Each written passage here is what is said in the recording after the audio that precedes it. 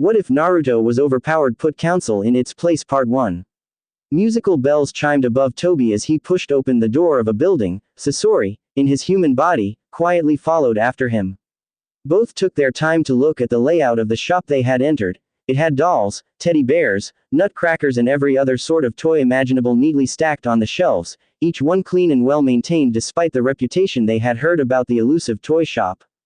The toy shop was approximately outside of Konoha's borders in a patch of land that had a smoothly flowing stream passing through and soft, lush grass around with a paved path leading towards the door of the shop. The building was about the same size as a typical residential building, painted in soothing blue paint and white paint outlining the windows. The door also looked comparatively new, shining with glossing red paint. Despite the welcoming posture the shop brought to the visitors, there was also an underlying rumor going around that the owner of the shop allowed people to see his toys but never allowed to purchase anyone, no matter how tempting. It's best for your sanity if you don't question some things, he would always say when they asked him. If a person ever got too grabby and stole a toy, the horrors the person would go through, especially at the dead of night, would almost nearly drive the person insane. That was until the mysterious owner tracked the person down and took back his toy. The cursed toy shop was the name circulating around Fire Country, but the signboard at the top wrote, Grandpa's Toy Emporium. It was mostly being treated as a haunted house that people visited on holidays. Sasori lightly ran his hand over an immaculately white teddy bear with beady black eyes, his Akatsuki robe rustling as his wooden hand passed over the other multicolored teddy bears. His mind went back to the bear his parents had given him that had been burnt through by a strong acid, fond memories. Meanwhile Toby was cautiously looking around the ghostly empty store, his lone coal-black eye making sure to look at each thing twice. When he was a genin in Konoha he had heard stories about the elusive toy store, but most dismissed it as myths, despite fervent insistence that it was indeed real. Though the owner of the store, although shrouded in mystery, was also said to be a super powerful ex-Konoha shinobi who retired after a tragic accident. He could vaguely guess who this person was. He just hoped to every power protecting him that the man wouldn't connect him to the incident he had retired. The man's abilities were direly needed in the Akatsuki, not because of any significant death but that the man was known as a battle finisher.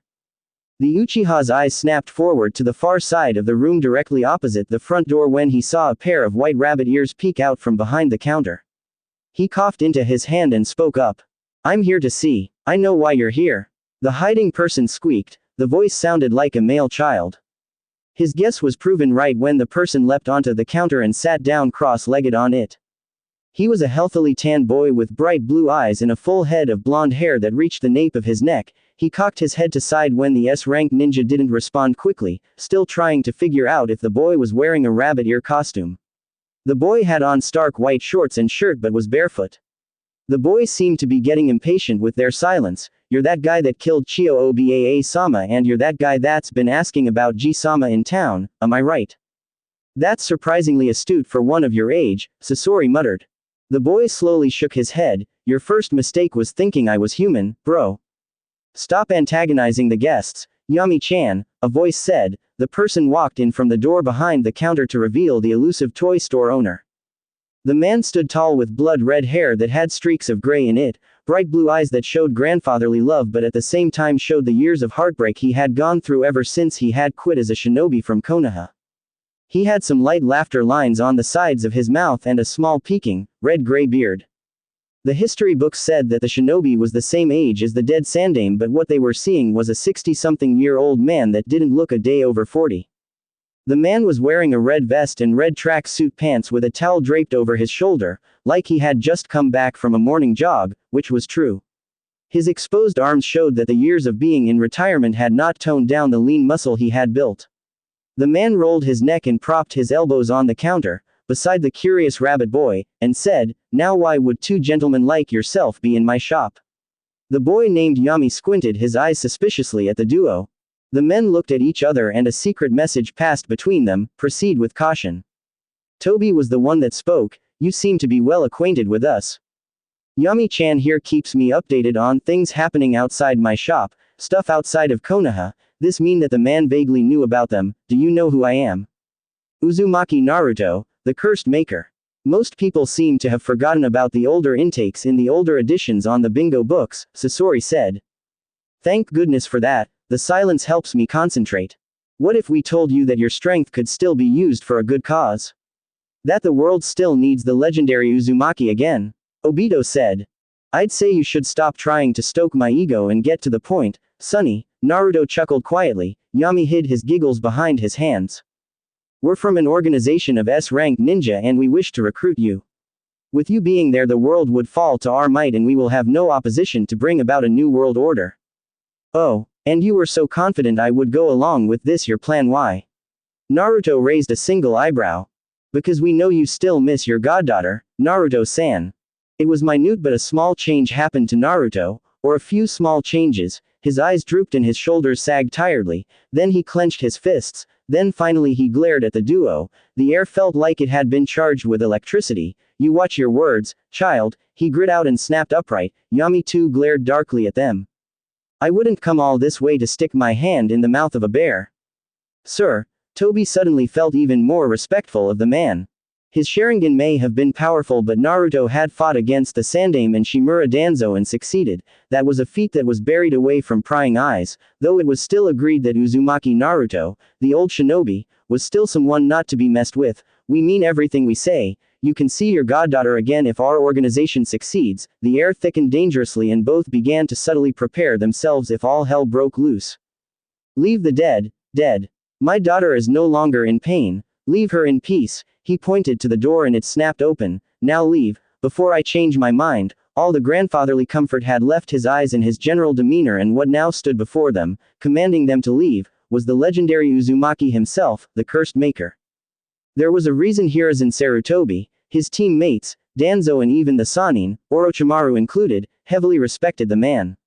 He had been a neutral party to all of them. The snake Sannin had even paid him a leisurely visit not too long ago, but when his blood began to boil and the infamous Uzumaki bloodlust reared its bloody head, then it was best advised to retreat.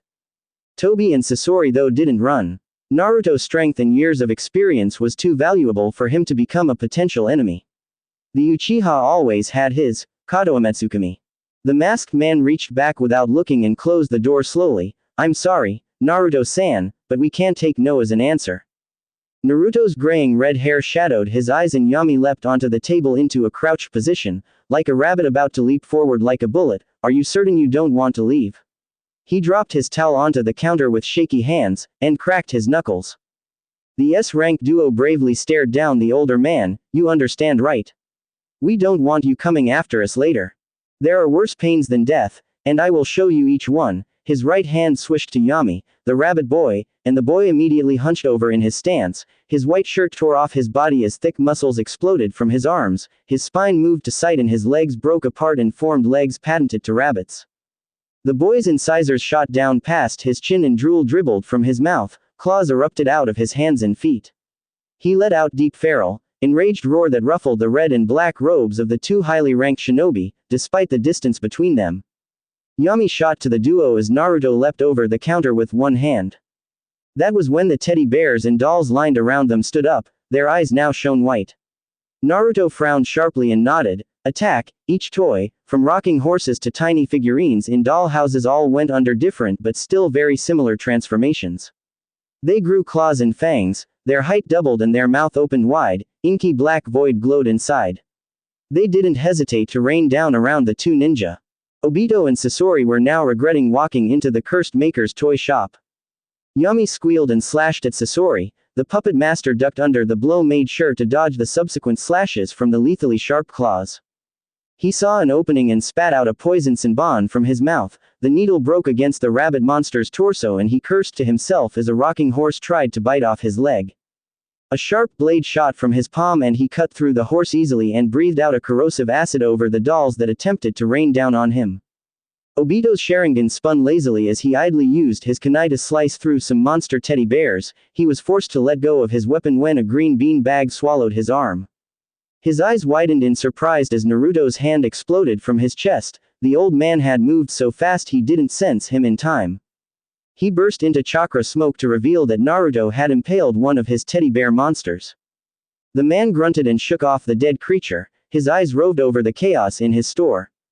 Sasori was now fighting inside his Hirako puppet armor and Obito was phasing through attacks and breaking wooden horse heads.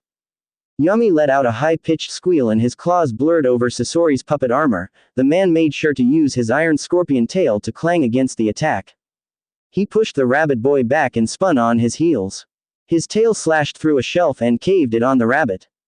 His eyes moved to Obito and he bore witness to a blazingly fast taijutsu fight between the Uchiha and the Uzumaki.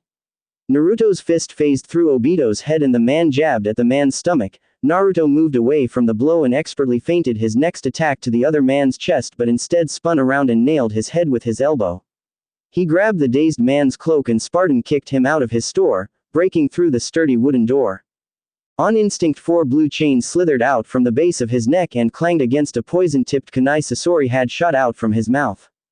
Naruto slowly looked over his shoulder and Yami blurred behind him, using his body to take the attacks. The corrosive-tipped poison allowed the weapons to slice through the boy, weakening him but only making even more feral. The hair on his hair spiked up uncontrollably and he hopped blazingly towards the puppet master, dodging the kunai that were sent to him until, against Sasori's anticipation, he passed by him but the diversion worked immensely. His eyes went forward again and his puppet head was immediately smashed to pieces by Naruto's knee. The man hopped behind the man and dug his fingers through the wooden armor, yanking out the puppet master inside and hastily throwing him out of his store before the man could spew out knockout poison on him. The 60-something-year-old man sniffed and wiped his nose with his forearm, before he ran out of the store with Yami hopping beside him, the poison-tipped kunai lodged in his body. More chains sprouted out of his arms and they all combined into a drilling point. The chain drill flew to Obito and the boy crossed his forearms over his chest to take the attack. A purple chest flickered around him and sparks flew around as he struggled to hold back the drill. Sasori grunted and stood up smoothly. He wasted no time unsealing his cage puppet and sending it out to Naruto. The man's eyes widened fractionally when he saw the puppet and he snarled at Sasori, still drilling against the impenetrable Susanoo armor. He called back his chains to leap away from iron sand spikes that shot from the puppet's mouth. Yami hopped from spike to spike but was summarily impaled by an iron sand spike through his chest. Bubbly black blood poured from the wound in his mouth but he stubbornly ripped the spike out and roared at the puppet master. Naruto cupped his hand, his blue chakra chains flailing around him, and blew into it. He pushed his palms out to Obito, who had dropped the Susanoo and was running to the older man, and to his shock silver glinting spoons flew from the man's hand to him. He flipped over a single spoon passed by his eye and his Mangekyo Sharingan analyzed it. They didn't look out of the ordinary but it was always best to be careful when it came to fighting against Naruto. The spoon splashed into the stream behind him and he was pushed forward from the resulting explosion. He made sure to phase through Naruto's hand when it reached forward to rip his heart out. The man frowned at the ability, his chains lashed after Obito. Yami coughed out more blood as iron sand impaled his back, his shoulders hunched over tiredly but he growled lowly, limping forward to Sasori. Iron sand though gathered around him and lifted him into the air in a ball. Sasori clenched his fist and Yami was summarily crushed by the sand attack. Black and white blood dripped from the ball. The S-rank puppet master quickly sent his puppet to Naruto to assist Tobi. The man noticed this and cupped his hands again, blowing into them and a large table knife formed right before their eyes. He brought it down on the ground and the duo were forced to leap away as the earth cracked towards them. Naruto blurred to Tobi first but grunted in shock as something impacted his neck. His vision became blurry and he wobbled on his feet uncertainly. His chains crumbled behind him and he staggered forward. The table knife broke apart into wispy white air. He tiredly looked over his shoulder and snorted when he saw a single Hiriko arm leveled at him. He pulled out the knockout Senbon that was lodged in his neck and smirked slowly at the duo.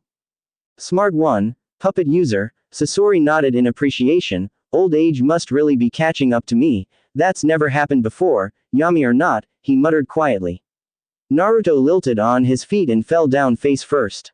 Tobi actually let out a sigh of relief at that and carefully walked up to the knocked-out war veteran, picked him up and began rushing back to Amigakure with Sasori. What they both weren't aware of was that Naruto's Kekai Genkai, the dualism, even though it allowed Naruto to be able to craft anything he could think of, it had a major downside. His natural senses were shut down when he began crafting something, forcing him to rely on his eyes and ears to keep watch. That was why he created Yami the rabbit boy, to watch his back while he was creating something. The other reason he had created Yami was to be a play toy to his dead surrogate daughter, or his goddaughter, when the boy was in his full rabbit form. As Naruto was being transported to aim in his head, Like a dream, memories of when he was younger went through his mind. They were the better days for him, mainly because his daughter was still alive. Flashback. Nay, Tu-san, are we there yet? A small red-haired child asked loudly as she tugged on the blue robe of a taller red-haired man. The man looked down at her and grinned widely, his pearly whites glinting in the sun at his impatient surrogate daughter. He picked her up and swung her on his back. The girl giggled loudly. Look over there, what do you see? He pointed at a large rock monument with two faces carved on, one of a man world-renowned as the Kami of Shinobi, and the other as his silent but equally as deadly brother. The girl squinted her eyes. Two guys with big heads. She emphasized the word, big. The man chuckled and shook his head. No, kiddo. Those are what Konoha refer to as Hokage, that is the Hokage's monument. He said it carefully to the girl. Like with Godime Otu-san? She asked hesitantly. Exactly like Godime-sama, you're very smart. Her chest puffed out in pride, for a 3-year-old. Hey, what's that supposed to mean? The red-haired man chuckled again, his voice blowing through the forest around them. You have a lot to learn, Kushina-chan. That's why Godime Tu-san sent you with me, right? To teach me stuff. Not only that, I am also to serve as your guide and your protector. Nothing new there. He had been protecting his precious goddaughter since the moment she had been born. There was rarely a day they would be without the other. Their connection went so deep the other Uzumaki referred it back to the Nadaime Uzukage's connection with her father, the Shodaime Uzukage's younger brother. In a way it was almost like that. He was the present Godime Uzukage's younger brother and she was the Kage's youngest child. The red-haired man wore neat blue robes that would have looked formal if he did not choose to cut the sleeves neatly and wear a long-sleeved mesh armor undershirt under it. He also wore black shinobi sandals and his uncontrollable, uncombed hair had a purple flower his ward had picked from a bush. He also wore a black-clothed forehead protector. The girl wore a simple short purple dress with black short pants underneath. On her back was a small blue backpack her mother had given her, though she didn't necessarily need it since her surrogate father had already packed everything she owned and stored it into a storage seal on his left arm. They had been sent to Konoha to relieve Mito Uzumaki's position as Jinchuriki from her, replacing her with Kushina. The Godime and his wife didn't want to part with their rambunctious daughter, but they had agreed that the Kyuubi was too much of a natural disaster to fall into the wrong hands. The Nadaime was relieved to hear that a replacement was being sent. Most might wonder why a member of the royal family wasn't being escorted by a battalion of highly ranked shinobi or even the members of the Kage's personal guards. Why was it that it was only the Godime's 18-year-old brother that was escorting such a highly valued person? The answer was simple really. It was because the Godime's brother, Uzumaki Naruto, was all the girl ever needed and all she ever wanted. He wasn't called the cursed maker, just for show. Nay Tu-san, Naruto hummed to show that he was listening. The girl buried her head in the crook of his neck and squeezed his neck a little tighter in her pudgy arms. He furrowed his eyebrows when she did this. For all 3 years of knowing Kushina it was very hard to see her when she was nervous. Do you think they're gonna like me? He smiled gently and spun her around so she was in his front, clinging to his chest. He pet her head familiarly when she looked up at him with wide, purple eyes. They'll absolutely love you, Kushi-chan. He hugged her tightly. But what if they don't? She grasped his shirt in both of her small hands and savored in his warmth. Then they'll find out what happens when you cross an Uzumaki. Dramatic wind blew around Naruto, throwing his short, spiky hair around. The wind cut abruptly when the child sneezed. Wanna take a ramen break? The girl looked up at him dully, her mouth set in a straight line. Is that even a question? For a second there I thought you lost your ramen appetite. He closed both of his eyes and grinned. Well, you were wrong. I'm always ready for ramen.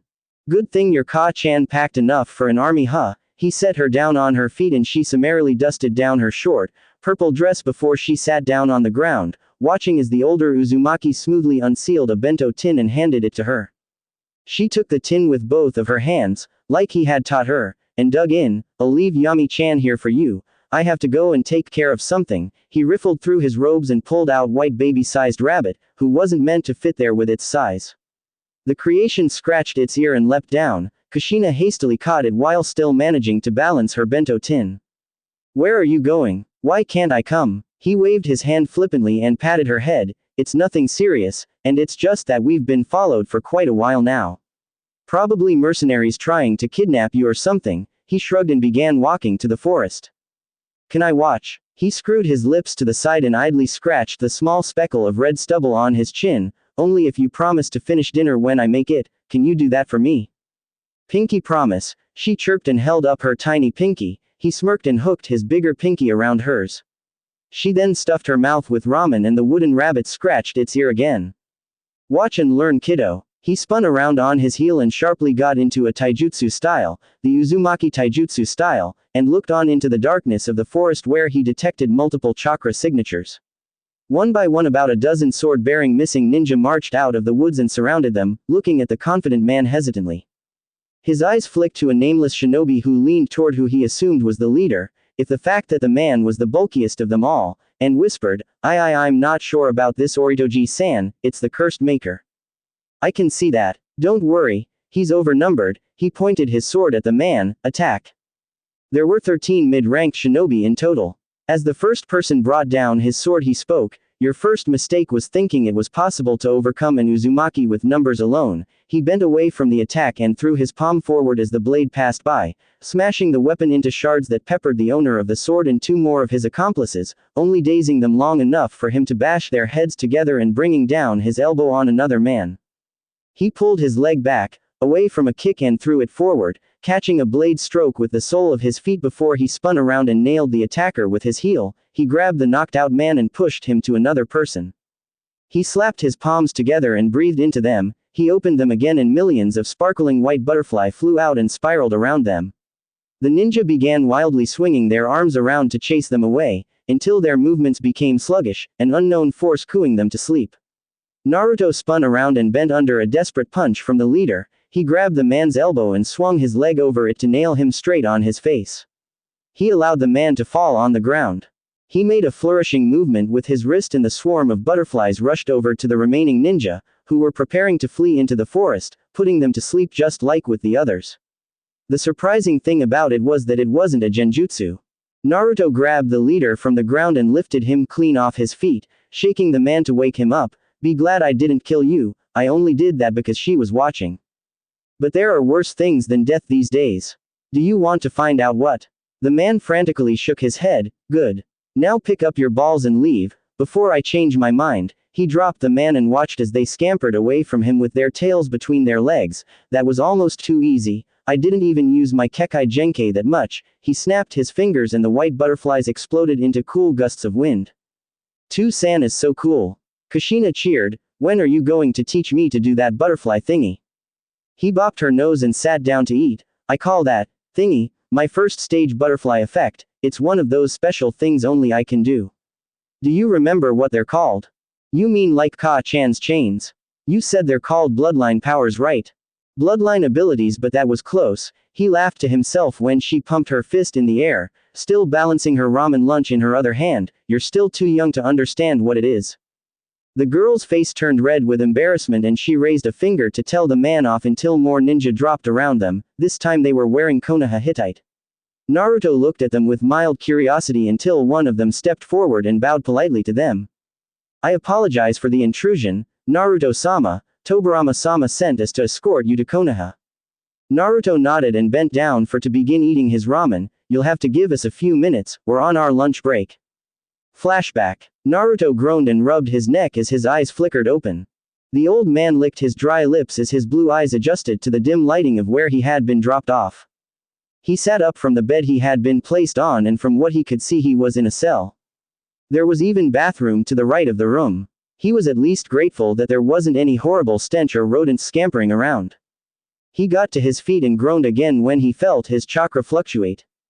He looked down at his palms and saw that there were black gloves over his hands with a purple kanji for restraint glowing softly on them. He smirked in amusement and shook his head. He could only guess that there were 4 more chakra restraint seals as well as super suppressors on his body. The suppressors' function were to strain the flow of chakra to his hands or anywhere at all. The restraints were to back up the suppressors, neither were to limit his movements, but he instinctively knew that the cell he was kept in was reinforced with seals. He walked forward to the iron rod cell door, which replaced the wooden door that used to be there. They had even taken the initiative to remove the whole wall to the corridor and replaced it with seal-reinforced iron bars. He ran his fingers over a bar shortly before he grasped 2 in each hand and peered out. There was a dimly lit corridor outside his cell going down to his left. He instinctively knew that he might as well be in the only prisoner's cell in the entire building. He also deduced that he was in a supped-up bedroom that had been made into an impromptu cell. Just think of a regular old prison cell, but with just the perks of having a clean personal bathroom and bed. He chuckled and placed his forehead on the bars. This should be interesting. He didn't even raise his head when he heard numerous footsteps walk towards his room cell. "I see you're awake, Naruto-san," a voice said. "Obviously," he replied and looked up. There were about 10 red cloud cloak-wearing people standing outside his impromptu but still very sturdy cell. Even though he had retired from active shinobi duties, he still made sure to keep current on matters happening outside his shop.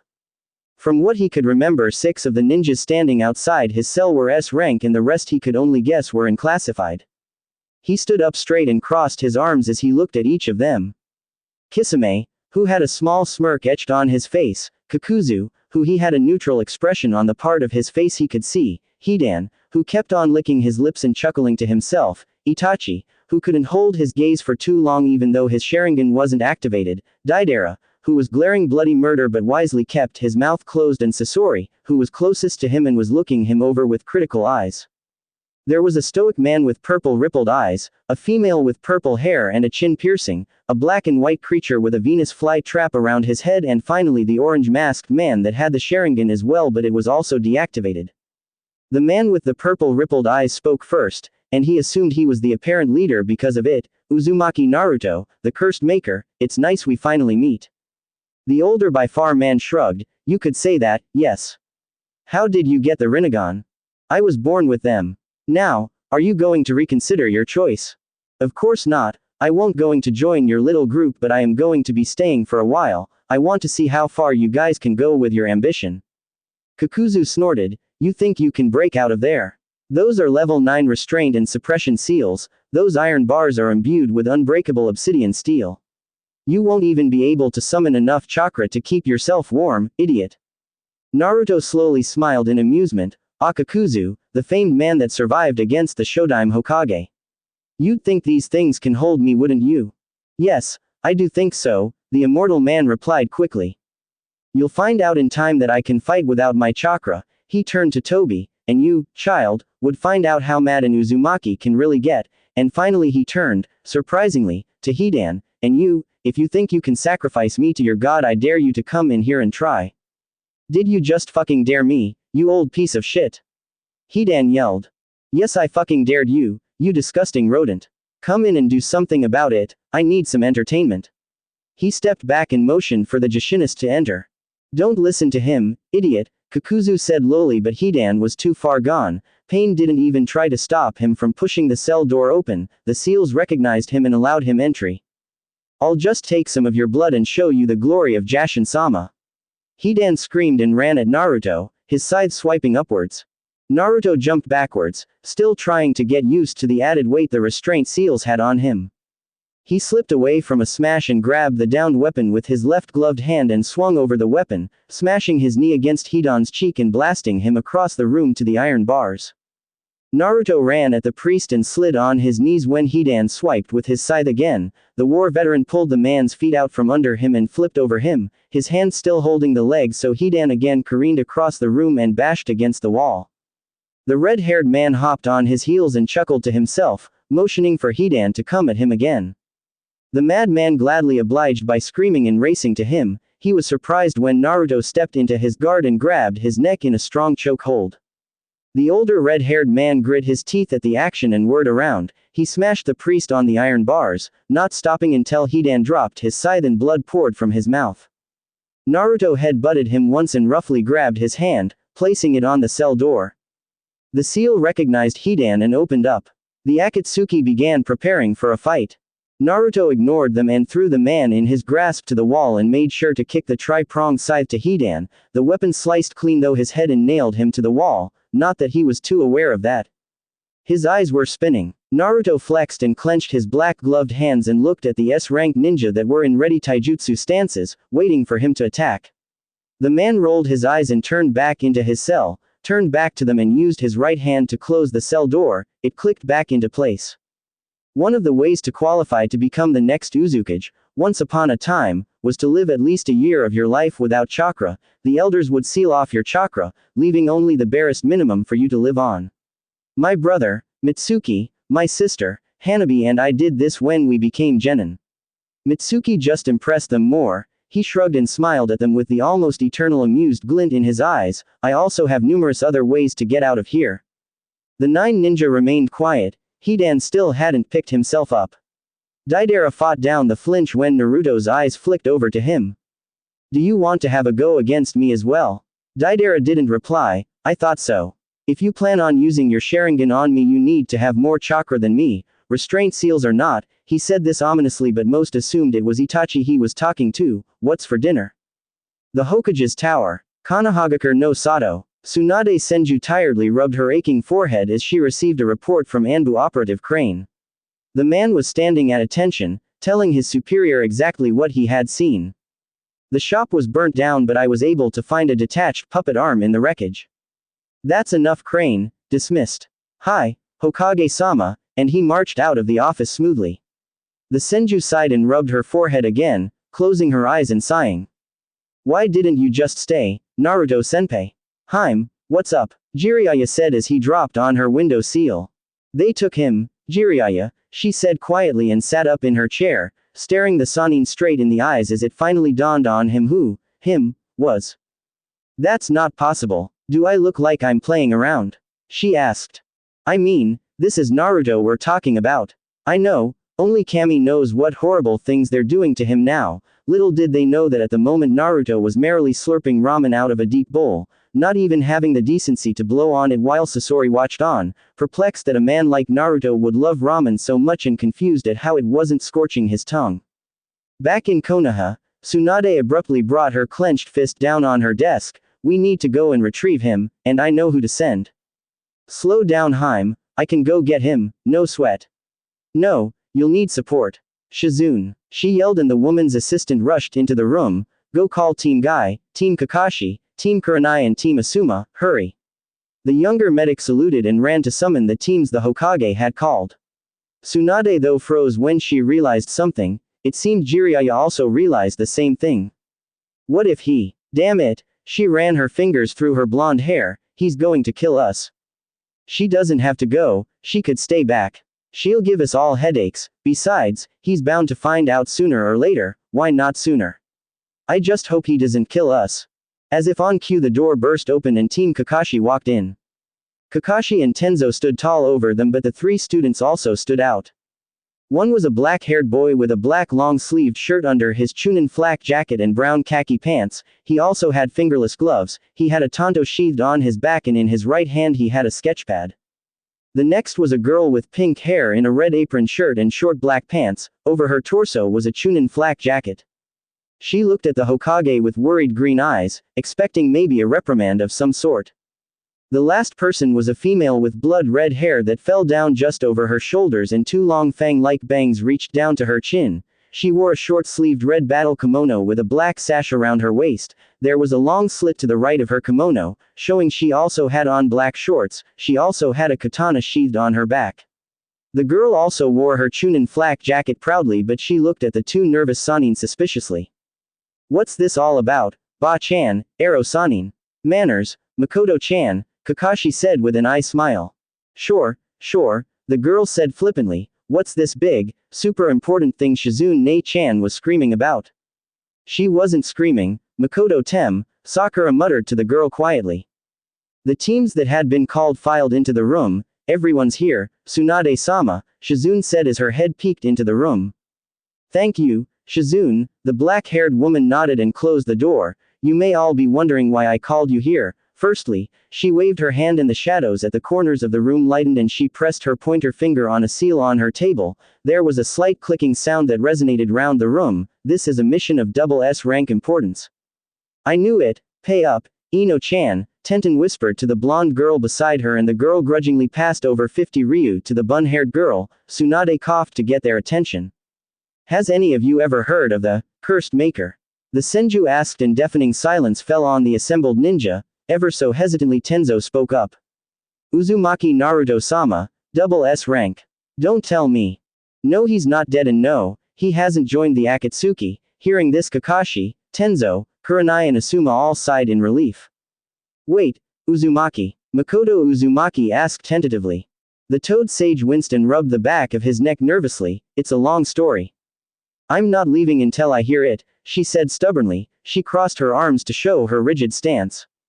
Tsunade sighed, not for the first time that hour either, and stood up, walked to a bookshelf and took out an old, beat-up edition of the Iowa Bingo book. She threw it to the red-haired girl. Page 35, the girl hurriedly flipped through the book and her teammates looked over her shoulders to read it as well. The other junior ninja also looked on in. Makoto then saw the name Yamato had called, Uzumaki Naruto. The picture was of him beaming brightly at the person walking beside him, fully clad in his shinobi uniform. His arms were behind his head in a relaxed pose and he had a katana sheathed on his back. The person he was chatting with wasn't seen, but from the very corner of the picture they could see red hair. The information on him was astounding. He was a ninjutsu, kenjutsu, fuinjutsu and taijutsu master, with high control of his chakra chains, his regeneration and his kekai genkai. He had been acclaimed to finishing off hundreds of Iwa and Kumo shinobi during the Second and Third Shinobi War. The book had said that he had been ranked as SS rank, the 5th Konoha ninja to ever reach the rank, was because he hadn't ever failed or retreated in a mission and he had been able to kill the Gold and Silver brothers as well as the dozens of battalions that had ambushed them, a feat the Nadaime had admitted was miraculous. The 60-something-year-old man also had other feats under his belt that had proven him as a certified SS rank. And you're saying this guy is still alive? Shikamaru asked skeptically. Tsunade nodded. He has to be ancient then. I mean, it says right here that he and the Sandaime were about the same age, Kiba said. No, he's an Uzumaki. His genes help him stay young, Jiraiya spoke up. Makoto was still reading through the older Uzumaki's bingo book entry, but she still said, why wasn't I told? Sarutobi-sensei thought it was for the best. He would have come and taken you away from Konoha if he knew. So he doesn't know I'm here as well, the girl smartly assumed, her fists tightened around the book. Someone from my clan was still alive and kicking and you guys didn't tell me just so he wouldn't take me away. You can beat us up about it later, but now we have a mission, Tsunade said with a hurried undertone before shit actually hit the roof. What the hell is more important than answering my questions? Makoto snarled. Naruto was kidnapped half an hour ago by the Akatsuki. Then what are we waiting for? Let's go. The girl tore out the red-haired man's page and folded it, storing it safely into her flak jacket. We can't just bum rush into the Akatsuki territory. We need a plan, the red-haired girl groaned in frustration and threw the book to the ground. She rubbed her eyes to clear the tears that glazed over them, ignoring the sympathetic gazes some of her fellow junior ninja were sending her. There are 6 rank ninja we need to go through in a whole ninja village, plus we have no idea where they're keeping him. Maybe our spy could tell us. Jiraiya shook his head negatively. No help there, he says that they're suspecting him. No letters to her from him in months now. We can't sneak in because the chakra rain he warned me about can detect anything and anyone that isn't from AIM. So that leaves bang flash grab run, Tenzo mused loudly as he scratched his chin. Bang flash grab run, Neji asked, speaking audibly for maybe the first time. It's a classic plan Nadaime-sama came up with in the Second Shinobi War. We bang the door down, throw in a flash bomb, grab the prisoner and run. It's a maneuver he formed when he didn't have enough ninja to spare to rescue the fire daimyo when Kumo and T Shinobi kidnapped him. It was Naruto-sama and Danzo-sama that went through with it. Alone. That sounds like a plan. The toad sage snapped his fingers. Oh, and hey, if we break him out maybe he'll help us escape with our lives, that's if he isn't too pissed off to help out. Guys, this Naruto is old. I mean, he is really old. Strangely, it was Choji that said this. How much help can he give us to escape? The Senju woman winced slightly before she replied, believe it or not, we have been keeping regular correspondence with Naruto-kun ever since he retired. Makoto threw her hands in the air in exasperation. He's still in great shape. It surprisingly sounded perverse when Tsunade said it. What else have you guys been hiding from me? You know what? I don't care. I'm going to go and rescue Naruto right now. Either you're with me or not. She shoved past Kakashi as he placed his hand on her shoulder. Makoto-chan, wait. Sai called after her. The girl grunted and looked over her shoulder at him. I'm coming with you. Of all people, Asuma groaned. I might not look like I care about any of this. Actually I don't. but I also want to get to the bottom of this. I have some questions I need answered and I know you guys won't give me those answers. It's troublesome but he's right. With all due respect Hokage-sama, Jiraiya-sama, I want to meet this fossil. Choji snorted and shoveled a fist full of chips into his mouth. He didn't need to tell them where he was standing in the matter. Either if the fact that she stood beside Makoto was any indication. I want to meet Miko-chan's Gigi, was what she said shortly. Needless to say the other Chunin and Junin gathered in the Hokage's office persisted to go on the possibly suicide mission. Tsunade only sighed tiredly and nodded. Thus the mission to Amigakure was underway. First they had to notify Itachi that it was time to defect once again, but this time from the Akatsuki. They already had 5-tailed beasts. Zetsu was on the tail of the 6-tails holder but the 7-tails holder had mysteriously disappeared after the Suna Chunin exams. They had prioritized their search so that they would capture and seal the beasts according to their tails. They suspected that after Waterfall had left her to take blame for the murder of Grass Country Daimyo's only daughter's kidnap, they suspected that she had taken sanctuary in either Kumo or Konoha. The world was coming under their grasp. It was a slow realization for them but the moment the other villages it was when they had taken the 5 tails from Iwa, it was almost too late to go back. The foreseeable problem was that Naruto had already acknowledged that he knew of their escapades but had placed his trust in the world to fix itself. He was tired of saving everyone. They should save themselves for once. He had told them himself. Obito predicted that the moment Naruto realized that the 9 tails was family he would take action. He didn't want that to happen. The Sharingan user knew that Naruto was way past his abilities, even when he was restrained by all those seals. His net option was to put him under a Sharingan genjutsu to hold him down long enough for him to unseal the Kyuubi from Makoto Uzumaki. He didn't have enough chakra through. All he wanted to place the world under new rulership.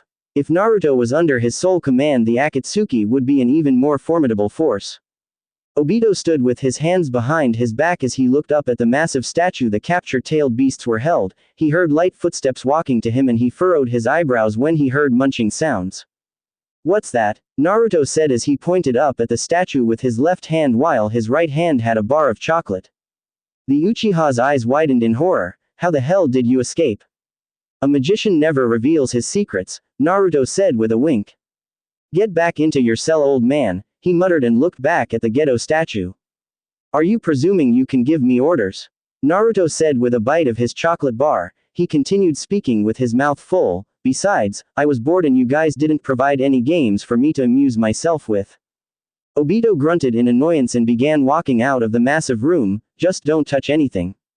Naruto rolled his eyes and closely examined the base of the statue, idly eating his large chocolate bar. I think I've read of this somewhere, which shouldn't come off as a surprise since the Uzumaki clan were the only ones on the planet that had extensively documented everything. These seals prevent me from sensing anything but this statue is made up of Mukodan trees, marble and, he hummed and knocked the statue, stones from Demon Country.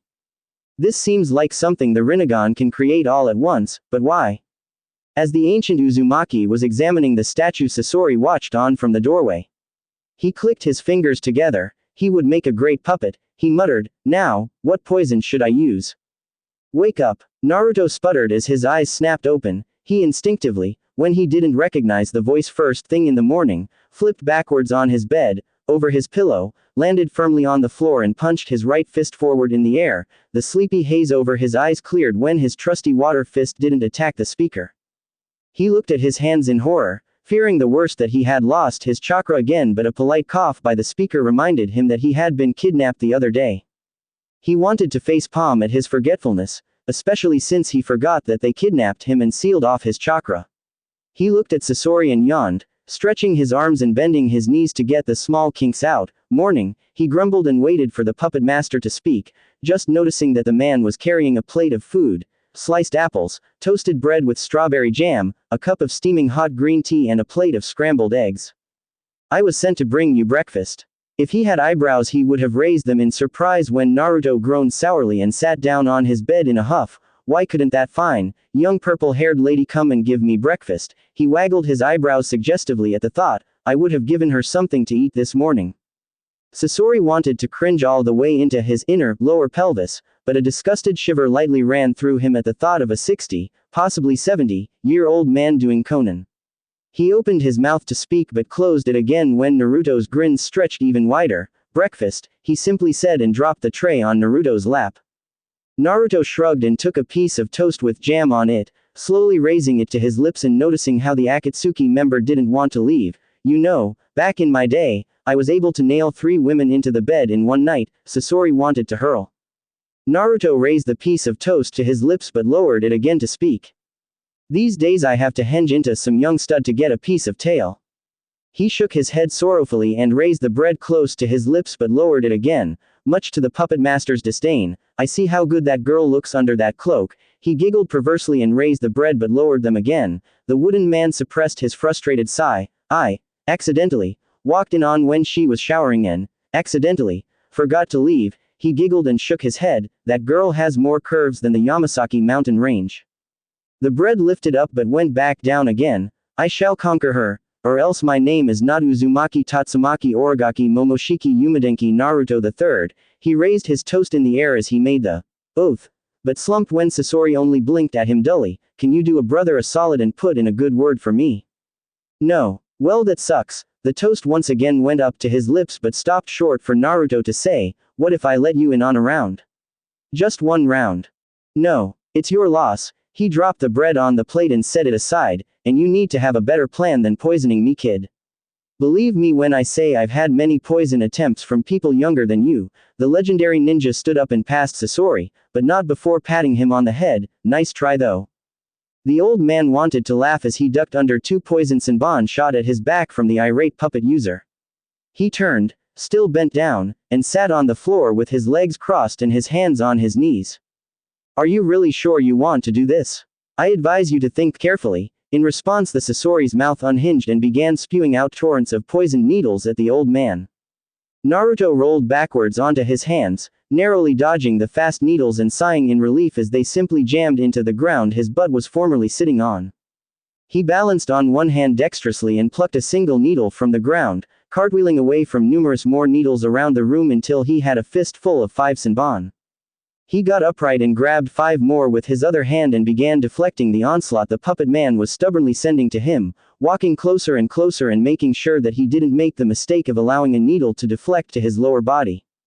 The needles in his fingers twirled hypnotically, clanging and smacking away more needles that flew at him.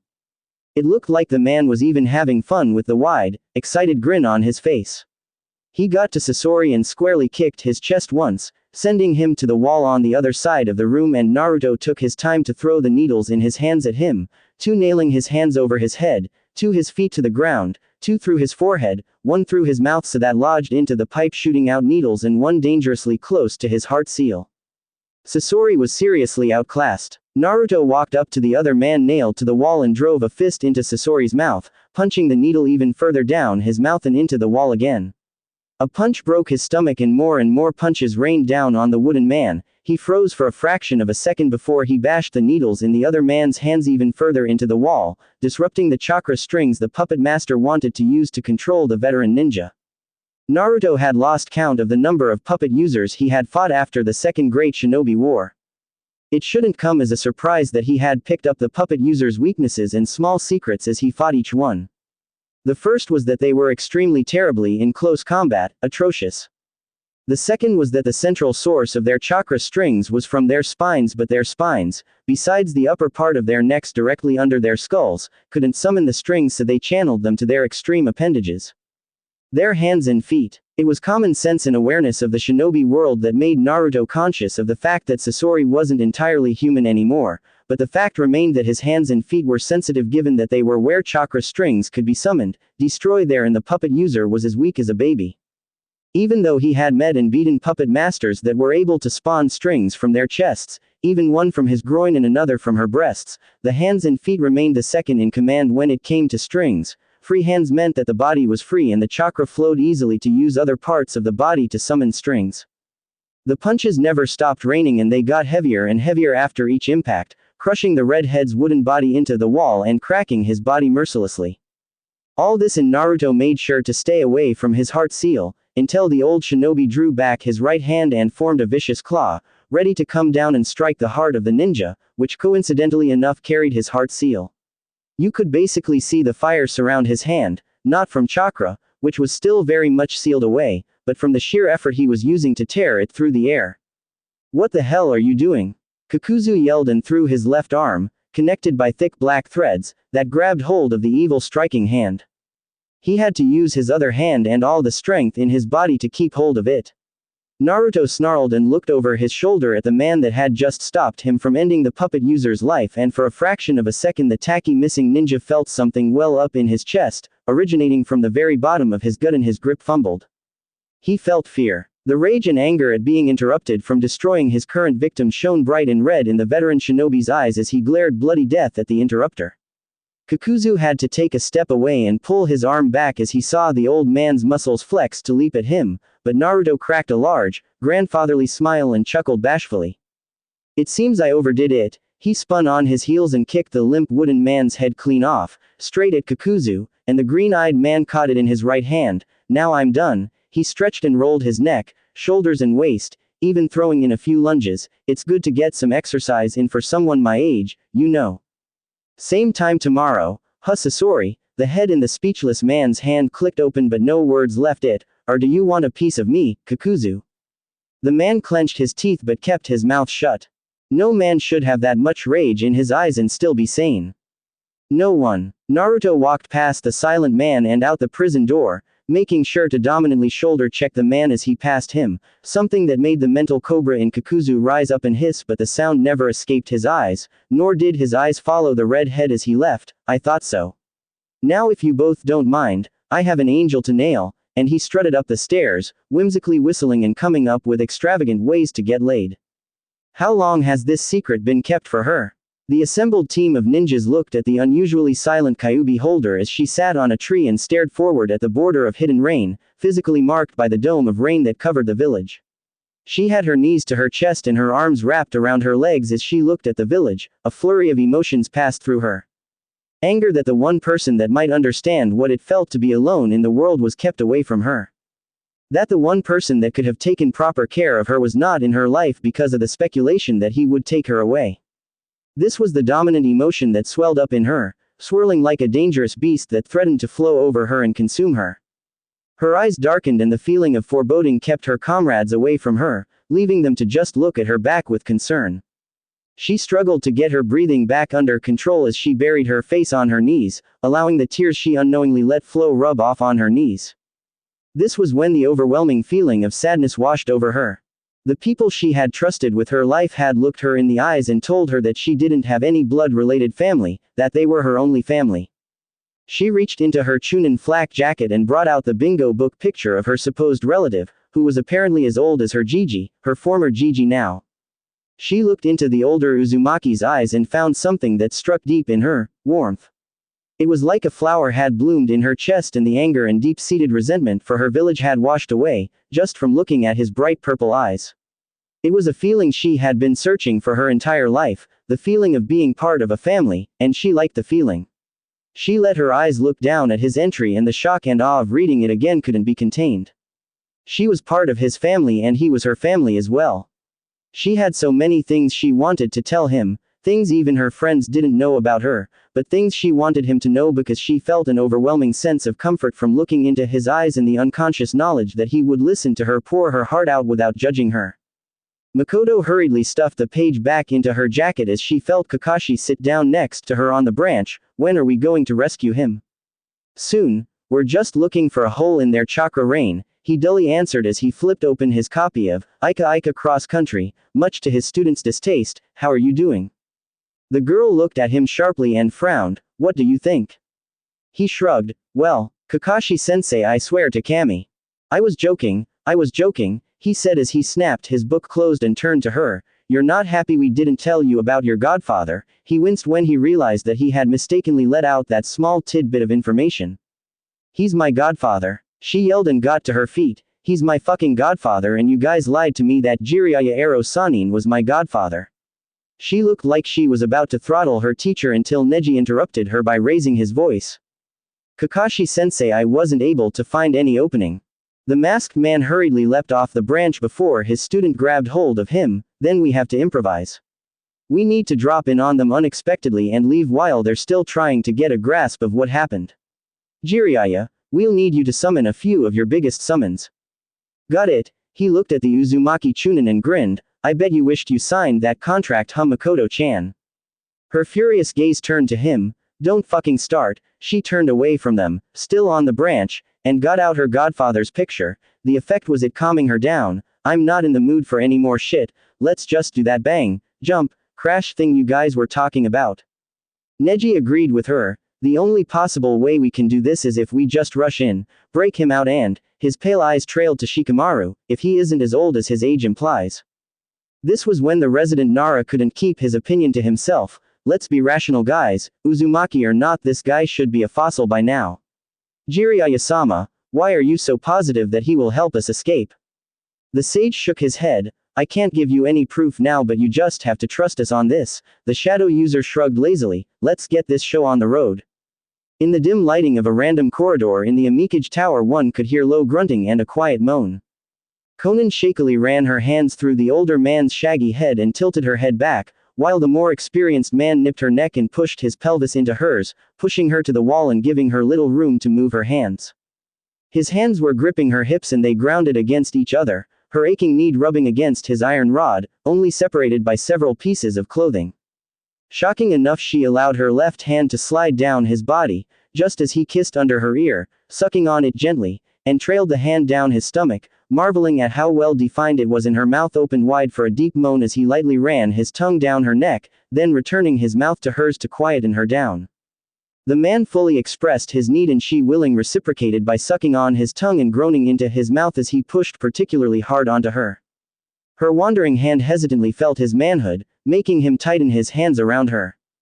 The hand running through his hair slithered to his back and pulled him closer, as close as physically possible. Then the hand rubbing up and down on his sheathed weapon dropped to her side and she began hastily pulling up her cloak so that it bunched up at her hips, while the man kissed trails of fire down her neck to the top of her womanly mounds, driving the air out of her lungs and making her whimper in need as he hastily unbuckled his pants and dropped them. He fished out his man meat and she used her finger to nudge aside her purple underwear, not that either of them could see that, and he lined up to push in, nudging the tip in. Konan grit her teeth in effort of trying to accommodate the biggest weapon she had ever seen, and Naruto panted into her neck, wondering when the last time the paper angel had gotten laid. The purple-haired woman's morning had been normal so far. She woke up, brushed, bathed and exited her room, fully clothed and ready to take any problem that came her way, but she bumped into Naruto and all she could remember of their conversation as they walked from her room to the throne room, a long walk in her opinion, was that he saw how pent up she was and he was going out of his way to help her release it.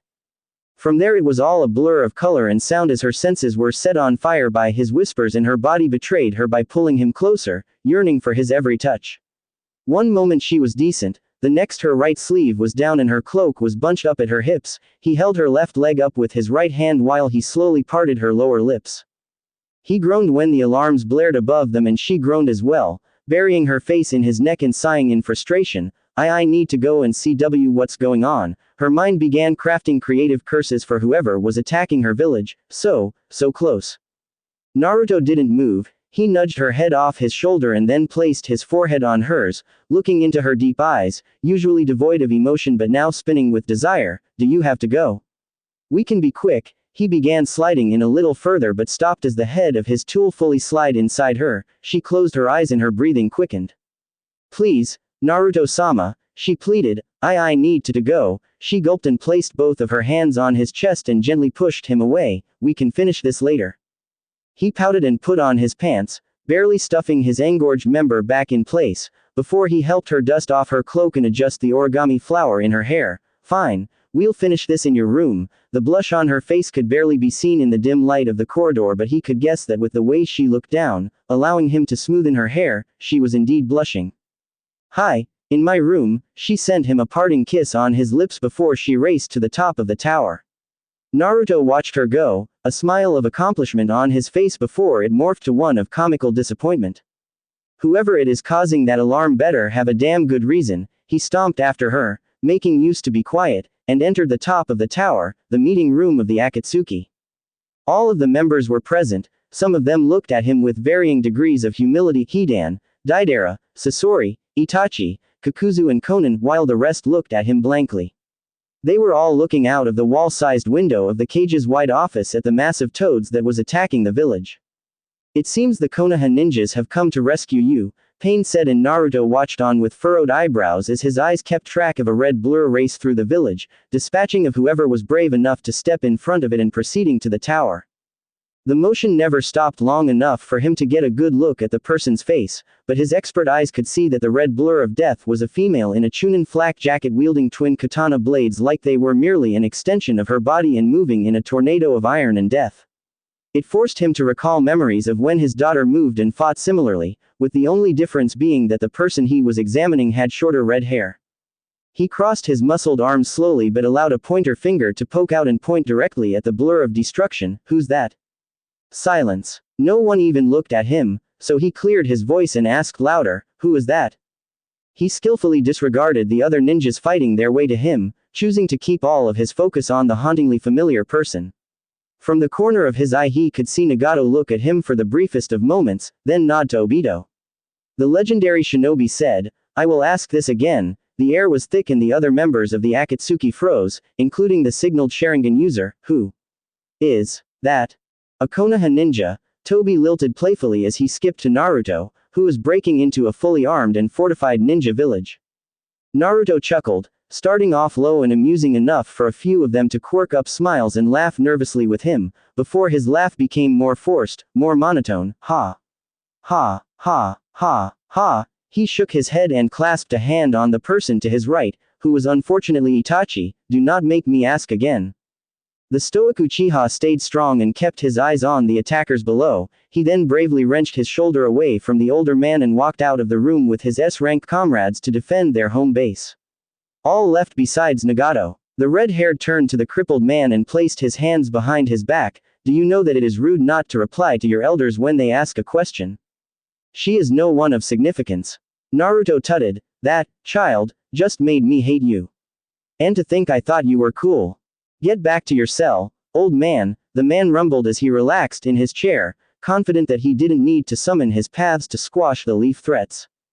Naruto prepared to roll up his sleeves but remembered that he was wearing a short-sleeved red shirt. If it weren't for your Rinnegan I would have said you were under an illusion. He rolled his wrists and his ankles while the other man watched him curiously. What illusion? The illusion that I have to obey what you say. The Uzumaki bent down into a running position, his eyes facing the wide window across from him on the other side of the room. The man began to subtly creak open the coffin for his diva path, suspecting what the legend was about to do. Its purple-ringed eyes peeked out of the dark recesses of its wooden container. Old man, Nagato said cautiously, gripping his throne's armrest tightly, as if he was struggling to get back to his feet but couldn't, so the diva coffin opened wider, not even creaking.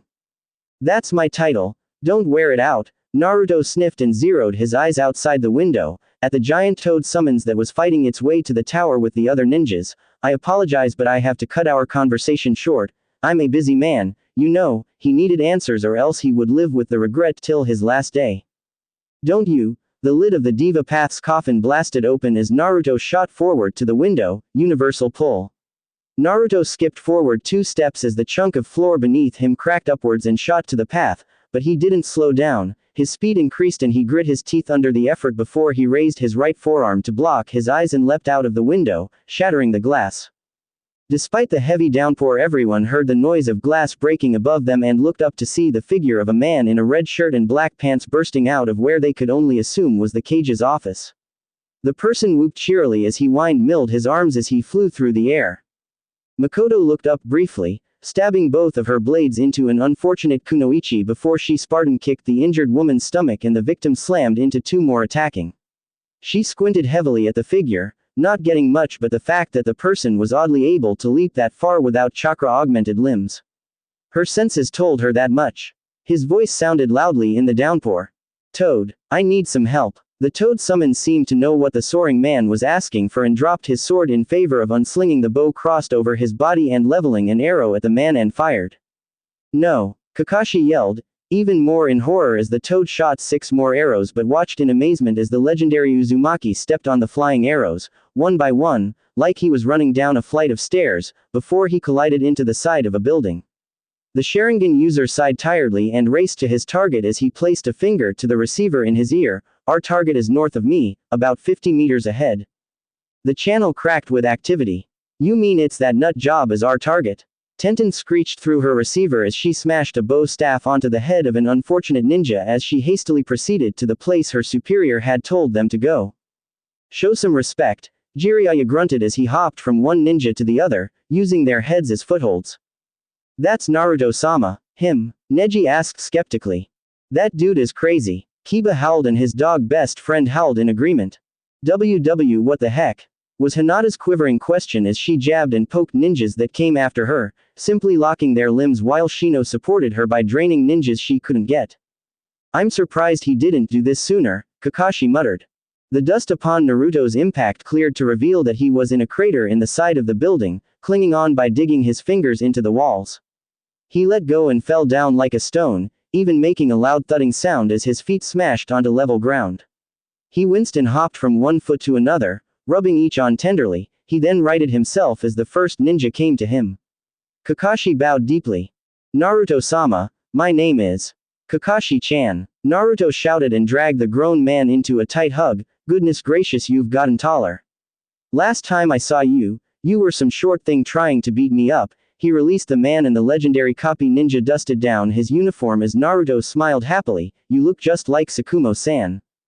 Thank you. Kakashi bowed again, briefly forgetting his mission until Shikamaru arrived as well.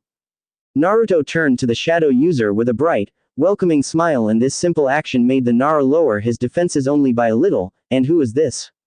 Nara Shikamaru, sir. Naruto scratched his chin and then snapped his fingers in memory. A Nara, and you look like Shukaku, I'm assuming you're his son. The boy nodded and Naruto sighed forlornly. How time flies. I never knew that lazy piece of. He cut himself off as Shikamaru looked at him sharply. Golden, miraculous, amazing talent, could be energetic enough to have a kid. He fist bumped himself for the save and Kakashi shook his head. Now, there's a reason I jumped out of that building. What was it again?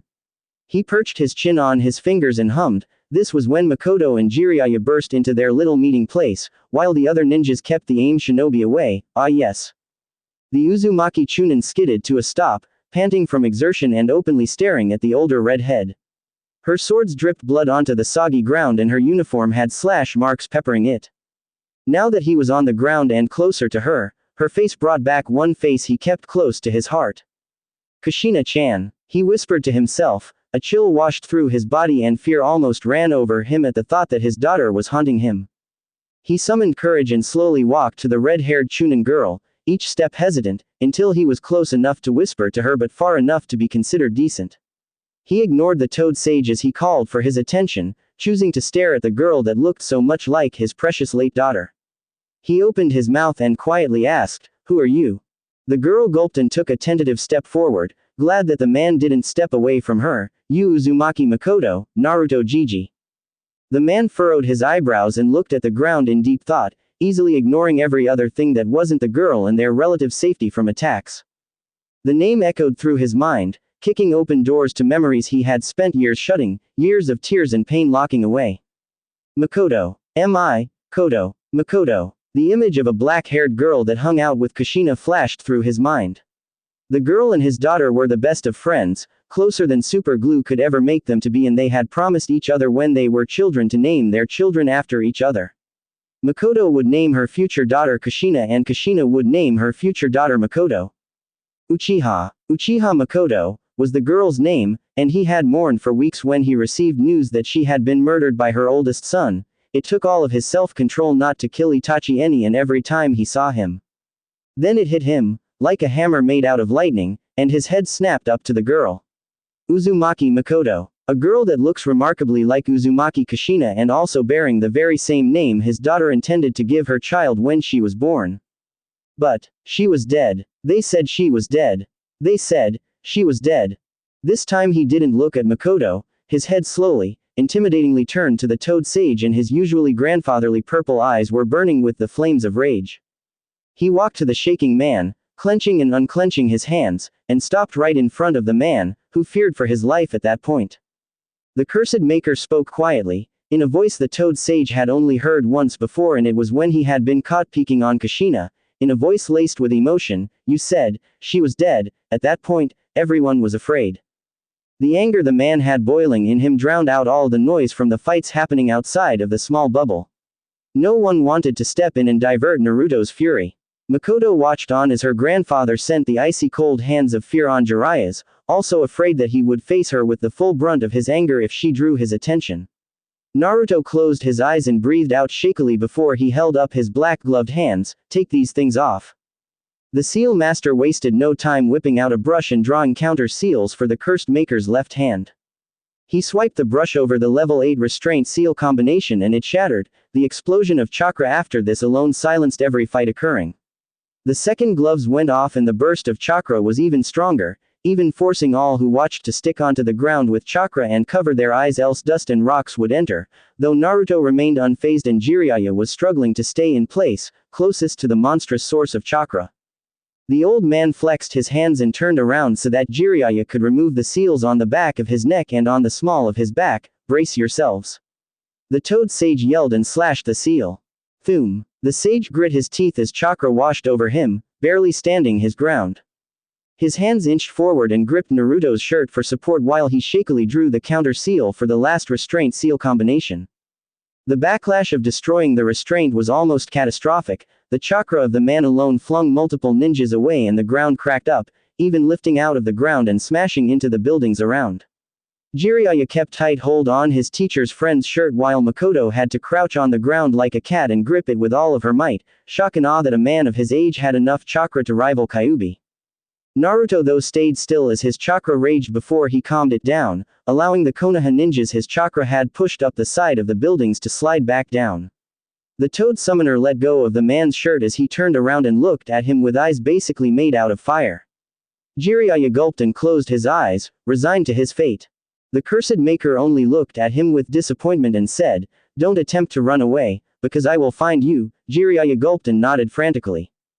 Naruto walked past him and stopped only 3 paces away, facing the sea of AIM ninjas that were watching him in awe. His name, reputation and chakra notified just who he was and they began running away when Naruto clapped his hands and meshed them together. "Secret Uzumaki art, trap chains," he muttered, barely even higher than a whisper, and the ground shook heavily.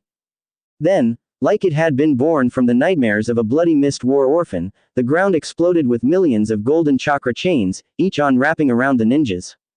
No rain ninja was safe from their grip and a squeeze later and they were convinced enough that there was no feasible way of escaping. The Akatsuki members, who had been observing and decided not to attack seeing as the AIM shinobi had the numbers advantage over the leaf ninjas watched in horror as with a single jutsu from Naruto had been able to hold down an entire hidden village not long after his chakra had sent shockwaves throughout. The stoic Uzumaki unlaced his fingers and the chains remained corporal. The chakra drain was something he could handle so he didn't give it a moment's thought. He closed his eyes briefly before they snapped open again and he looked directly on the roof the Akatsuki members were standing on. He glared at them. The legendary ninjas snapped his fingers for the leaf shinobi's attention and they were brought out of their daze in sheer wonder at the forest of golden chains that the Uzumaki had used to hold each and every AIM ninja. His eyes were still on the unafraid eyes of the Red Cloud ninjas, though a few of them wavered in place, as he said, "I will meet you all in Konoha in an hour." He didn't wait for their reply. He leisurely began walking forward and a step before he could disappear into the sea of chains he turned to Makoto and said, with a large, real smile, "Wait here, okay?" She nodded a little with her mouth gaping and he was gone. He was angry and he was going to use the S-rank ninjas to vent. But for a fraction of a second she could see that he truly meant the smile, that she was not included in his ire. Jiraiya hastily wiped away his tears and barked, "You heard him, let's go." The cursed maker took his time walking to the building the Akatsuki were assembled on. He walked up the walls and the red clouded members gave him a wide berth as he stopped far in front of him. He didn't look happy and they couldn't only know this because of what they had seen not 10 minutes ago. A few of them, the ones that were closer to the leader, also had a small feeling why he wanted to focus his anger on them. The man was silent as he looked over each S-rank ninjas in his. He had been placed in the double S-rank section of an old edition of every bingo book and the former display of the Forest of Golden Chains was enough proof for them, but another proof of his abilities was when he had already devised a plan on how to defeat all of them if the time ever came. At first it was when he wasn't with chakra, and he had been right when he had swiftly been able to dispatch Hidan and Sasori without the help of his chakra. He had thought of ways to defeat all of them, besides pain, without chakra and at the same time too, so it wasn't very hard for him to think of a clever way of taking care of them with his chakra. It was a situation his age gave him a substantial advantage over all of them. He knew Sasori's weakness, Hidan's shortcomings and many more ways to kill and murder, including how to end the infamous zero-tailed beast. But he was a kind man, despite his current mood, so he wanted to make them know why he wanted to harm them. You were all aware that my granddaughter was still alive and that she has the Kyuubi. He breathed in deeply and glared at them, and you didn't have intention of telling me this. None of them spoke, rather some of them were preparing to fight him. Naruto chuckled darkly and shook his head in disappointment. I'm a nice guy, so I want to give you all a chance to drop your guard, quit this ridiculous club of yours and run away. I won't hunt you down, but all you need to do is take this chance. His purple eyes scanned them. I'm sorry, Naruto-sama, the woman muttered and scattered into pieces of paper, flying away back to the tower. Her parting words echoed in the wind. I will not fight you. Wise decision, the veteran said. He waited again and Itachi stepped forward. Naruto sulked sadly, but I wanted to kill you. The stoic Uchiha remained unfazed as he bowed slightly. I will not fight you. Cowards. You people are all cowards. Hidan snarled. I will redeem myself before Jashin-sama by sacrificing his blood before her. I pray that your filthy heathen blood is enough to sat her thirst, you fucking Uzumaki dickhead. He cackled madly and waved his scythe above his head. Naruto waited for 30 more seconds and he closed their chance of escape. I'm in a bad mood and I'm in a mood to kill. He cracked his knuckles and they popped loud enough to send chills down their spines. You will all suffer horrible deaths. All of you. It seemed that the current generation needed a reminder that he was still a force to be reckoned with and to be left alone. They all needed a lesson in humility and he would gladly give them, using the Akatsuki as an example to all. Fuck it all. Jashin-sama be praised. Hidan screeched as he ran to the cursed maker recklessly. Naruto ran to him as well. At first he was jogging steadily before he abruptly turned into a blur of blue and red. He passed by the priest, faster than the foul-mouthed man could anticipate, and a golden chakra chain that had spiraled out of the base Naruto's neck impaled the back of his head and broke out in front, dragging him backwards with him to the veteran ninja's first target. Sasori. The puppet user had a whole new puppet body but with the same features as the last one. It was understandable that his eyes widened in horror as the legendary Uzumaki blazed straight to him, unknowing of his plan, with Hidan flying behind him, a chain through the head and wildly swinging his scythe to break it but to no avail. The Suna-missing ninja blasted jets of water as he hopped backwards. Naruto dodged them with little trouble as he summoned more chains to heft him over them. Sasori abandoned the idea and unsealed Hirako, his massive puppet body in hopes that it would hold the ninja off long enough for the other S ranks to overpower him. He could even see Deidara send torrents of clay birds after the man, but the Uzumaki once again ignored the attacks, swinging Hidan around to take the attacks in his place. Sasori commanded Hirako's tail to shoot at the man while he unsealed his favorite puppet and probably his only hope. Naruto ran to the deadly sharp tail head-on and punched his right fist forward at it. Dozens of chains burst out from his knuckles and drilled through the tail like a knife through butter and entered Hirako, multiplying enough for the wooden puppet to engorge and explode. Shards of wood and metal rained from the sky after this and he still powered to the frantic Sasori, sending chains to distract Kakuzu as he attempted to shoot balls of fire at him and more chains to chase after Kisame, who was also cautiously leaping away. There was no more roof for the puppet master to leap backwards on and he hastily unrolled a scroll. A plume of smoke burst from the surface of the sealing paper and everyone beheld the glorious image of the repaired cage puppet. Naruto had faced the puppet before and so he confidently kept pelting to the puppet master, unafraid before he clapped his hands together and blew into his sealed palms. A cubical form of black and white chakra grew from the other side of his hand, the mixture of color warring against each other but neither having enough advantage to conquer the cube. He pushed his palms outwards at the incoming tidal wave of iron sand and muttered, "Dualism release, Iron Fortress of Heaven." The cube of yin and yang chakra he had released expanded to form a monumental floating cage of energy. The course of the iron sand couldn't change fast enough before the sand slipped through the bars of the cage. From there the cage sucked in the very source of the sand inside, wrenching Sasori's control of his prized puppet from him and trapping it inside the cage in suspended animation. The wooden man contemplated simply falling of the building and fleeing for his life, after he had watched his strongest puppet get taken from him like he was merely a child. He fumbled through his robe for his scroll again, but it was much too late. Naruto had skidded under the floating cage, spun in a tight circle towards his target and ended the cycle by slamming his right hand, palm open, over the heart seal. The effect was that his heart seal blasted out from his back like a bullet and flew a fair distance away from his wooden body. Naruto hummed in thought, a variety of jutsu rushing through his mind before he chose one and weaved through half a dozen hand seals and slapped his palms together again. Black and white chakra glowed through the infinitesimally small space between his hands. Dualism release. Demonic possession of the greater path. He stepped on the hollow body's feet to keep it in place and slammed both of his palms on its chest. There was a quick pulse of chakra and the empty, half-lidded eyes of the puppet body snapped upwards. It fell on its knees in front of Naruto, simply said, "Take care of Deidara. Use Hidan and the cage." Hi. The controlled puppet body surged towards the frightened Iwa missing ninja, who diverted his clay birds to him. Sasori spawned threads from his right fingers and they jammed into Hidan, stopping his flailing, and the controlled madly cursing Jashinist. Hidan squeezed his scythe firmly and ran head first to Deidara, slashing and cutting at him, while Naruto released the cage puppet back to his puppet master puppet, allowing him to also circle in on Deidara with Hidan. The dualism bloodline was one that gave Naruto the ability to create inanimate objects with sentient abilities. This was why anything he created was cursed to torment anyone that wasn't him, or excluded by him. In a way, he could take the sentient part of his creations away and place the consciousness into any empty inanimate object. He couldn't create living creatures and he couldn't place a consciousness into animate objects.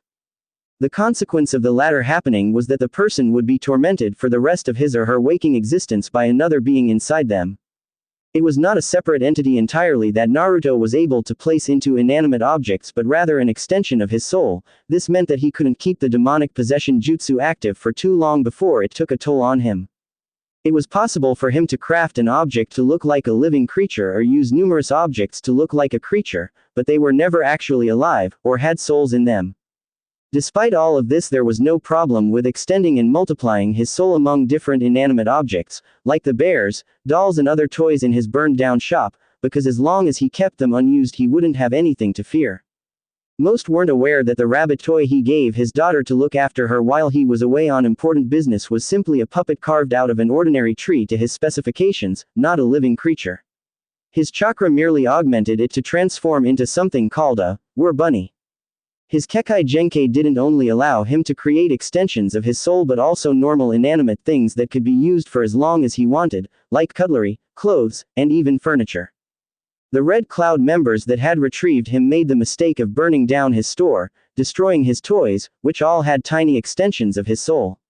His soul was now complete, and this also meant that his chakra had filled back up to the brim, because he used chakra to create his toys. It was why he had created multiple violent earthquakes as his chakra was released. His plan glossed mainly on having the weakest members distracted, Hidan, Deidara and Sasori, while he personally took care of the rest, Kakuzu, Kisame, Tobi and Zetsu, who was trying his best to hide, but Naruto still had a lock on his chakra signature. He will not escape him. The iron fortress he had summoned shrunk back down to his palm and he squeezed it between his hands, dispersing most of the chakra back into his body, while the rest scattered in the heavy downpour. By mental command, the fragment of his soul inside the Sasori puppet flew after Deidara as the mad bomber took to the skies, taking Hidan with him. A poof of smoke burst behind Naruto and a shadow clone burst out towards where the heart seal of Sasori of the Red Sands had landed to seal it away for a little while, in case it brought problems to his plans. The red-haired ninja dispersed his golden chains and the ninjas the corporal weapons had been distracted ran towards him from all sides. Kisame to his left, Kakuzu to his right and Obito behind him.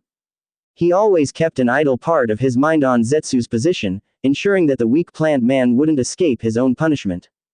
The three ninjas finally reached in, and Makoto Uzumaki, who had clambered up a building a safe distance away from the heavy fight, watched in absolute awe as her maternal grandfather utterly trumped the 3S-ranked ninjas, despite his age.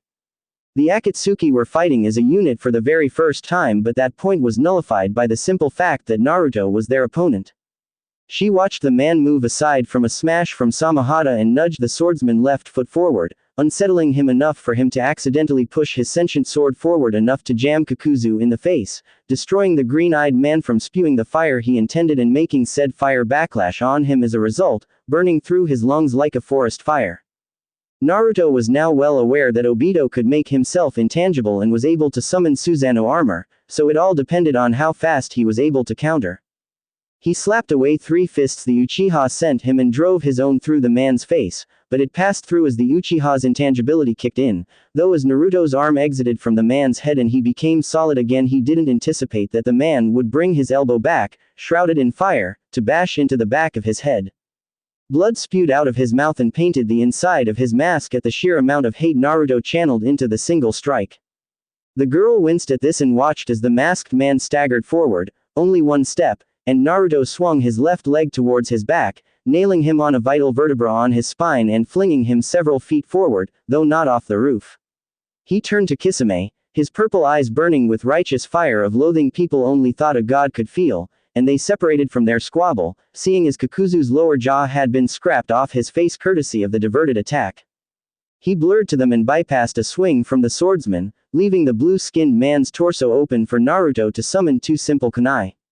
He slashed Kisame's belly and frowned sharply as the blades sliced through the shark man's stomach and exited without much harm, the wound healed fast. He didn't think too much on it and threw both of the kunai, now imbued with his chakra, into the mouth of an oncoming water mask from Kakuzu, lodging deep inside until he clapped his hands together and dispersed the chakra. The effect was that the creation chakra he used in the sword latched onto the strings powering the mask. The presence of foreign chakra as well as the added problem of a leeching soul inside the chakra was what made the mask drop to the ground in spasming threads and crumble within itself. Naruto didn't need to watch this to know what happened. He was busy dealing with an increasingly cocky swordsman. The sentient blade bent through the air and curved towards him, though the old man didn't retreat. He allowed the squealing blade to come to him, dangerously close, with its mouth filled to the brim with bone-shredding teeth wide open and ready to eat off his head, before he flipped forward and landed neatly on the blade's elongated handle. He ran on the shrinking gray-scaled appendage of the sentient blade until he closed down on the stubborn man who refused to release his grip on the sword, as Naruto anticipated, so Naruto did the next best thing to get him to let go. He drove his knee into Kisame's face, cracking his nose and breaking his forehead. This got the effect he desired. Kisame released the blade in his hand and limply bounced off the ground backwards, while Naruto blocked the Samahata away from going back to his master. The Uzumaki cupped his right hand and a small ball of creation chakra formed, before it solidified to form a brush wet with ink. The sword decided to throw all caution to the wind and wiggle towards Naruto, while the man bent down on one knee in preparation, until the sword was close enough for him to draw a simple circle on the roof and hold up a half-ram hand seal. Squee. Poof. Kisame staggered to his feet, woozy from the last attack but very eager to get back to the fight, but his stomach dropped as he got up in time to see his precious sword get sealed away and Naruto dropping the brush on the ground. It was like the man had taken his courage and sealed it away, and the true gravity of the situation sunk in for him. It was the legendary cursed maker he was finding, the strongest man on the planet who was able to best Sarutobi Hiruzen and Shimura Danzo at the same time, who had created a handful of jutsu, who was the first recorded person in history to have a Kekai Genkai that allowed him to create any non-living thing he wanted and weaponize it by giving it control. The man who was moping the floor with a group of S-rank missing ninjas, who were the worst kind of S-rank ninjas because they had nothing to lose besides their lives. His legs began shaking with fear and his body quaked with indecision, whether to go back and fight without his sword or to flee. He chose the latter and turned to run away, but a golden chain through his right lung pulled him back. Naruto grabbed him by the back of his neck and smiled. "Friend Lily, where do you think you're going, Kisame?" He quickly spun around as he held the man and used him as a human shield to take a fire attack courtesy of a fire mask. The man chuckled in amusement as he began pushing forward against the constant stream of fire that was roasting Kisame, burning him to char, before he kicked the dying fish man forward and it shoved the mask away, distracting it long enough for Naruto to jam 4 chakra chains through it to destroy it. The former Taki ninja began desperately sending forward his masks to hold off the legendary shinobi while he turned around to flee as well, just the thought of living another day enough to pacify him. This time it was a jet black spear through his neck bones and pushing his Adam's apple out of the way as it exited. That stopped him in his tracks. He gurgled in pain and fell on his knees, his shaking hands inched to the foot and a half of spear that had come out of his neck under his chin, as well as the foreign, and pure, yin chakra that had been forcefully pushed into his body from the spear, disrupting his own chakra and leaving him high and dry. He was then violently dragged back and Naruto grabbed the end of the spear behind him, using it to hold the missing ninja up in the air and laugh quietly. "Why do you people like running away?"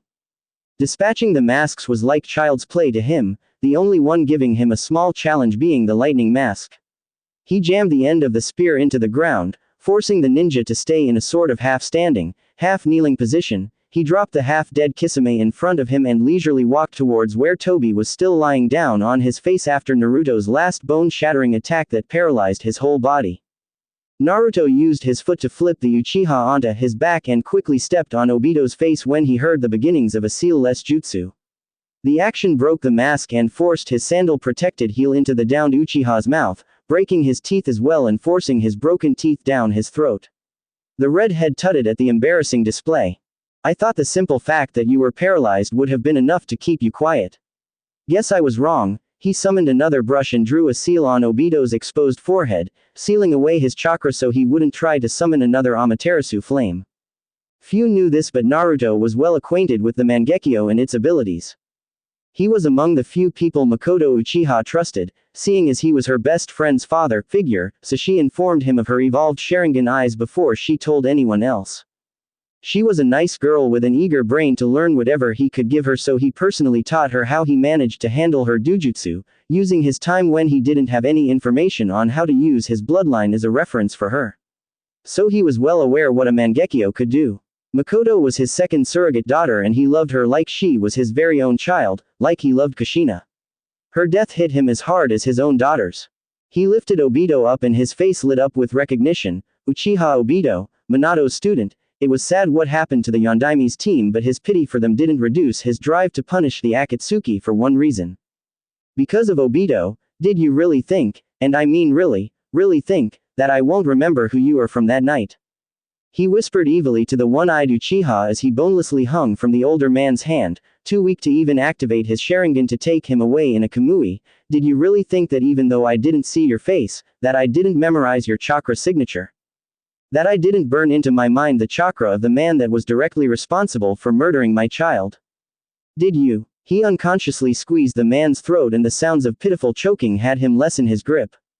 Even though he didn't see the face of the person that basically killed his child, he had stored his chakra signature in the very back of his mind and had used it as a beacon to direct all of his hate and anger from which all of his life fell apart.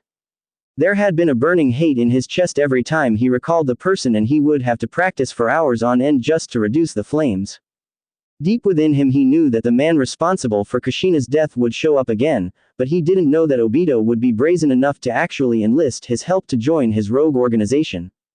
When Obito and Sasori had showed up in his store, his baser instincts, as well as Yami the demon rabbit, had told him to kill them then and there, but the professional shinobi part 2 of his held him back, telling him to go along with them to see if there was any logical layer to what was going on in the world.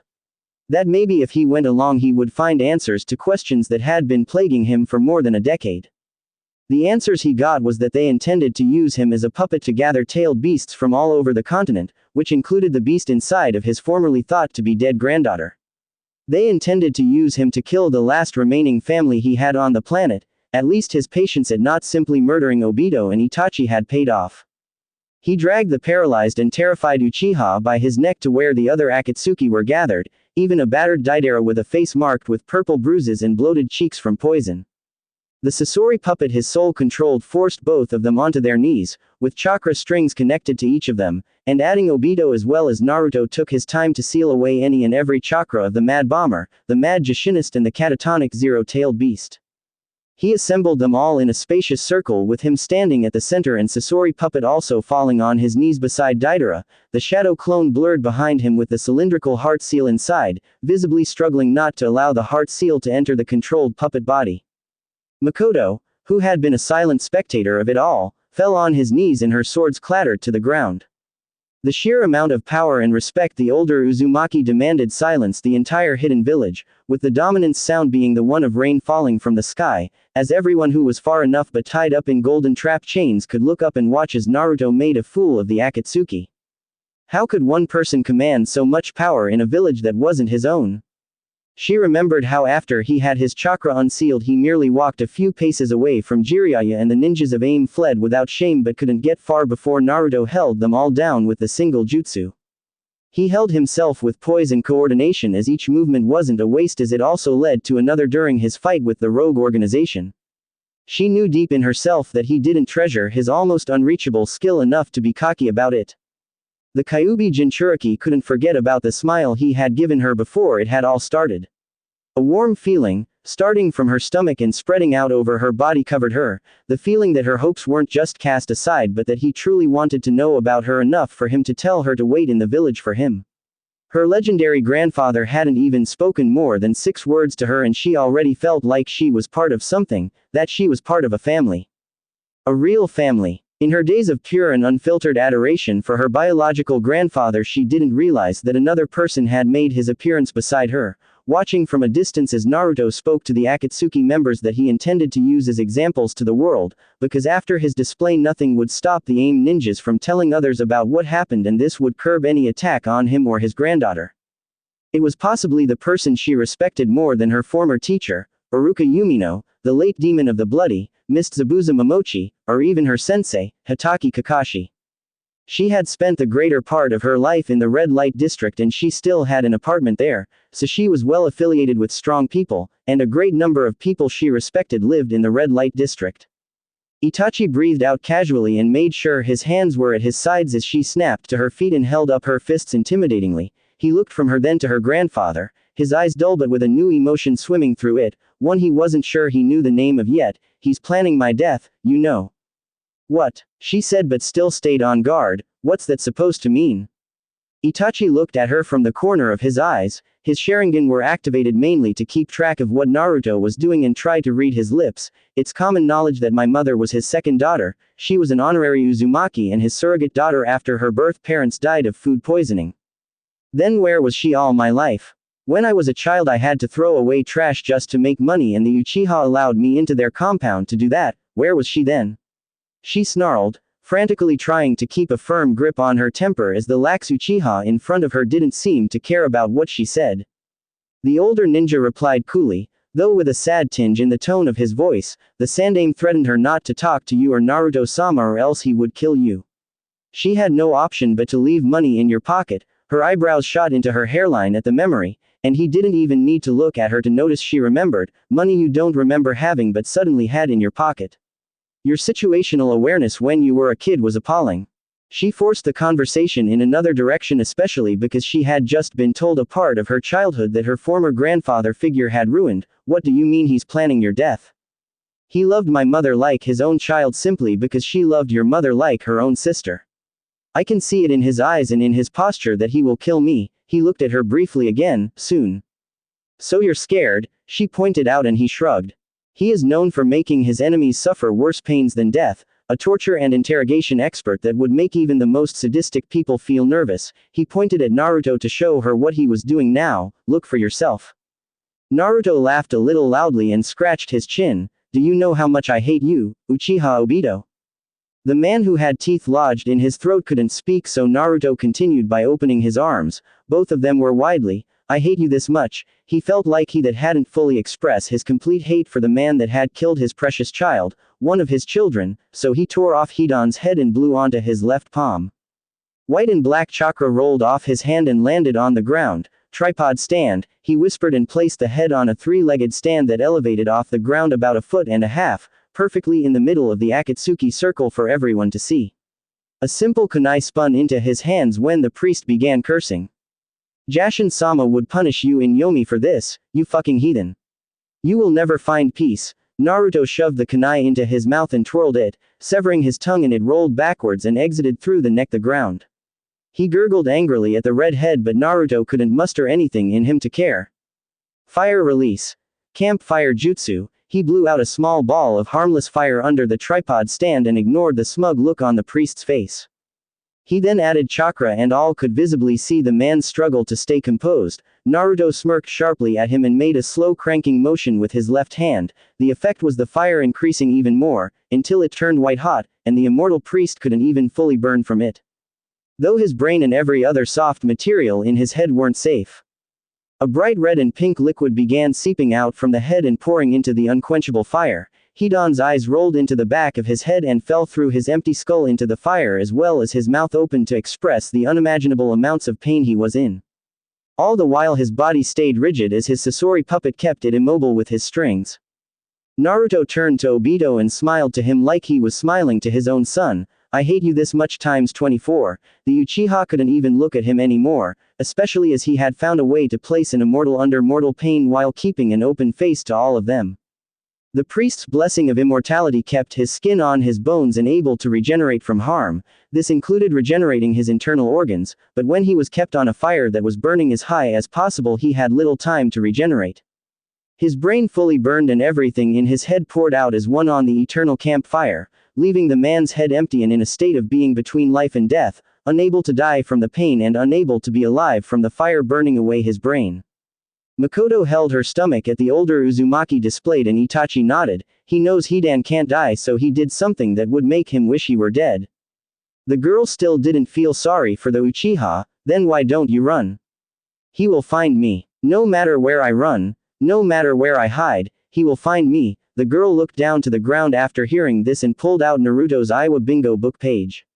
This time she read it, actually read what was written in his entry instead of hastily and frantically skimming through what was there and focusing wholeheartedly on his picture. Iwagakure bingo book. Entry number 54. Rank: SS. Monikers: The Cursed Maker. Name: Uzumaki Naruto. Age: 45 AN. Remember, it's an old entry. He is 65 now. Affiliations: Whirlpool Country, Uzumaki Clan, Konohagakure, Uchiha Clan. Bloodlines: Dualism Release, Uzumaki Chakra Chains, Super Regeneration, Sensory Abilities. Family Relatives: Godaime Uzukage Mitsuki Uzumaki, older brother deceased, Hanabi Uzumaki, twin sister deceased, Kushina Uzumaki, goddaughter, Uchiha Makoto, surrogate daughter. Information: The Cursed Maker is a legendary shinobi of almost unbelievable strength and skill. It is a well-known fact that his chakra control is perfect enough for him to be well-versed in every ninja art in known history. His taijutsu is without flaw and perfect right down to every muscle movement. His ninjutsu is equally perfect. He has been seen slicing hand seals all together to perform jutsu, and if he uses hand seals his speed is far faster than what ordinary junin can see. His genjutsu mastery is extremely high. His fuinjutsu knowledge is unparalleled, especially after Whirlpool Country had been destroyed, but what sets him apart from his slightly stronger siblings is his bloodline, the dualism release, which allows him to create any object known to man and either weaponize them or use them for day-to-day functions. The bloodline is simply the combination of yin and yang chakra, but despite this knowledge his ability cannot be replicated. He has been known to use spoons he creates to fight instead of kunai, usually to show that he is not taking his opponent seriously, or he can create teddy bears with the viciousness of wild animals to attack enemies. His only limit is how imaginative he can get. Another thing that stands above all else, even higher than his bloodline, is his absolute love for his family, which is much higher than his love for his own well-being. He has taken many blades and jutsu on behalf of his clan members when they had been unable to retaliate, and retaliated on their behalf with the ferocity of a cornered lion. Any person that has attempted to go after anyone he considers a friend, not just a family member, he would find a way to track down and slaughter in the most unimaginable fashion. We advise you to never think of going through his family to get to him. The results would not end in your favor because he has no known weakness. Do not engage, flee on sight. The last words were written in red ink to further emphasize the urgency of the command. Now it dawned on her why he was angry at the Akatsuki and why even though he allowed Konan and Itachi to leave he would still come around and deal justice to them, no matter how fast they ran or how many jutsu they threw at him. Makoto gently unclenched her hands from the thin and old piece of paper and blinked numerously before a full-blown smile took over her face. He is so awesome. Itachi didn't share her thoughts on that. He has no known weaknesses, he echoed to himself, already well versed with the Iwagakure bingo book, the most honest bingo book. I would have preferred to have died by my brother's hand, but I guess I dug my own grave by killing my mother. You did that to yourself. I don't need to know Gigi to know he is a really nice man. He would have helped you through whatever you were going through because you were your mother's son. The Uchiha didn't reply and she huffed sourly. Serves you right, she mumbled. Why are you even here? To tell you that, for what it's worth, that everything I've done was for the good of Konoha. Naruto created an empty scroll and sealed Hidan's body inside. He then threw the scroll into the fire, instantly burning the paper right before their very eyes. Normally, if you use a standard storage seal to do this, it would explode with the magnitude of an atomic bomb, but you just need to remove the storage limiter and you'll be fine. He said this as he walked around Hidan's cooking head, who was now forever doomed to a life without a body, but you guys won't need that knowledge where you're going. Next he knelt down on one knee beside Kisami's crisp and charred body. The man was barely breathing and he looked at the older Uzumaki with defiance. The fire jutsu he had been forced to use his body had burnt his water body so hard he could hardly move anything, including his mouth to speak, so he used his eyes to convey his hate. Naruto smirked down at him and summarily stabbed a kunai straight into his head, killing him instantly. You've suffered enough. He stood up and dusted his hands as his blade dispersed back to him, leaving the forehead of the dead swordsman. He turned to where he sensed the only Akatsuki member that didn't attack him and motioned for him to come and receive your punishment. Zetsu was just a pair of coal-black and red eyes in the ground and he was fairly confident that Naruto couldn't sense him with all of the chakra rain pouring down from the heavens, so he jolted back in surprise when the legend looked directly at him. The fact that he was confident he couldn't be sensed was why he hadn't run away, and now that he had been caught he was about to fully melt away, but Naruto said some things that froze him in place. If you succumb to the temptation of running away before I punish you, then you will have to live with the curse of constant motion. That when you stop moving, and you will meet me and I will give you 3 times the punishment intended. You will be cursed to move forever, with nowhere to call your home, not even the ground you walk on, in constant fear that I will be right behind you, ready to end your miserable existence. You are human, you will not live forever, Zetsu shouted back as he began disappearing. You will echo those same words while I fleece your skin off your body. Naruto replied ominously and turned around to Kakuzu. Dualism release. Casket of the Virgin God. He flattened both of his palms and faced them skywards as black chakra melted from his left palm and white chakra from his right. Both of them mixed like oil and water and he blew them towards the immobile black thread user just as the spear burst into thin air and the creation chakra covered him faster than he could perform a jutsu. A large human-shaped iron contraption covered the S-rank ninja fully, only leaving his eyes to be seen. Obito's eyes widened as he remembered seeing the torture instrument in Orochimaru's hideout in Grass Country. The mad Sannin called it the Iron Maiden. The red-haired torturer looked over his shoulder at him and sent a knowing smile. You recognize it? Of course I didn't invent this devilish instrument, but I did take a liking to it, so I made a few changes. Instead of spikes, I have drills and saws. The effect of the last few words were hundreds of drills scattered all over the interior of the casket, pushing forward and burrowing deeply into the Kakuzu's body. In addition to the drills, saws from the arm, legs and lower back region turned on and began the bloody task of sawing through the stubbornly silent man. The sound of bone squelching and blood sloshing in the tightly sealed casket sent tendrils of fear down each of their spines, even Zetsu, who still stayed back to watch the display. The threads that had helped catapult Kakuzu were useless as they were easily sliced through to get to his organs but never reaching his vitals just to keep him alive. Naruto stared at the torture device as it ate away at the ninja inside it and hummed playfully, "There is no escape from that, and just to make sure you suffer a long and painful week before you die, I have already thought of a wonderful place to send you to spend your vacation." He flashed through 7 hand seals and said, "Dualism release, Super Mega Shooting Star Catapult." He slammed his hands in the center of the circle, a little bit away from the catatonic roasting head of the Jashin priest, and an average-sized catapult made out of pure black iron. It was about 10 feet in length and 4 in breadth, with its long spoon-like throwing mechanism wound down tightly and held in place by a sort of hook that could be released by pulling back a crank that was about the length of an average male adult. Naruto placed his hand on the crank and, surprising enough, he turned it in both of his hand in different directions. His left rotated right and his right rotated the crank to the left. The effect of this was that a group of numbers Obito and Deidara recognized as coordinates began spinning on a rectangular screen at the very top of the crank. He rotated the whole catapult a little bit to his right and turned to the suffering man in the improved Iron Maiden. Naruto walked to the casket and lugged the tremendously weighing contraption onto the spoon-shaped throwing mechanism. When he was sure that the casket was securely in place and still operational, he pulled back the crank all the way back, so much so that his back was almost flat on the ground. Enjoy your holiday. At the bottom of the Uzushiogakure Sea, he released his grip and the hook holding the throwing mechanism unlatched and threw the Iron Maiden as well as the man inside away. Arg! Kakuzu's screams of pain and horror could be heard all over the Aim and Kumo as he sailed through the sky like a comet, burning bright red with heat as he broke the sound barrier. The heat of the travel added to the drills and saws killing him slowly made his experience all the more painful before he sighed in relief as he slammed into the ice-cold sea of the Whirlpool country, the sea that was reputed to have whirlpools able to sink ocean liners. He had landed smack dab in the center of the sea, halfway to Whirlpool Island, and he was immediately attacked by more than 20 whirlpools, each one grinding against his casket, tossing him around like a ragdoll in a tornado and steadily pushing him into the ground as his iron casket held strong despite the jagged and dangerous edges of the island country's defense whirlpools. The man dropped past the surface of the water and the liquid began pouring into his casket, filling up to the brim and forcing him to clench his teeth shut despite the pain from the drills and saws for his obvious fear of drowning. The water pressure squeezed the casket as it dropped down deeper and deeper into the watery cemetery until he finally landed at the bottom of the sea.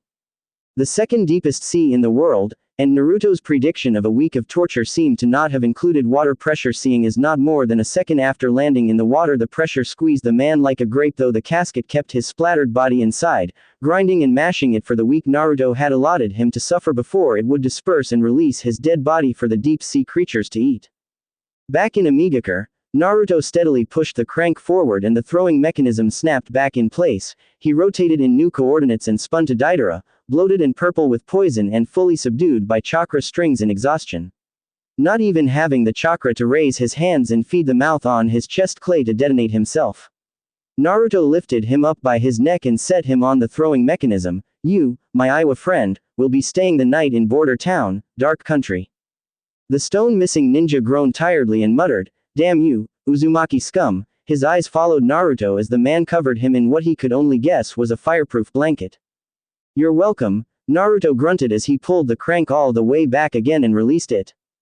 The stone ninja flew limply through the air, only protected by the flames of speed by the flame-proof blanket, and broke through the bubble of black clouds that forever covered Dark Country into the pitch darkness that the country was named after, in the middle of the country's equivalent of Konoha's Forest of Death. The only things slightly cushioning his fall from the sky were the clumps of trees and shrubs. There was no need to elaborate what happened to the Iwa missing ninja, given his petrified screams echoed through the forest. Border Town was the name of the place Madara Uchiha had gone to train before his legendary confrontation with Hashirama. The place had never been the same ever since and the souls of its former occupants had been said to haunt the town. It was now low in maintenance and so trees, bushes and wild animals roamed around, adapted and mutated to survive in the pitch darkness of the town. Border Town was a place no one wanted to visit because of its cursed history and the vicious animals that lived there. Naruto turned to Obito and grasped his face so that the scared man could look him in his eyes. A sensible, rational person would ask why you killed the one they loved. The Uchiha nodded his head hurriedly in agreement, but at this point I'm past sensible. You can't see it but I'm going crazy with what to do to you. Here, have a look. He looked deeply into the Uchiha's coal-black eyes with his fiery purple eyes and that was when Obito saw something he had been running away from since the day he had survived being half-crushed by a boulder. He saw his death. Not just the simple of him dying and passing on, but the fact that he would bear all of the sins he had committed in cold blood and die with them, to be tormented forever with the single thought that his demise had started the very moment he had been the catalyst that killed Uzumaki Kushina and Uchiha Makoto. He saw destruction, fire and brimstone falling on his rotting corpse with his soul still trapped inside, the fingers of the souls he had trampled dancing on his dead body, throwing a party on his cold corpse and him being forced to feel every single movement of it. He then saw the maggots and flies that ate away at his body, and once again feeling all of it with his soul forever trapped in his body. Naruto pulled away when all the color on the Uchiha's face had drained and his mouth hung open hollowly, his eyes dilated and his breathing as shallow as the calm before a storm. The legendary Uzumaki dragged him, still in his catatonic state, to the catapult and loaded him onto it, making sure to place him on his stomach so that he could look over the edge of the throwing mechanism as he lastly commanded the puppet master's heart seal enter its body. He watched as Sasori's eyes became attentive immediately and he leveled his hand at Naruto to blast him with all he had but Naruto didn't raise his hands to defend himself, and for good reason too. The puppet man's arms were forced down and his neck snapped backwards, like he was being controlled by an otherworldly being with strings falling down from the heavens. His usually bland eyes flickered numerous times, from his bland emotion to one of hysteria and mania. His head rolled on his neck and his body shook erratically, like he was being blown around in a thunderstorm. There was a war of control was clearly visible, with Naruto's soul fighting Sasori's violently, dragging the wooden body back a step and finally dropping him off the 3-story high building onto the hard and unforgiving pavement. The Uzumaki looked over the edge and with a short nod he forced the soul in the body to drag the puppet master out of the village, for his remaining short life of torment from the second soul inside the puppet body with no hope of the true owner escaping whatsoever. The cursed maker's soul not only completely took over the living creature's body but also leached off its sanity until there was absolutely nothing left but suicidal thoughts. This was why he never placed extensions of his soul inside living, breathing things and also why he commanded that none of the toys in his emporium were to ever be stolen, or the distance the soul extension in the bear would make it go rogue and destroy the person from the mind. There was no escape unless Naruto managed to track the person down and take back his toy. It was why the word, cursed, was added to his moniker. Simply stealing from him would result in the thief's downfall, no matter what. This was only unless Naruto had given express permission to the person, which was why he was able to leave Yami the were-rabbit alone with little Kushina while he left to run an errand. Not even a rogue soul extension would attack her. Sasori of the Red Sands was now forever cursed to roam the elemental nations, his mind in shambles and his senses broken until the day he wholeheartedly ran to death through any means. The cursed maker shook his head sadly. Sad end for a kid with so much potential. He stayed in place for 3 more seconds before he perked up. Well, I have 30 more minutes before I have to get to Konoha. As you can see, I'm a busy guy with lots of things to do. You understand, right? He aligned both rotated parts of the crank and pushed it down so that it was as high as his waist. He easily pulled the crank back and smiled. I have the perfect place to send someone like you and don't worry about the heat. You're a strong guy, I'm sure you can take it. Goodbye, Obito, and he released it. He squinted his eyes at the human being rocketing through the air like a meteor. Fire licked his clothes and scorched his skin violently as he broke the sound barrier. He reached a part of the sky that he temporarily slowed down before his back pushed through the invisible barrier in the sky and exited the Earth's atmosphere into the void of space. Naruto dusted his hands, thinking he was done with every Akatsuki member until he spun on his heels, dispersing his catapult, to face the head that had been roasting over the white-hot campfire jutsu. He silently scratched his head on what to do with the evil priest before he called his clone over and whispered commands into his ear. The clone nodded and took the pair of tongs Naruto summoned to pick up the piping hot head. The clone then walked out of the village to the village hidden in the hot springs to bury it, a sort of ironic tribute to all the souls he had killed for the killer to be buried in the last place they had been alive.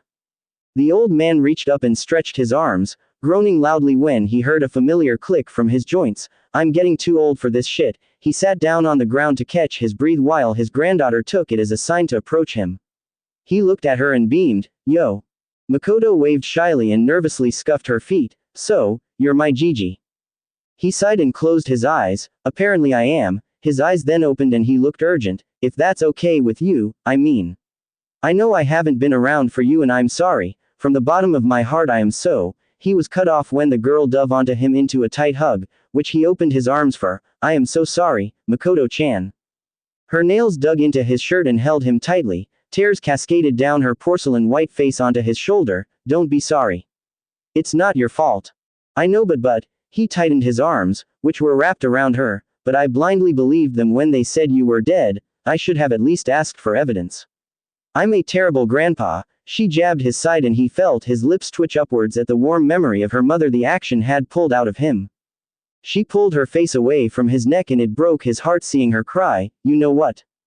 I have you now and that's fine. She shuffled to her knees but still had a firm grip on his shirt, like she thought she was dreaming or in an illusion, that her grandfather didn't reject her. I want to know about you, Naruto Gigi. What have you been up to these past years? She looked at him with the utmost attention and he smiled gently, ruffling her hair as he got up steadily. She helped him up and welcomed the arm he threw around her shoulders, and seeing as he was 2 heads taller than her it gave her a sense of security that it was only them in the world. My life is pretty boring, kid. Tell me about your life. I want to know everything. Where you stayed, all your friends, teachers, missions, he leaned down and whispered to her, even your crushes, he waggled his eyebrows at her and she giggled, punching his side again, everything. We have a long flight back to Konoha so we might as well be entertained, he might as well know how Konoha had treated his daughter's child, their Yondaime's only child. Flight. She cocked her head to the side and Naruto closed his right fist tightly, blowing through it gently so that the white and black chakra wafted out in front of them to form a paper plane with a single rocket facing in the general direction of Konoha. So cool. Naruto proudly buffed his nails on his shirt and examined them. Oh, that's nothing. He climbed on and the rocket powered on, heating up more and more until it was blue with heat, though they didn't race off into the sky. Itachi, he called in the silent spectator to the grandfather-granddaughter bonding, tell that Rinnegan kid that I'll come back for his head later, I have things to deal with. Of course, Naruto-sama, he said mechanically. Look alive kid, I'm not going to ruin your life yet. He released the brakes of the rocket paper plan and took off to Konoha, leaving Itachi crestfallen that his suspicions had been confirmed. He leisurely trekked back to the Amikage Tower to relay the message to Nagato, and maybe see if Konan was still alive after she had willingly stepped away from fighting Naruto. The rescue team took their 1 hour to return to Konoha masterfully, they clambered onto the summons and held on tight as it madly hopped back to their village. Each of them had been told not to tell another soul what had happened during the mission, especially when they dropped in front of the village gates looking like they had just come out of an Uzushio guard whirlpool, drenched to the bone and with their uniform torn in multiple places. The senseis raced to the Hokage's office to tell her what had happened and why Makoto was not with them. Her heart thumped through everything they said and she slumped in her chair when they finished by telling her that Naruto was coming. Right now? She asked as she massaged her forehead. No, he said he'll be here in an hour, Kakashi supplied, and for once he wasn't reading his porn. He looked like he was going to battle the Akatsuki, Guy hesitantly added, trying to put some hope in their hearts, he can't be strong enough to take on an S-rank organization. Asuma lit a cigarette and blew out some smoke from the corner of his lips, he is a double S rank for a reason. What difference does that make? A double S rank against 8 S rank ninjas doesn't sound fair no matter how you put it. He might not come out unscathed, Guy said persistently. Kurenai then decided to clarify something to the taijutsu master, only people that have mastered all 4 basic jutsu, is capable of using all 5 nature transformations and is fully capable of entering a fighting at least 100 armed and ready ninjas without losing ground can be classified as S rank. Her red eyes looked at each of them, plus, none of the 5 double S ranks we had in Konoha have weaknesses and only Naruto is the only survivor in the group. Hashirama Senju, Tobirama Senju, Uchiha Madara, Tsukumo Hatake and Naruto Uzumaki were the only ninjas that had been classified as double S rank in every other village. Each one had skills and abilities that were so far unmatched in any generation besides in the group.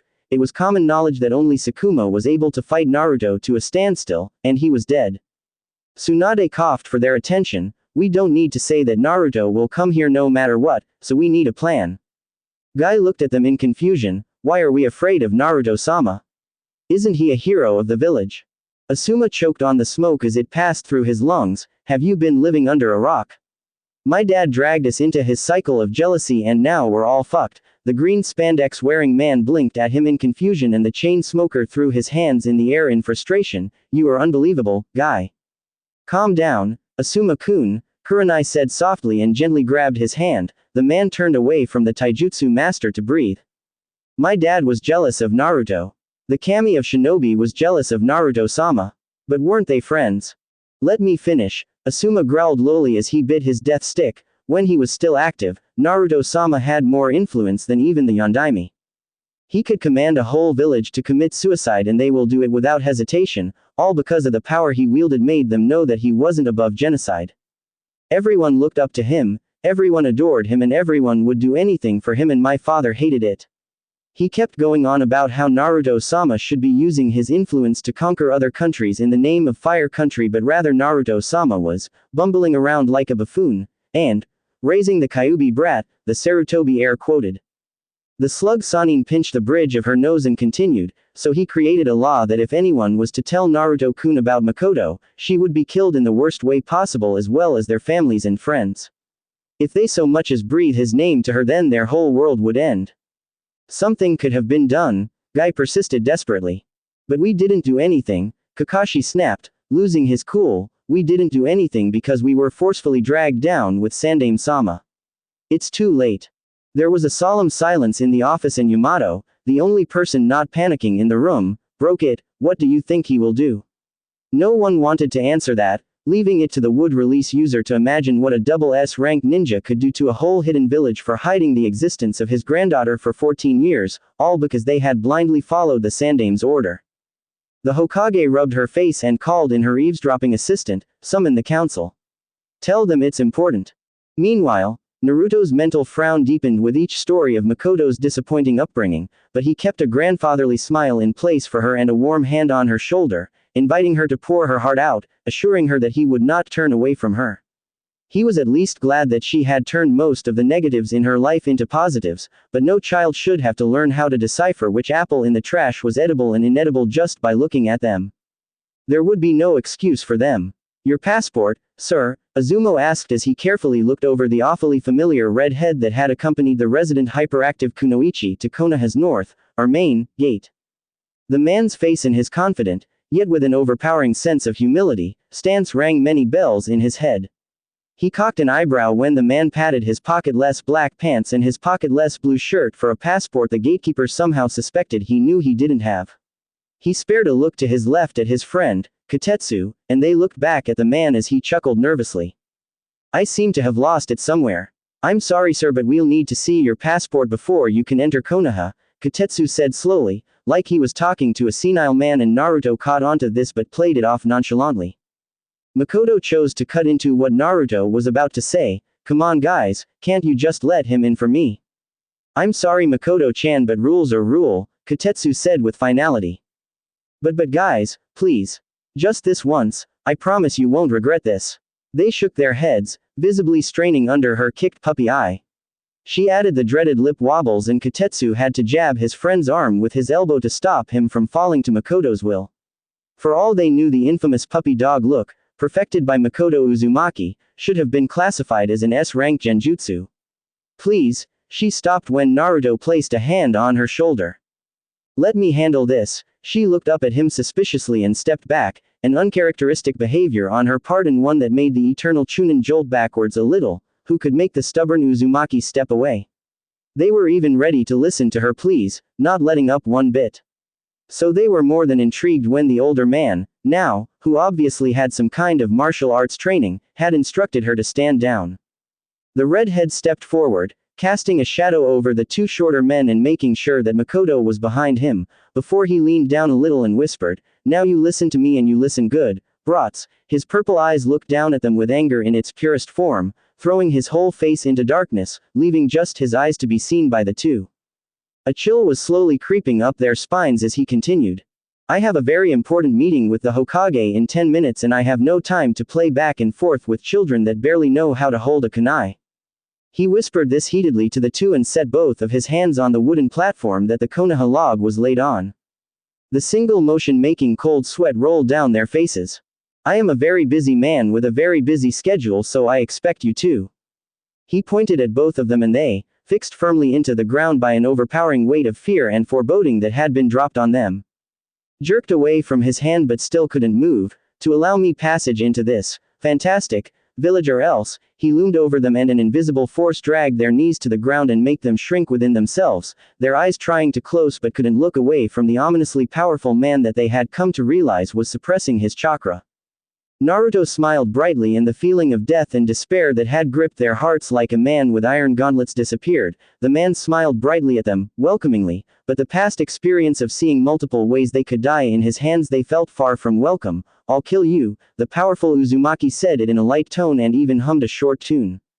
Needless to say that this small display of power had humbled both of them. The eternal Chunin dragged themselves back to their feet and mutely bowed to the man, still not recognizing him but now having the utmost respect for him. They mutely nodded once. "WWW, welcome to Konoha, Stranger-san," Azumo stammered. "I hope your meeting with Hokage Sa-sama goes well." Strangely enough, he had been hit with a severe case of stammering. Naruto patted their heads jovially. Good. Keep up the good work guys." He threw his hand over his curious grandchild's shoulder and led them both into the village. Thankfully the small chakra outburst hadn't attracted any attention. The girl looked at him silently. What? What was that back there? She was genuinely intrigued. Azumo and Katetsu were one of the few people she truly valued as friends, and this was only because her former academy teacher, Iruka Yumino, was their close friend. She had never seen them so unruffled. She didn't feel the chakra he used because he had focused it on them. That, dear child, is called killer intent. His eyes were on the path they were walking. Let's stop over at your place before I go and meet the Hokage. She nodded and excitement returned to her eyes as she hurriedly led him forward before she remembered the display at the gate. What's killer intent? You mean to tell me that Kakashi brat hasn't taught you how to use killer intent? Naruto asked slowly. His eyes darkened. From what you've told me, he hasn't taught you anything besides chakra control. He murmured this, but he didn't count on the younger Uzumaki to hear him. He used to spend his time training Sasuke back when I was a genin. I'm a chunin now and I'm really busy with missions and personal training, so I can't ask him for training. She shrugged and kicked a random stone in their way. This small tidbit of information was what reminded Naruto of her display of strength back in AIM, where she was leaving a trail of body parts in her wake, mainly using kenjutsu. From what I saw, you don't need his training. You trained yourself well, kid. Her eyes sparkled at his praise and he chuckled. Don't worry, when I'm done here I'll teach you everything I know. Starting with killer intent, now listen carefully. She nodded and her eyebrows furrowed in concentration. Killer intent is the invisible, more spiritual manifestation of a person's negative, hateful intentions towards another person or a group of persons. It isn't necessarily used to kill, but it is possible to kill a person with it, mainly because when the heart beats too fast from fear it leads to a cardiac arrest. People regard it as an illusion, or a genjutsu, but without hand seals. The only requirements are proper control of one's temper, channeling the accumulation of the hate towards a target and doing that last one with some chakra. They were now about to walk into the red light district that Makoto lived in and the change in scenery was obvious. The buildings were getting dilapidated, the people were beginning to look more hardened and the air was thick with tension, possibly from rivaling street gangs preparing to fight. Naruto unconsciously held the younger redhead a little closer when he saw a man eye here rudely. He abruptly stopped as an idea came to mind. He walked backwards with Makoto and stopped a few yards away from the lecherous young man. Any problem, Gramps? The man called and made to walk to Naruto. Let me display killer intent. Watch closely, he muttered, and the change in the air was obvious, especially as the man screeched to a stop and fell to his knees, his eyes wide in horror at the specter of pain and misery Naruto was casting at him. Naruto withdrew his malice when the man's eyes rolled up into his head. I thought for sure he'd last a bit longer. That statement is very misleading, Gigi, Makoto said as she dragged the old man away from the unconscious body before people started connecting it to her. The legendary Uzumaki hummed in thought and winced at his own words. You're right. They looked at each other and burst into laughter, attracting the eyes of the people that they passed by on the road to her apartment. Who's that man with the Kyuubi brat? HMPH, she must have realized that being a ninja is not her calling, so she's now an escort. That's preposterous. What? Look at them. Have you ever seen her this happy before? She obviously has something immoral in mind. Another conversation went like, I think he's going to kill her. He looks soft. Yeah, but his body is as hard as. Mom, I'm just saying he looks good, don't you think so? He's into younger girls, why do you think he's with her? When I'm done with him he'll be into older girls too. The older Uzumaki refrained from commenting. He wasn't sure if he could outline the fact that he was her grandfather without dropping a whole building on them. Meanwhile, Makoto was blissfully unaware. She was rambling about her encounter with Zabuza Momochi in Wave Country. In the Konoha Council meeting room, the council had already been assembled and there was a low buzzing in the room as the council members loudly wondered why they had been summoned. The civilian council members were even beginning to raise a small ruckus about it, until the Hokage smashed her fist down on the seal-reinforced table at the head of the room, calling for their attention. Tsunade-sama, why have you called us? I was in the middle of my daughter's dance recital, a civilian man said with a deep frown. The Hokage regarded him briefly before saying, I apologize for the inconvenience and the abruptness of the summons, but it is a matter of grave importance. Spit it out, girl. Kohoru spat with acid and met the Hokage's glare for a brief moment before looking away. The Senju chose to disregard the utter disrespect of the elderly advisor and motioned for the hidden Anbiu to leave as well as activate the privacy seal for the room.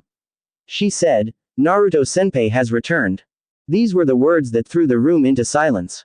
Everyone held their breaths. The mere thought that Naruto had returned had been a cause for many sleepless nights for every assembled person in the room, especially the clan heads, who were supposed to be his friends, but the single fact that the source of their nightmares had returned, really returned, and they didn't know what to think at first.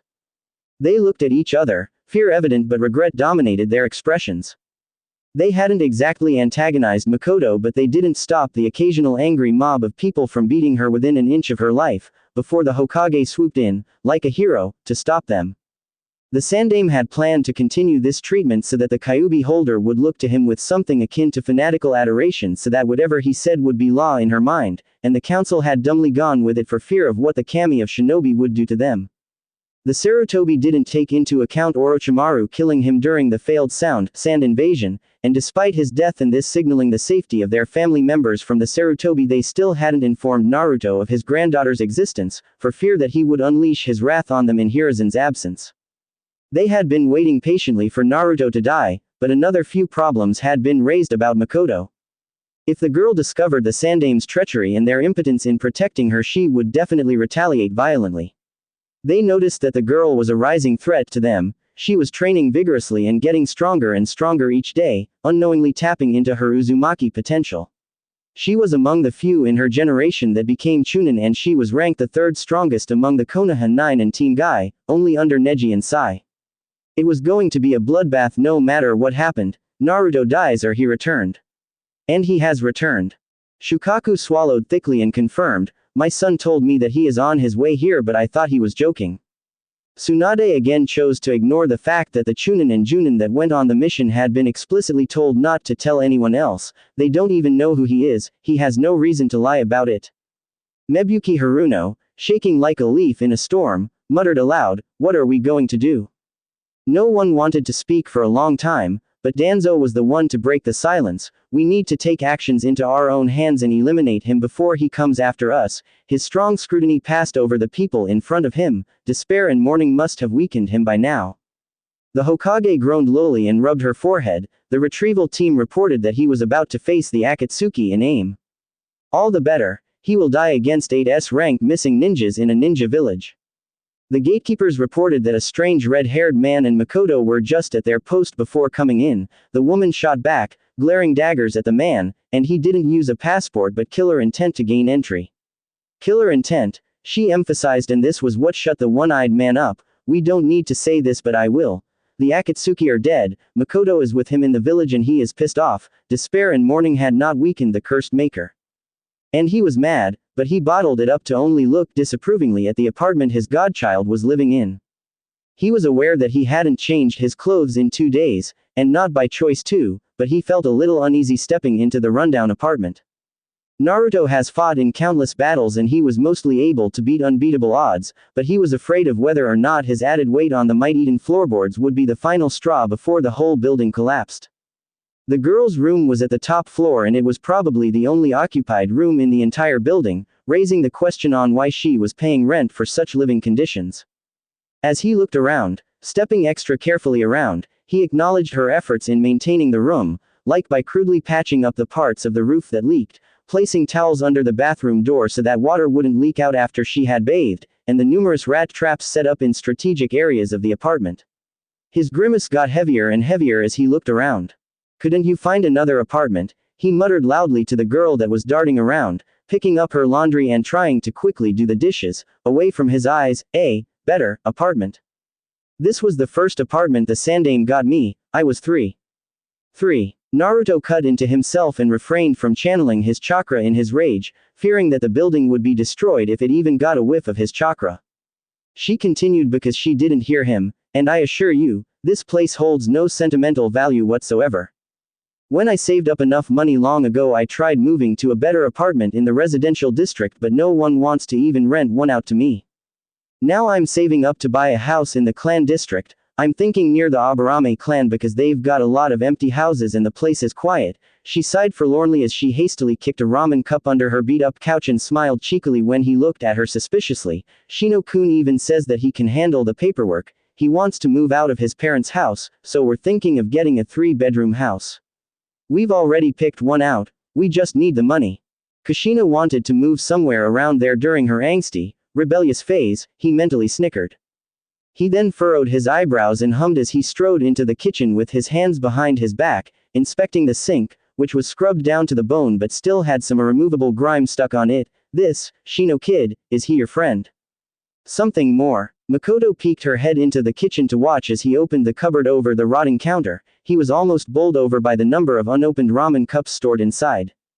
There weren't even any condiments or spices, just ramen. His eyes trailed disapprovingly over the floor and he saw a cup lying upside down near where he suspected was the dustbin. If he could frown any deeper he would have. There was a mountain of empty ramen cups crammed into the shockingly new dustbin. You sure like ramen, he mumbled. As much as Kushina, he added. Shino-kun is a great friend of mine, since before the academy. He helped me with my chakra control, she replied with a happy grin. He turned and matched her expression. He's cool. And is he from civilian parents? He nudged his way out of the kitchen and proceeded to her room. She followed after him, nervously poking her fingers together. Nope, he's an Aburame. His 2-san is Shibi Aburame. The name brought back memories. I stay at his parents' place during winter when it gets too cold. Naruto nodded slowly as he gently looked under the girl's bed, expecting the worst but didn't find anything dirty and or dying under her bed. He's a nice man, a nice man. He stood near the window in the room overlooking the red light district and he shook his head disapprovingly at the silent chaos that went under the village authorities' noses. Do you have any more friends? He placed his hands behind his back and the girl slipped beside him to also look outside. Yup, there's Sakura, Ten-chan, Hina-chan, Choji-san, Shikamaru-san, Ino-chan, Ayame-chan, Lee-san, but not Neji because he's a dick. He crossed her arms and stuck out her tongue sourly. Naruto looked at her from the corner of his eyes, amusement was evident. He laughed with her for a few minutes before her laughs tapered out and she looked solemn, and, I'm not friends with Sasuke anymore. The Uchiha brat that defected from here. Why not? He placed a hand on her shoulder and looked down at her in concern. We stopped being friends when he punched 2 Chidori into my chest. Wait, Naruto said lowly as he unconsciously squeezed her shoulder, which was thankfully protected by her chunin jacket. He did what? She began panicking, afraid that since she had been too weak to deflect the Chidori he would turn away from her. I got him with my berserker mode though, she added, and it didn't even hurt all that much. She brushed her shoulder in a gesture of to show that she shrugged off his attack. Naruto simply grasped for self-control before he hummed and nodded. What's berserker mode? He chose to change the subject for fear that if he heard any more he would go after this, Sasuke, before the village council. She became excited from the question and dragged him to the bed, sat him down and looked under her bed. She pulled out a floorboard and removed an arm-length scroll from there. She unrolled the scroll on the floor and Naruto smirked proudly at the detailed illustrations on it, as well as the equally detailed written explanations. She stood in front of him and said, my berserker mode is something I've been perfecting since my 2nd year in the academy. It's when I use my katanas to cut through the tenketsu of a person continuously while using fire affinity then switching to water affinity to wash out the wounds and lightning to cauterize the wound shut. She puffed out her chest in pride. It would essentially leave the person stunned before the cauterized broke and he either collapsed into a pile of dead meat or lost so much blood he wouldn't be able to move for a week, not forgetting that there were cuts on the head. There are over 100 tenketsu on an average person. How are you able to cut through them? First I need the chakra control to switch between affinities and Shino-kun helped me out there. He also helped me memorize the human tenketsu map and I asked Lee-san to ask Guy-sensei if he can put weights on me so that I can up my speed. She then added, I only wear the weights during training. Have you mastered it yet? He asked as he studied the instruction scroll the girl had been secretly creating since day one, with the only other person who knew about it being Shino. He didn't notice her shoulders sag. Not yet. I can only cut through 68 tenketsu and it's just 38 for the torso and 30 split evenly between both thighs. I just need to work on my speed, my precision is good and I don't really need strength for the most part of my berserker mode. The fact that she had been able to make a kenjutsu move that was at least a rank was more than impressive. The war veteran hasn't seen the berserker yet, or at least he thought he hasn't, but he suspected that when it started there was no possible way for the victim to stop it, though only if she managed to slice through all the tenketsu precisely. At her current level the victim would also not be able to get back up because of the paper-thin but dangerously deep cuts all over his body leaking out blood. The redhead looked at her and beamed, prompting her to shakily smile back. He wasn't sure what inspired her to target tenketsu instead of muscles or organs, but she was smart enough that when the tenketsu was dealt with, then it was almost a one-way trip to the grave for the victim, seeing as burnt tenketsu alone could make a shinobi stay off duty for a month. Now that she had seemingly created sliced tenketsu with foreign chakra, the victim was meant to either finally die or his career as a shinobi would end forever. This is very impressive, Makoto-chan. To be able to have enough control to make your blade thin enough to slice a single tenketsu is outstanding, but being able to slice 68 is out of this world. Tears came to her eyes at his praise and she wiped it away with her sleeves, sniffing slightly before she blubbered, "Thank you, Naruto Gigi. You're very welcome, and I mean it, this is amazing. How many times have you used it? On a person, that is. 4 times. Neji, Gaara, Sasuke and Deidara, but for that last guy he was pushed out of the way by Sasori of the Red Sands before I could get up to 15. Naruto motioned for her to roll up the scroll and she did so. I don't know why I can move that fast, but it's a good thing, huh? My berserker mode is easier to do when I do it fast. The redhead wanted to say that it was in her genes to be fast but refrained from doing so, for only that time. Makoto-chan, I need you to pack all of your things and meet me back at the main gate when you're done. He got up from the bed and ruffled her hair. Why? Where are we going? She asked as she neatly placed the scroll on the bed. I have a meeting with the Hokage and I suspect she has summoned the council, so technically, I have a meeting with them too. I'm 15 minutes late. He winced and was about to walk out the girl's bedroom before a hand clutched his right hand and tried to pull him back. You're not going to run away, right? The Kyuubi jailer asked softly and ducked her head when Naruto again ruffled her hair. I promise I'm not running away. I have too many things planned and leaving you is not one of them. The girl nodded slowly as she searched his eyes for any trace of lies, and when she found none she uncertainly let go of his large hands, still afraid that if he walked out of the building he would be gone forever, that everything that had happened was all a twisted dream. Good. But if you run away I'll track you down and kick your ass, you hear? She quickly blinked away the tears that were building in her eyes and her lips twitched upwards when Naruto laughed. I'll see you later, kid. When he closed the door to her room his face changed from happy to focused.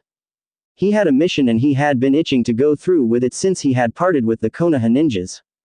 He wanted to take his time and go to the Hokage's tower, already aware that his presence and knowledge of who he was making the village unsettled, and as he walked leisurely through the bad district towards the market district where the tower was situated at the very end, he could sense multiple chakra signatures keeping track of him. Some he was familiar with like Kakashi's white chakra and Yugao's chakra, but the others he didn't know, so he didn't bother flagging any of them down. He just walked around, smiling and waving to the people he passed, and even lightly kicking a soccer ball back to a group of civilian children when it rolled before him.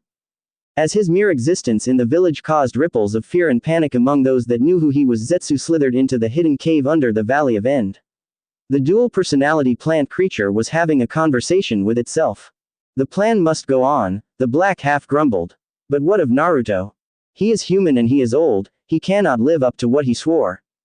Ya know he can do it right. He will find a way to get us and it's game over. I fear no man, cursed maker or not. They entered into a wide room where a large throne made out of plant roots was situated at the very end, with the tree growing unhindered behind it.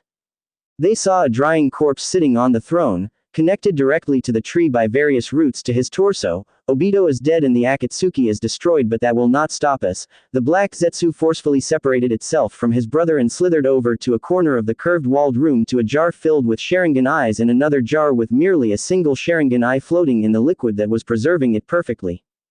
Give me a clone, he growled, and the white Zetsu saluted childishly before a humanoid white clone pushed out of his side and walked on 2 feet towards the black Zetsu.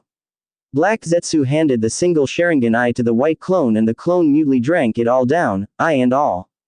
He crossed his fingers that there was enough DNA in the eye and he signed in relief when the white clone's body rippled like it was underwater and ever so steadily it shifted into Obito's form. The Uchiha copy stood naked before them, blank-faced and having one Sharingan eye that sat still in his sockets. What's next, brother? White Zetsu asked as he poked the Uchiha copy's shoulder and received no response. He isn't as strong as the real Obito, so we can't throw him into a fight.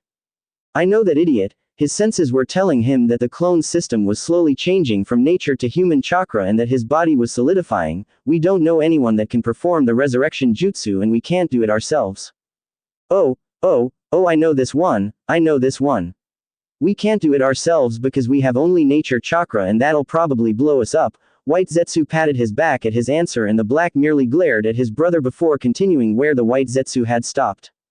We know the seals and the requirements but we don't have the chakra. That's where Obito here comes in. Providing a corpse to use as a sacrifice was simple enough. The whole cave was littered with well-preserved corpses, and the clone had enough chakra to perform the jutsu. Nothing was going to stop them. Back in Konoha, Naruto sauntered into the Hokage's tower and stopped in front of the secretary's desk, the one at the first floor, not before the Hokage's office. The woman's desk was high enough for the tall man to be able to comfortably place his forearms onto the counter and leaned forward, smirking marginally at the flustered woman and said, "I'm here to see the Hokage." She noticed the buzz his presence was causing in all the ninjas that were discreetly strolling around, eyeing the redhead. She might not have been a ninja but it was as obvious as the sun that he was being watched. She coughed and tried to calm her breathing. She wasn't used to being placed on the spot by possibly all of the ninja populace. "What's your name, sir?" "Uzumaki Naruto," he replied with a small grin. "I was supposed to be here 20 minutes ago but I needed to visit my granddaughter's home." The woman nodded and perspiration built on her forehead as she scanned through the schedule book to see if the Hokage was to have any visitors. This was one of the two books, the second on being with the Hokage's personal assistant, and both were to be updated regularly. So her heart sped up when she didn't see his name. She tried to calm herself down and replied bravely, "I'm sorry sir but you're not scheduled to meet her." The man furrowed his eyebrows in thought and mumbled, "Am I now?" The secretary quickly said, "But I can place a meeting for you when Hokage-sama is free." She clamped her lips shut when she realized that she had pretty much yelled it. It was now painfully obvious that he was classified as a threat, with all the ninjas swarming into the building and blocking the door, merely watching and waiting from a safe distance to see how the man would react. Naruto simply spared a short glance at the ninjas, each one prepared to fight but not even knowing who he really was, before he returned his purple-eyed gaze to the sweating secretary. "Relax kid, they're just overreacting," he waved them away, much to her shock, and focused back on her. "Now, what is this about the Hokage not notifying you about my appointment?" His tone sounded breezy and his eyes were calm. The effect was that it calmed the frantic woman down a little and she tucked a strand of hair blocking her right eye over her ear. "I'm sorry sir but Hokage-sama will be free in 2 months, she hesitantly looked up at him, nervous about his reaction but sighed when he only pursed his lips. "Well that certainly wouldn't do, I have a lot of important things to discuss with her." His fingers drummed on her desk and they drummed in tune with her thumping heart. "How about I just go right up and meet her? No one's going to notice." He made to go but the woman reached to pull him back. "Sir, I'm sorry." His head spun to her and she hastily jerked her hand back when she saw suppressed fire in his eyes. He walked upstairs, unbarred and unstoppable, and stopped before the Hokage's office but he turned right from there, surprising the medical ninja that served as the Hokage's assistant who was seated before the door on her desk. He followed his memory to where the council was meeting and the black-haired girl ran after him. Sir, you can't go in the..." She was about to touch his right upper arm but withdrew when he looked over his shoulder with what she could only describe as with toxic impatience. The council was still buzzing with panicking conversations and shouting before they were all silenced by a polite knock on the door. A few of the clan heads swallowed thickly and Tsunade closed her eyes tightly, but it was a civilian council member that was angry at the intrusion to yell, "This is an important meeting. Get lost." He was received with a few seconds of silence and he smiled at his accomplishments. He looked back at the stunned expressions of his comrades, swiftly ignoring them so that he could keep speaking. "So you see, he might not have any known weakness but we could hold his godchild hostage." Knock, knock, knock. This time the knocks came slower, like the person was forcing down his impatience. The civilian councilor that had yelled at the knocker wrenched away from the strong grip of his fellow civilian council members and stomped to the door. He opened the door and was about to let loose a tongue lashing at the culprit but it all died in his throat as he looked up at the person on the other side of the door. "Na Naruto-sama." Naruto looked down at him and the man shrank within himself at the glare. "Hamako-san." He brushed past the shivering civilian and created a chair out of thin air to sit down at the other end of the table, opposite the Hokage. The man looked around at each person in the room and they failed to meet his gaze. He crossed his arms and screwed his lips to the side. Funny how the council hasn't changed. The same people from 14 years ago. No deaths, no absentees, no suspensions, nobody quit. A chain shot out from his right elbow and wrapped around the civilian named Hamako before he shot out of the room. He dropped the man in his chair and sealed the door shut, as cowardly as ever. Hamako-san, all talk but no action. He regarded the man with contempt, then looked at the other people in the room. He relaxed his gritted teeth, irritated at the way they didn't want to look him in eyes. The smell of fear and guilt was thick in the air and it disgusted him. Naruto sat forward, propping his forearms on the meeting table and said, "Why wasn't I told my granddaughter was alive?" Edgy stillness fell on the room. A few people soundlessly blubbered, trying to muster up the courage to answer, but at the end they stayed silent.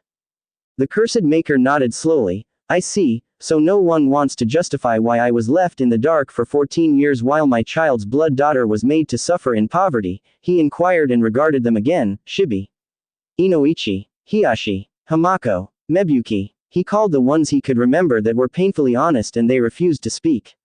He stared at the one-eyed man next to the Hokage and remained neutral. Danzo. The old war hawk cleared his throat and said, "Sarutobi commanded us not to inform you. When did you start submitting what Hiruzen has ever ordered? Your route is still operational, is it not?" Naruto raised an eyebrow, but went back to the man's reply. "Can I know why he commanded all of your silence?" A bald civilian man representing the civilian schools in Konoha cleared his throat meekly and whispered, "He was jealous of you," and this was when the civilian council found their courage and began saying, "Why yes, Naruto-sama. That old Sarutobi maid dictated that we shouldn't tell you about her and the other way around," Hamako whispered. "He kept saying that it was to make Konoha stronger but I never believed him," Mebuki squawked, her long pink hair frizzy from stress. "Hiruzen always hated you, another civilian echoed. Naruto pursed his lips and nodded. "I suspected so, but all the same, you all feared him more than you feared me." His eyes darkened evilly. "That was your mistake." "Enough of this." Danzo grunted and jumped to his feet. He tore off his bandages, exposing the Sharingan eye in his head. He was about to leap onto the table to blur to Naruto, but the legendary red head smashed his fists down onto the meeting desk and shouted, "Sit down." And a tidal wave of chakra washed over each person in the room and fixing them in place. Danzo perspired heavily as he stood ramrod, his limbs betraying him by shoving him back into his chair. Naruto then added his killer intent and the feeling was like a giant bag of boulders had been dropped onto their shoulders and they began seeing each and every way they could die at Naruto's hands. Each one is more gruesome and more chilling than the other. The cursed maker got to his feet and their chairs shattered under the weight. They all fell onto their knees and their eyes were forced to behold Naruto in all of his silent fury. The Uzumaki summoned a chakra chain and it shot to his former friend, Danzo, and easily plucked out the Sharingan eye from his head. The eye was summarily crushed by the chain and the war hawk could do nothing. The legendary cursed maker looked down on the kneeling people with contempt. The fact that they feared the man he had beaten on multiple occasions enraged him. His purple eyes were on fire and they whimpered pitifully as he stared at them, now forced to never blink from his unique killer intent. The redhead spoke, "I suffered heartbreak and depression for 14 years. Mourning the loss of my daughter and the loss of her child on that terrible night. She died in my arms. I watched my own child, my pride and joy, lose her life in my arms and no medical help came. There were many opportunities to tell me about my grandchild. A letter or even a clue would have been fine, but you all allowed me to soak in my darkness, watching me die within myself." His words were like daggers to the heart and the weight of his killer intent screwed their mouths shut. It would have been better if after all this time, Makoto-chan was treated like a human being. It would have been better if she was raised in a stable environment, even if she didn't have any parents. You all spat on your Yondaimi's sacrifice by leaving her to her devices, watching her dig through the garbage for food and teaching herself how to fight. I do not care all that much about Minato, but he was my son-in-law. No. What gets my blood boiling is that you all spat on Kushina-chan's sacrifice by allowing her daughter wallow on poverty. He growled angrily before he withdrew, bringing his hate back to him a little so that his killer intent wouldn't crush the helpless people in the room.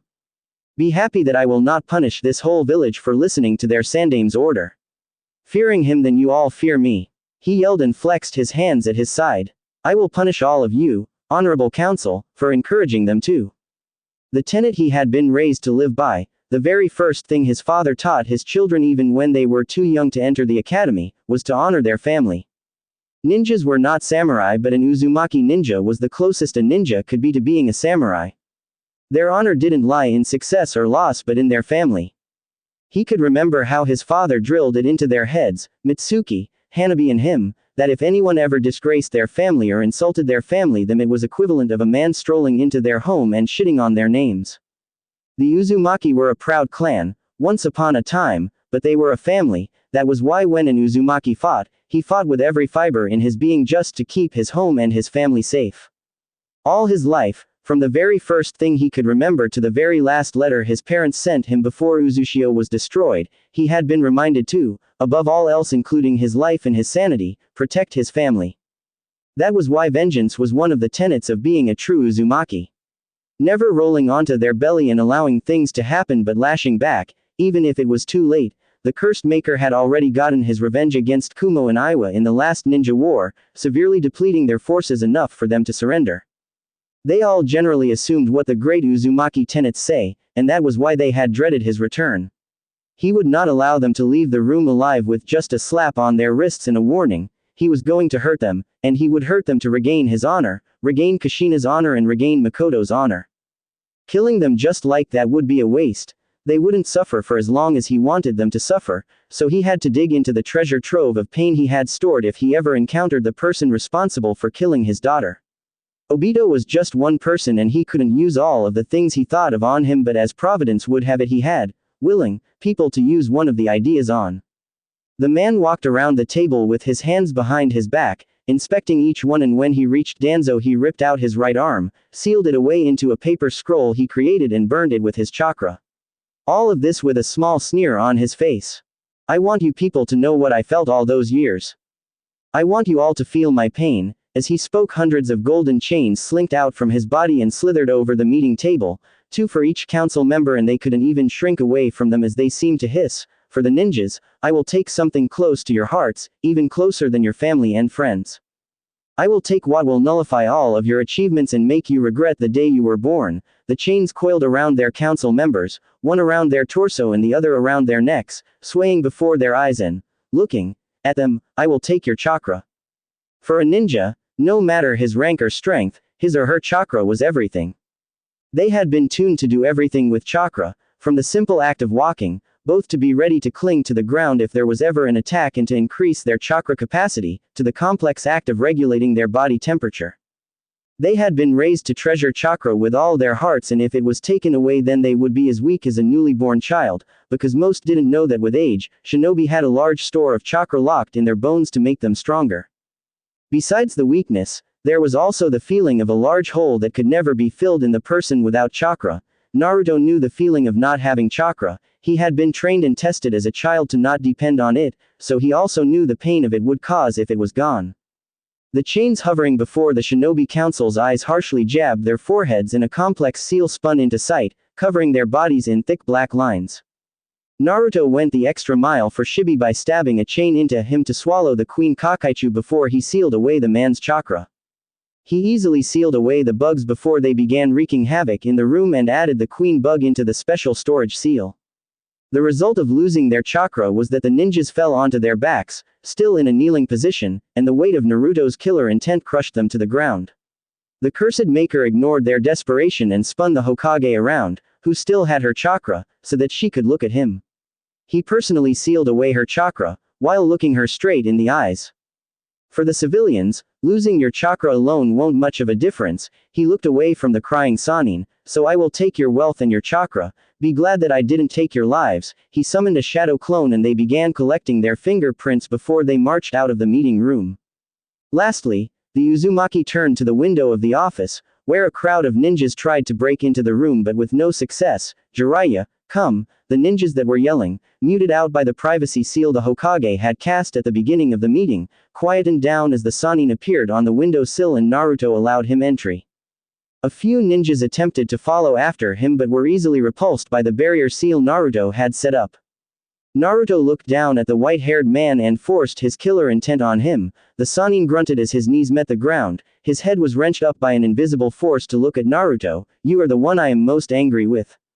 You visit me once a week and you never once mentioned Makoto-chan." His hands shot forward and grabbed Jiraiya by the neck, lifting him off his feet. "I treated you like a son and this is how you repay me." He said this with an eerily calm voice, not betraying the hurricane of emotions that spun with a vengeance inside Naruto. "I will take your chakra." He jammed his pointer and middle finger to the head of the toad sage and the complex seal formed over his body, taking his chakra away from him and leaving him with nothing. The ninjas watching gasped at the man's helplessness. "I will take your eyes." Naruto dug his pointer and middle finger into the man's eyes and pulled out his eyes. The toad sage couldn't even open his mouth to scream in pain because of the killer intent keeping him quiet. "Your sense of smell." He punched the man's nose and another seal spiraled out into sight from the contact and Jiraiya's sense of smell was gone. "Your tongue." Naruto stabbed his fingers into the man's mouth and burnt his tongue with his chakra. "And I will leave to walk this village, a shell of your former self, begging for scraps of food to eat." Here he glared daggers at the people, "And if I get wind that he has been healed, I will crush this village." The cursed Maker Spartan kicked the silent man in his stomach and he burst out of the window, landing on a roof. "I will leave this village with my granddaughter. Do not come after me or her and Kami help you if she is placed in the bingo book." If Makoto wanted to return after learning her true legacy then it was up to her. She had friends in the village and he didn't want to impose his will on her by forbidding her from contacting them. After all, they weren't aware of who he was. Truthfully speaking, it was because the girl had already made connections in the village that he didn't just outrightly destroy the village in a meteor shower. Makoto didn't really like Jiraiya, so he didn't mind going all out on him. He strolled to the door, light-hearted that he had enacted justice on the weak council members. "Have a nice life," he waved and left the room. The man allowed the barrier to come down and the ninjas swarmed in around the council members and the Hokage, though none of them moved to stop him. It was evident that if he was prodded then death would be the least of their worries. He wanted to take a short trip to Hidden Sound with Makoto to see Orochimaru and the boy that had stabbed Tsuchidori into her chest. The snake Sanin also knew of Makoto being alive and he didn't tell Naruto, even though he was in a good position to do so. It would be a great chance to see Makoto's berserker mode up close. After that he planned to go to aim to finish what he had started by killing Nagato and Itachi. He might have allowed Itachi to live but he felt compelled to at least discipline him for killing Makoto Uchiha. He was not aware that he had been beaten to the punch. Nagato groaned in pain, one arm merely a stump and the other missing 3 fingers, dragging himself away from his attacker. He was low on chakra and his paths had been crushed, but not without effort by the man. There were massive craters all over the ninja village and body parts littered around, though it was the Amikage Tower that was the most wrecked. The red-haired, crippled man grunted and moaned with each drag of air, struggling to move his lone arm to move him away from the powerful opponent. He heard an explosion behind him and suspected that his longtime friend had attempted to blow up the man again, but the chain of blistering hot sea of paper bombs was cut short, almost like they had been cancelled altogether, and he heard a feminine yell as the purple-haired woman was swatted aside, like she was a mere child challenging a god. Conan was cast yards away, crashing into the ground limply, knocked unconscious after her head smashed against a broken wall. Nagato searched for her with the limited senses he could muster, not caring about the chakra loss on his part, and sighed in relief when he found her heartbeat among many littered around the smoking village. His strength left him after his last act of checking to see whether his friend was still alive. He tiredly allowed his forehead to touch the ground.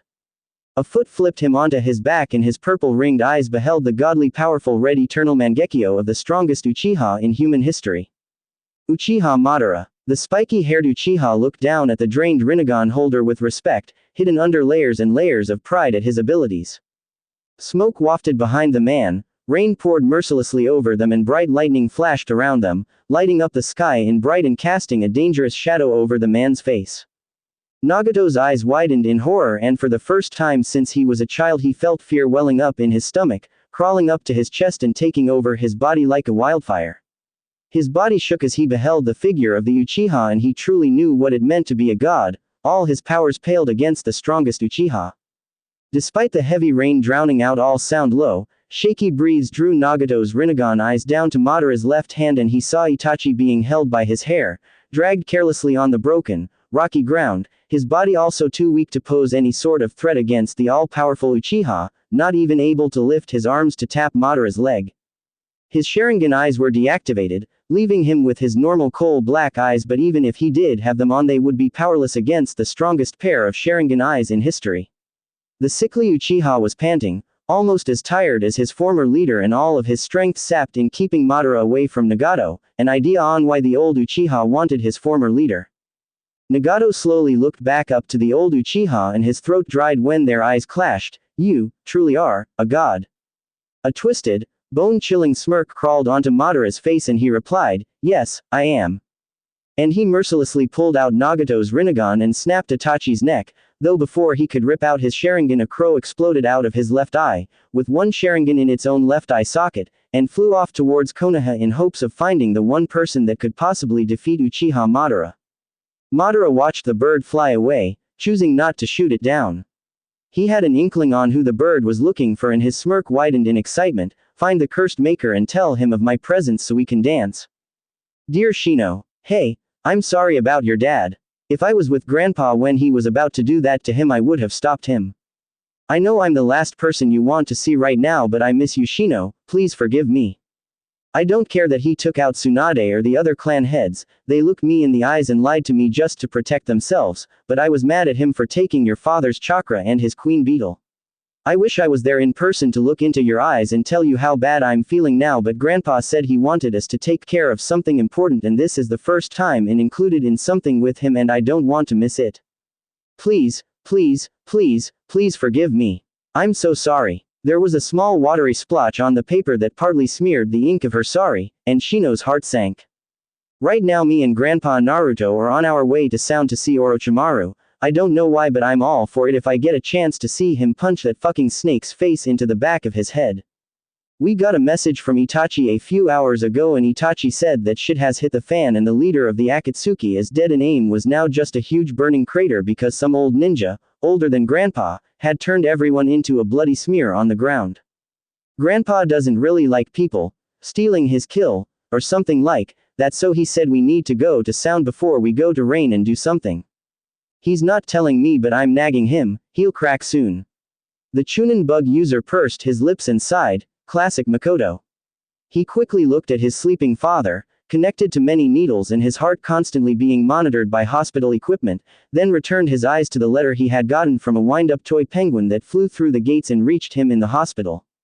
I don't want to talk too much, in case you're mad at me, but just if you want to reply, if you want that is, then, you know how to get me. She meant the beetle he always kept on her, apparently she did know about the bug. Love, your friend, Makoto Uzumaki. The boy sighed again and slumped tiredly in his chair. He wasn't mad at childhood friend, he had known her for so long it would take an act of God to make him hate her, and he wasn't mad at the cursed maker, by the stories his father used to tell him and Makoto when they were kids. The Uzumaki were a vengeful clan that went after those that separated them from their family. His father also lied to him when he asked if there was even the slimmest chance that there was at least a handful of Uzumaki still alive. He too wanted to see his friend happy and blood-related family would most definitely make her happy. The Aburame and the Uzumaki even planned on becoming hunter ninjas just to take the freedom to search for any Uzumaki, they just needed to either become Junin or turn 16. At the same time he couldn't abandon his father in his time of need. The Chunin felt a hand on his shoulder and he suspected that it was his mother. He didn't look at her, merely keeping his eyes on his father's prone form. Konoha needed all of its able-bodied ninjas now more than ever. The symbol of power, the Hokage, was out of commission and the entire council, civilians included, were also now weaker than newborn babies but in critical condition. The village was in chaos, stores were being looted and people were being murdered in cold blood, all because there was no all-controlling force to tell them otherwise. It was like common sense had been flushed down the drain when the decision-making body of the village had been incapacitated. Shinobi were being run ragged trying to maintain order.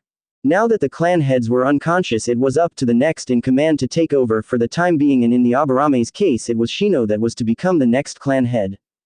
The black-haired boy gently brushed her hand off his shoulder and stood up. He silently left the hospital room to see what he could do to return Konoha back to what it was. Kakashi, the temporary Hokage, had ordered for the clan heads' replacements immediately to fortify the borders of the village and ensure that clanmates on long-term missions were called back. An underground laboratory. Hidden Sound Village. Grass country. A shirtless boy with spiky black hair sat down on a table with his legs crossed and held up both of his hands to his side. Thin purple veins began bulging on his skin, from his neck to the tips of his fingers.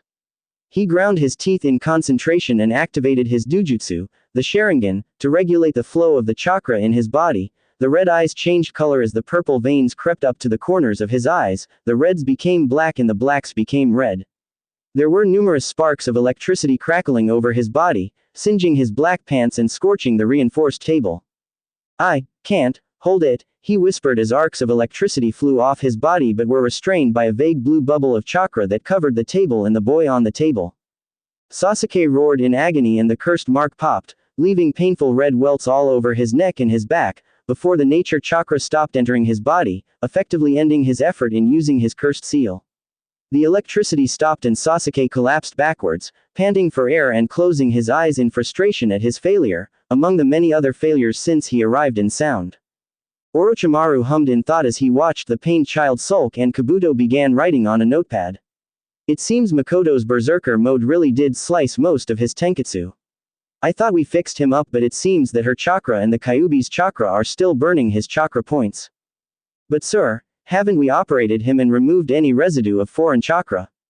The Sannin looked at him from the corner of his eyes. I suspect that the Nine Tails chakra adapted and disguised itself as Sasuke's chakra. It would be especially easier seeing as the fox's chakra is much less denser than Sasuke's but still is poisonous to the body.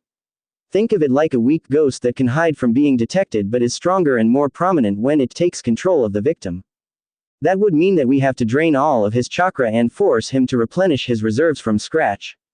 The bespectacled medic said worriedly. Won't that kill him, sir? The snake summoner scoffed and rolled his eyes. Do I look like a care if he lives or dies? When we fix him and he gets stronger I take his body, or at least his Sharingan, period. Kabuto bowed and turned to the door when there was a cautious knock on it. He walked over to it and opened it slightly, peering out and smirking slightly when he saw that it was Karen. Can I help you, Uzumaki?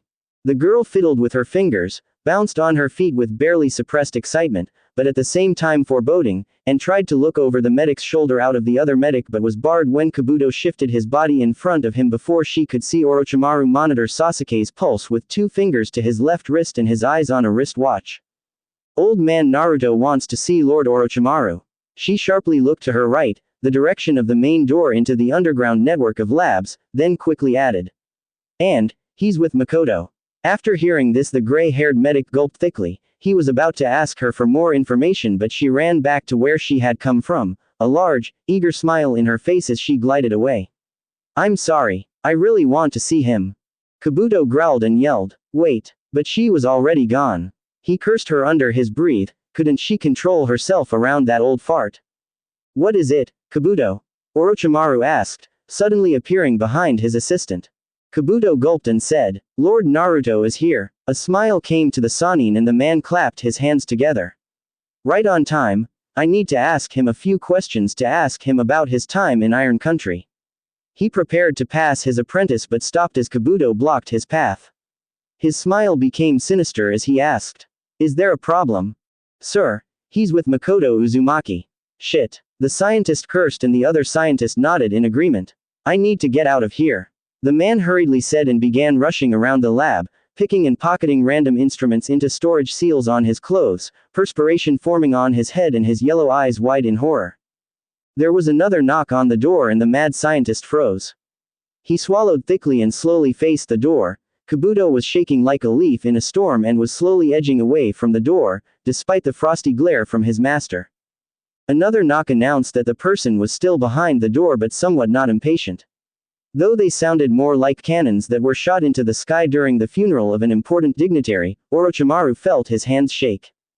The door eased open and he shakily smiled at one of his teachers, Naruto the Cursed Maker. The redhead beamed widely at the younger man and brought him in for a tight hug. Orochi my boy, how are you? How long has it been? A month, 2. It's been a week, sensei. The aforementioned, Orochi, winced as he felt his arms creak as the man tightened his hug. A week huh? He separated from one of his 3 part-time students and dusted down his shirt. The double S rank groaned when a pair of hands yanked the back of his shirt. He looked over his shoulder and said. Karen, Child, I need to have a quiet discussion with Orochi. You and Makoto should go and get to know each other. He ruffled both girls' red hair genially with a big smile and ushered them out as well. He rolled his eyes when he caught Kabuto slowly inching to the door. He sharply nodded to the door and the medic ran out without looking back. Naruto personally closed the door, clicked the lock and placed his hands behind his back. He breathed in slowly and let it out slowly, sounding like he was struggling to get a grip on his anger. Orochimaru silently stood in place and frowned to the ground. He knew when not to put up a fight. Naruto had been a big influence on his life and the old Uzumaki also had a hand in teaching the Sannin, so he knew just how strong Naruto could get, but the problem was that he had only seen a small taste of Naruto's rage, and thankfully it wasn't on him. Putting up a fight would just worsen his punishment, and Kami knew how many times he had been punished by his part-time teacher. It was best if he got it over with and moved on. Tell me, child, Naruto started as he turned to his left and began walking around the spacious lab, his burning purple eyes briefly looking at the instruments the snake summoner used before moving to another one. Orochimaru stayed in place and listened to his mentor speak. What did I tell you and your teammates about keeping secrets from me? The black-haired man gulped and replied. That we should never keep secrets concerning you. The double S rank, far exceeding what the snake man, hummed affirmatively with a nod. He stopped beside Sasuke's now sleeping form. What classifies as a secret concerning me, Orochimaru?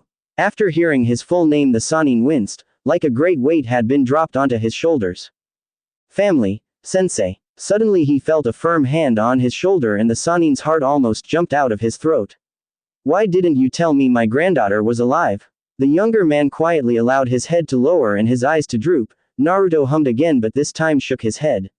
I expected this sort of thing from Jiraiya, not from Tsunade and definitely not from you, Orochimaru. The snake man's shoulders lowered and he muttered. I'm sorry, sensei. You're well past sorry, child. He patted the deathly afraid man's shoulder. But I won't punish you now, you're still useful to me. Orochimaru fell on his knees and bowed, placing his forehead on the ground before his mentor. Thank you, sensei. Like a switch had been flicked, the red head smiled warmly and ruffled the younger ninja's head familiarly. Oh, calm down, Orochi. My punishments aren't that bad. The man got to his feet again, making sure to hide his eyes while he discreetly rubbed at the tears in his eyes. How's my sword? He said as he walked to the door and passed his two relatives. Karen was his distant grandniece and she had been regularly visiting him in his shop every once in with Orochimaru. It wasn't very often that he visited Sound. The scientist followed after his teacher, glaring at Karen and Makoto to stay where they were, but the stubborn Uzumaki disregarded his silent threat and ran to their grandfather. She's still screaming, sensei. We had to put silencing seals around her door. Naruto shrugged and stopped in front of a solid bronze door of his creation at the very end of the corridor. I need you two to stay here, and you, Orochi, I want you follow me but make sure you stay back. Understood. The man nodded curtly and Naruto pushed open the door and quickly shut it, after the snake man entered with him. They were immediately assaulted by a horrifying scream. Naruto signed for the Sannin to stay guard at the door in case the two younger Uzumaki tried to peek in. His eyes turned behind him and the tormented wails cut off sharply. The room was as roomy as the Hokage's office with no windows or any other exit point, merely shiny black marble walls and millions of golden chains coming out of the wall at the far corner of the room and wrapping around a bright red and black sword jammed into the ground that had a pair of red eyes on the sparkling blade. Master, master, you have come back to take me. The sword began quaking violently against its golden chain prison, shaking and creating small tremors as it struggled to free itself. Master, I beg you, release me. Master, please. The eyes began tearing up as Naruto stalked to it, the shaking reduced and it now only shivered in anticipation, eager to be reunited with his weapon. As Naruto got about 4 feet away from the shaking weapon, the sword rippled, like it was under an illusion, and transformed into an ageless white-haired woman in only silky soft red robes. She was in a kneeling position with her hands inching towards his feet, but the secure chains that were wrapped around her arms, torso and her feet kept her back. Naruto couldn't see her face, but from the way her waist-length straight white hair was shaking he suspected that she was crying. The man dropped onto one knee and slowly, gently ran his fingers through her hair. He could feel her quiver under him and her sobbing intensified. The Uzumaki almost regretted imprisoning the sentient sword. Almost. I need you for one more battle, blood, and then I would release you from your oath. He said lowly, and the woman lurched away slightly, shocked at what he said, then looked up at him with adoring red eyes and her small red lips pursed tightly before she bowed to him again and shook her head, her hands still trying to reach for his feet. My life is yours, master, I would gladly die with you. She proclaimed with her head low. Regardless, this would be the last time I imprison you. Master is most merciful. Master is most kind. Master is most benevolent, she screamed. But only if you tie yourself with my family line again. But master, isn't my lady Kashina dead? She hesitantly asked, fearing the redhead's wrath if she said the wrong words. I have found my granddaughter. Kami be praised. I would walk to the ends of the earth if I could only kiss her feet. She's outside the door. Her head snapped up and she beamed at her master, exposing small needle-like canines and the rest of her pearly white teeth. First we need to kill Uchiha Madara. Then just like that her smile was wiped off her face and the vampire shared a determined gaze with Naruto. The Blood Empress blade was a one-edged weapon that was as old as the earth. It was said that she was cast from the underworld for attempting to kill Yami, the goddess of the underworld. The vampire had been roaming the earth, ravenously eating any human that crossed her path, until she was successfully restrained by a combination of the 4, 5, 6 and 7-tailed beasts before they collectively sealed her into a lake in hidden darkness, where her haunted wails could be heard, begging and pleading to be set free, vowing that her savior would be the most powerful creature on the planet. More than a millennia of screaming, forever young and partly sane, and a nameless samurai ventured into the darkness-shrouded country to claim her, as per the stipulation his father gave him before he could inherit the family wealth. The samurai dove into the pitch-black lake, following the hasty urging from the person people called the Lady of the Lake. Blood was a vampire, that much was obvious given how she looked and the regal way she carried herself, and she treasured power above everything else. As long as you were strong enough to wield her, then she would eternally follow you, even to death.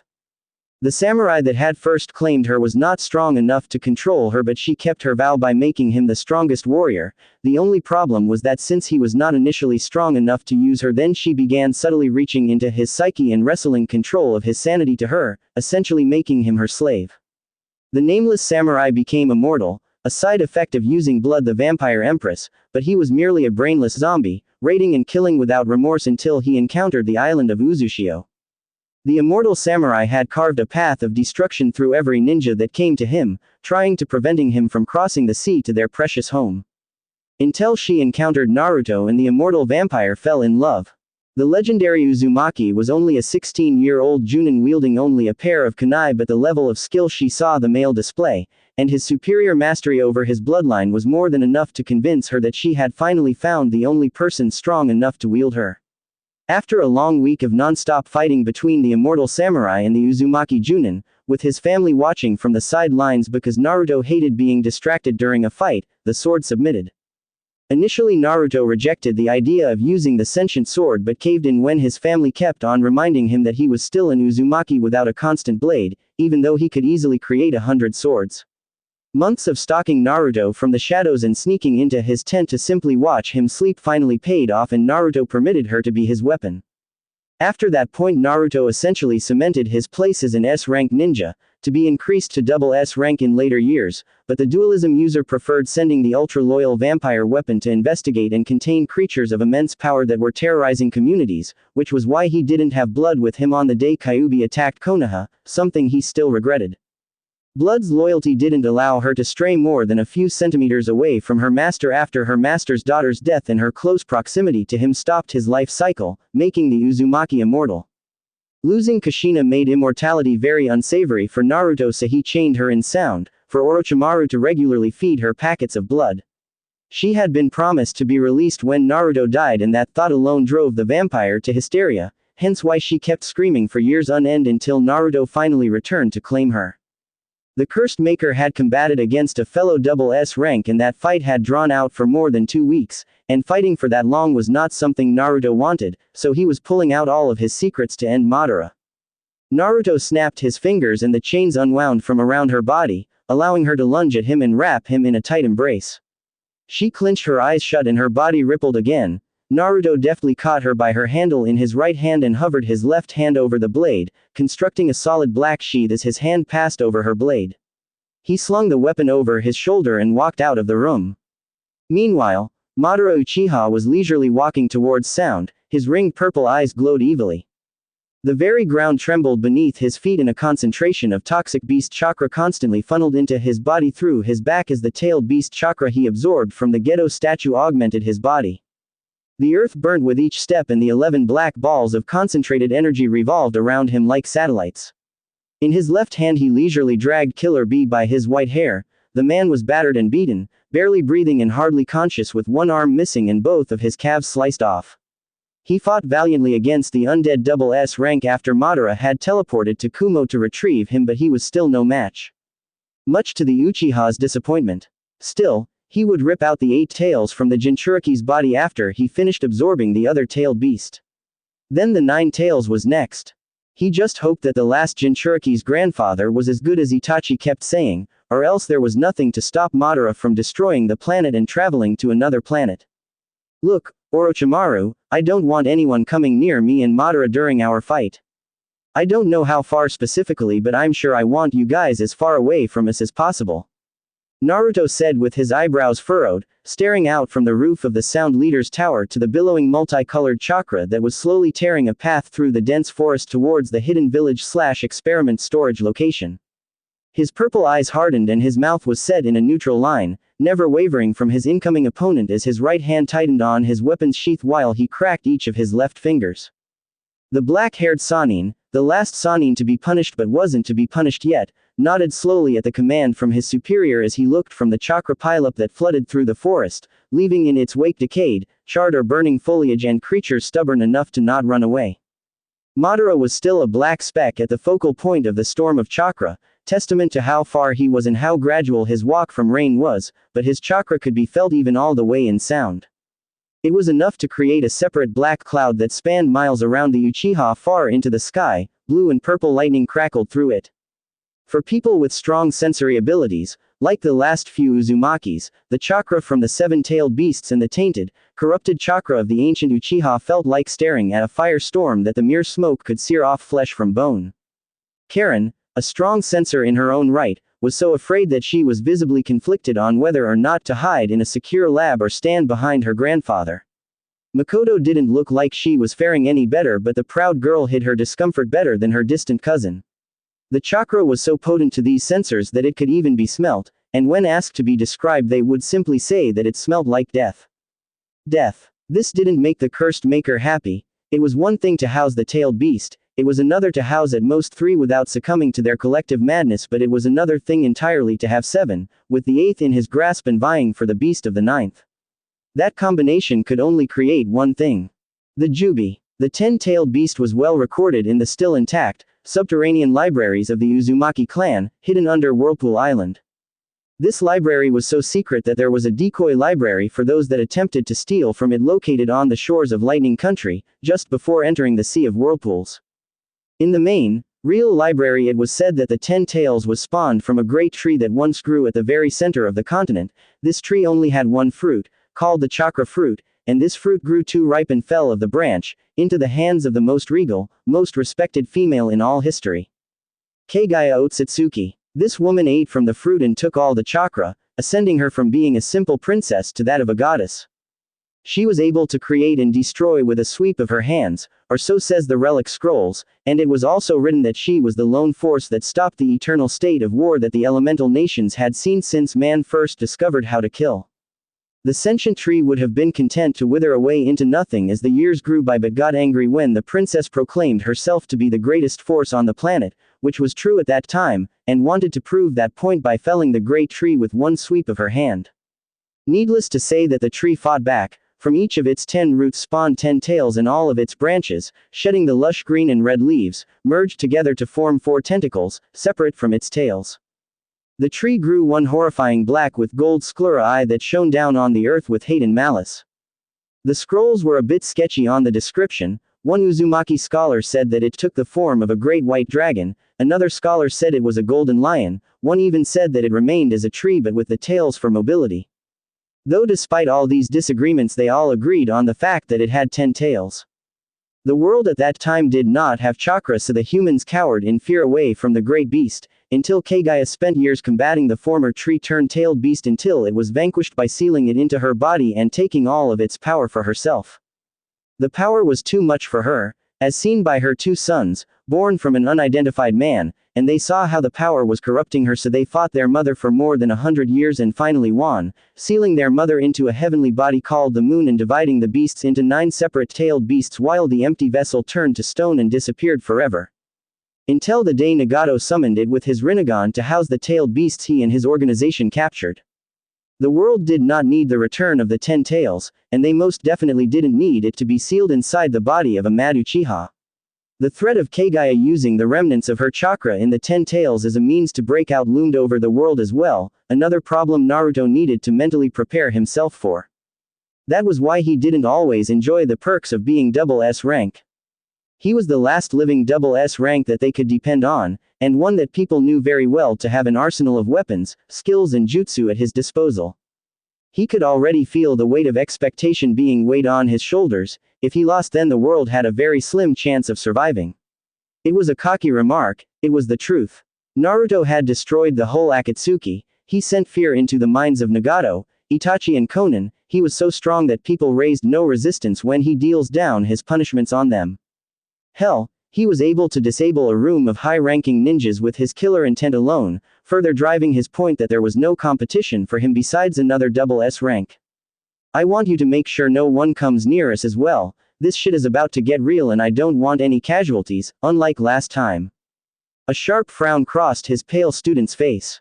I understand, sensei. I will also make sure there are no external interferences. Thank you. Sarutobi Hiruzen and Shimura Danzo were both at least low S rank in their own right, and he would admit that fighting both at once gave him a definite run for his money, but the first ever double S rank he had fought and the only other person he didn't hold back for was his close friend and father to his late son-in-law's student, Hatake Sakumo. They were about 20 then and were in a highly competitive rivalry with each other, so when Inuzuka Satori, Sakumo's former teammate, proposed that they have a friendly spar in Training Ground 11. It should have been noted that any spar between rivals of their caliber was never going to be friendly. The fight started off slow until each combatant blocked out every outside distraction and focused merely on making their opponent submit. They never knew that the sheer power of each strike, jutsu and super chakra cloaked form was destroying about half of Konoha. If not for a well-timed kick to the face by Sakumo that sent Naruto halfway to Hidden Star, the Nadaime would have been forced to intervene. It ended with a draw. This time Naruto didn't have the luxury of ending the battle with a draw, it was either win or lose, but he would prefer it if he won. Grandpa. Naruto's eyes flicked to his granddaughter to silently tell her that he was listening. It was possibly the first time Makoto had seen her grandfather this serious up close, excluding when he promised pain on Jiraiya. Why don't you want us close to you two during the fight? Maybe a few yards away is good. Naruto's eyes narrowed at the figure of doom that slowly trudged closer. Tell them, he said to his snake-summoning pupil, and Karen and Makoto listened carefully. Kabuto wasn't with them because he was doing emergency evacuation procedures for the citizens of Sound, something Naruto ordered him to do. Orochimaru bridged his fingers together and explained. Naruto-sensei's chakra is strong enough to manifest chains that can hold down the 1 to 7 tails with little to no problem. That means that the chakra emitted from his body constantly needs to flow back into him or it would poison anyone near him, especially when he is using a jutsu. That is why he prefers storing parts of his soul and chakra in his creations. To lighten the load. Simply said, his chakra is equivalent to that of the Kyuubi's. It would kill you if you are exposed to it for too long. You might survive, seeing as you are regularly exposed to dangerous chakra, but I can't say the same for others. The cursed maker continued analyzing his opponent, trying to think of what's best to use to beat him, while he idly motioned for Orochimaru to continue. Madara's chakra is toxic in on its own. Not all people are able to house tailed beasts, despite what people think, only special people with special chakra can do that, but seeing as Madara is taking in a constant supply of beast chakra, his own chakra, alone, can rival Naruto-sensei, who is able to hold down 7 tailed beasts at once. The chakra both of them will emit will most definitely cause adverse effects to the environment and will probably negatively mutate anyone near it. That's why I need to push him to a remote area, but where is remote enough? Naruto hummed quietly, just loud enough for his student to hear him. I always thought that if you and Lord Sakumo fought in Suna Konoha wouldn't have been affected. The Sannin supplied. The cursed maker shook his head. No, I can fight there, but I'd prefer a place that gives me equal control of all elements and far away from people.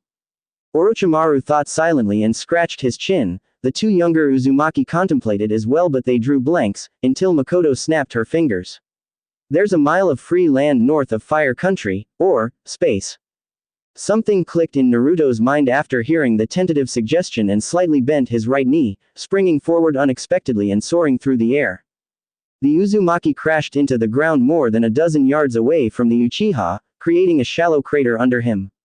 The man switched his grip on his sentient sword so that the tip to the hilt jutted out from under his left arm and his right elbow was cocked forward. The summoned black sheath melted off the body of the one-edged vampire blade, and both user and sword called their first jutsu, as Madara lifted his blood-red Sharingan orbs to look at his equally legendary opponent. Blood sword extension. Their voices echoed, despite the disastrous noise coming from behind Madara as he continued stalking to Naruto, and Naruto swung the blade in a smooth semicircle, blunt side leading and leaving bright red after images in its wake.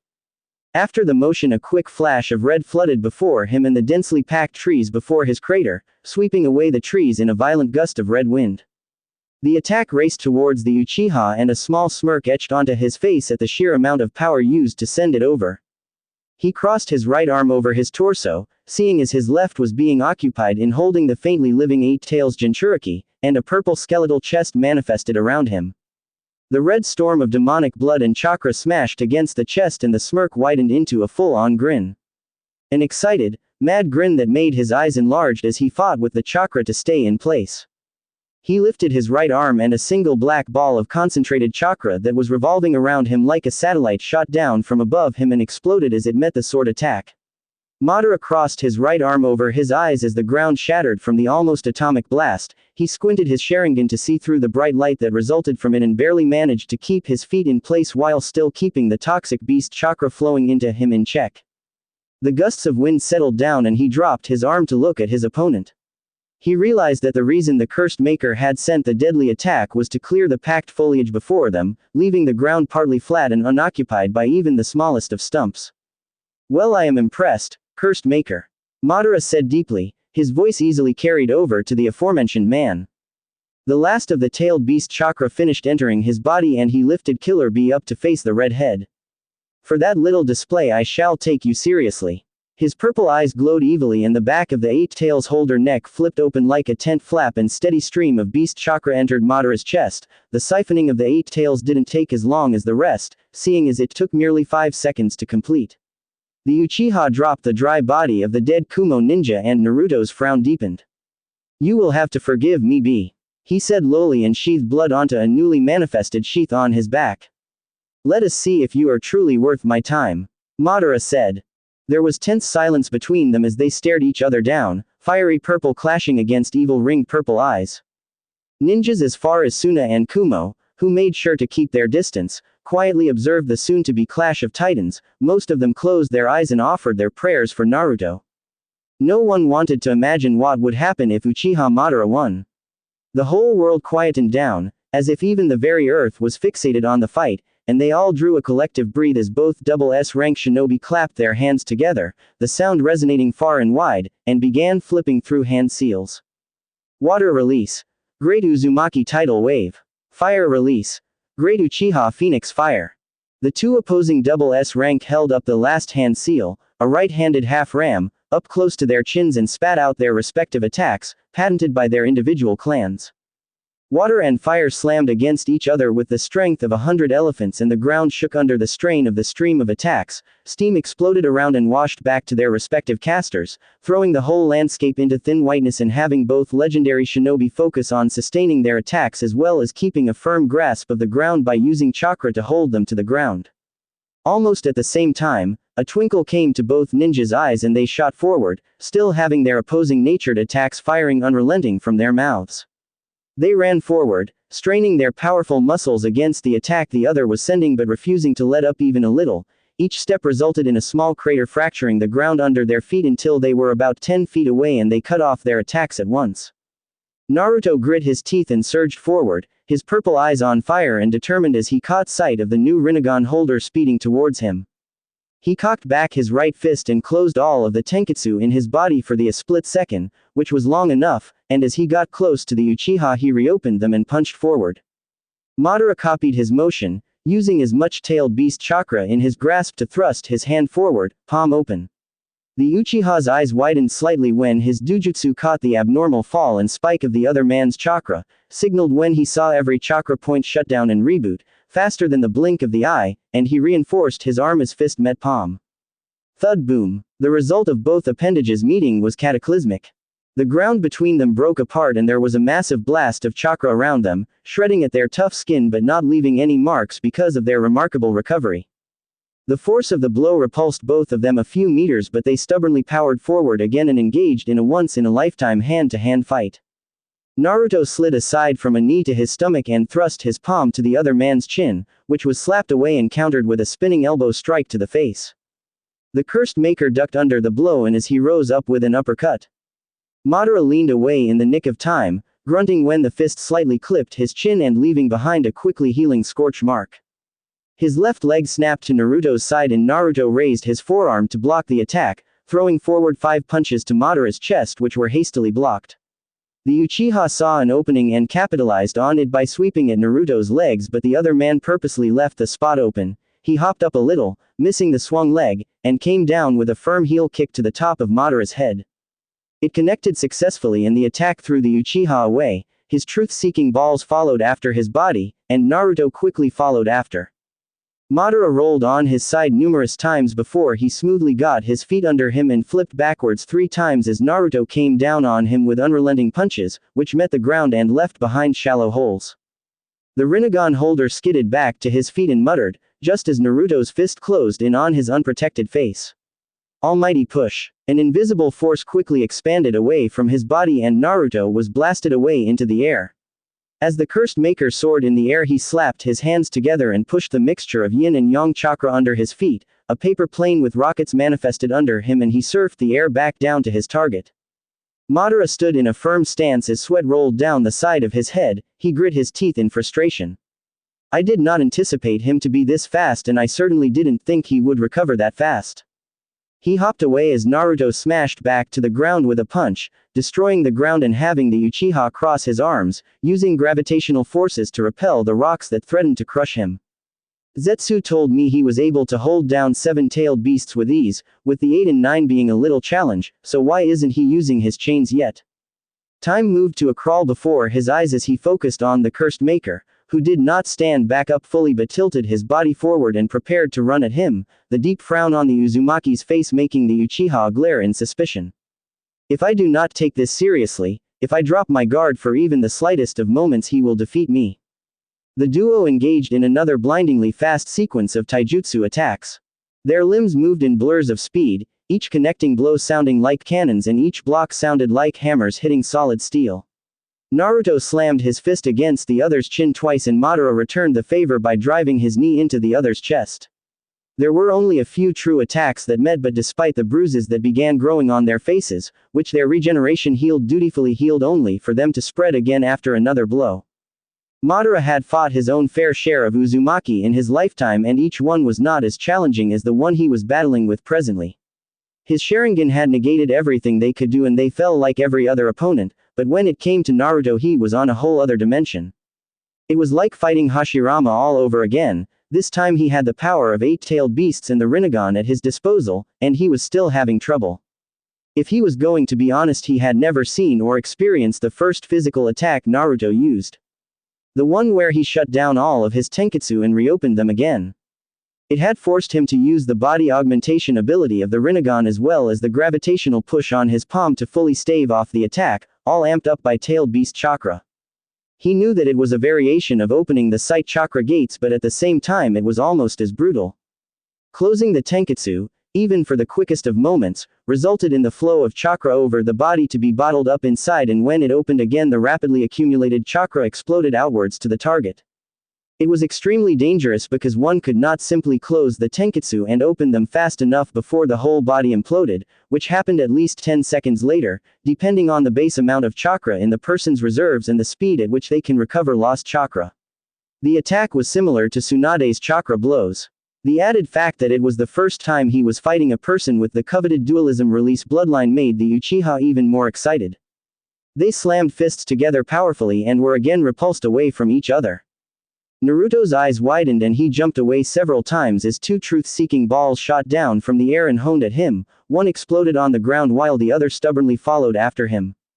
Naruto's eyes narrowed and he stayed in place, in a ready posture, and just barely flipped over the ball as it soared beneath him. His right hand held to the ball and at the center of his palm was a glowing blue storage seal. The truth-seeking ball was summarily sucked into the seal. He rolled on the ground and when his eyes faced Madara again he leveled the hand at him and shouted.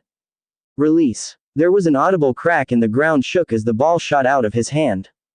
Madara smirked sharply and called two more balls, noticing that he couldn't control the returned ball, and forced four purple blades to manifest from the balls, slicing apart the casted ball effortlessly.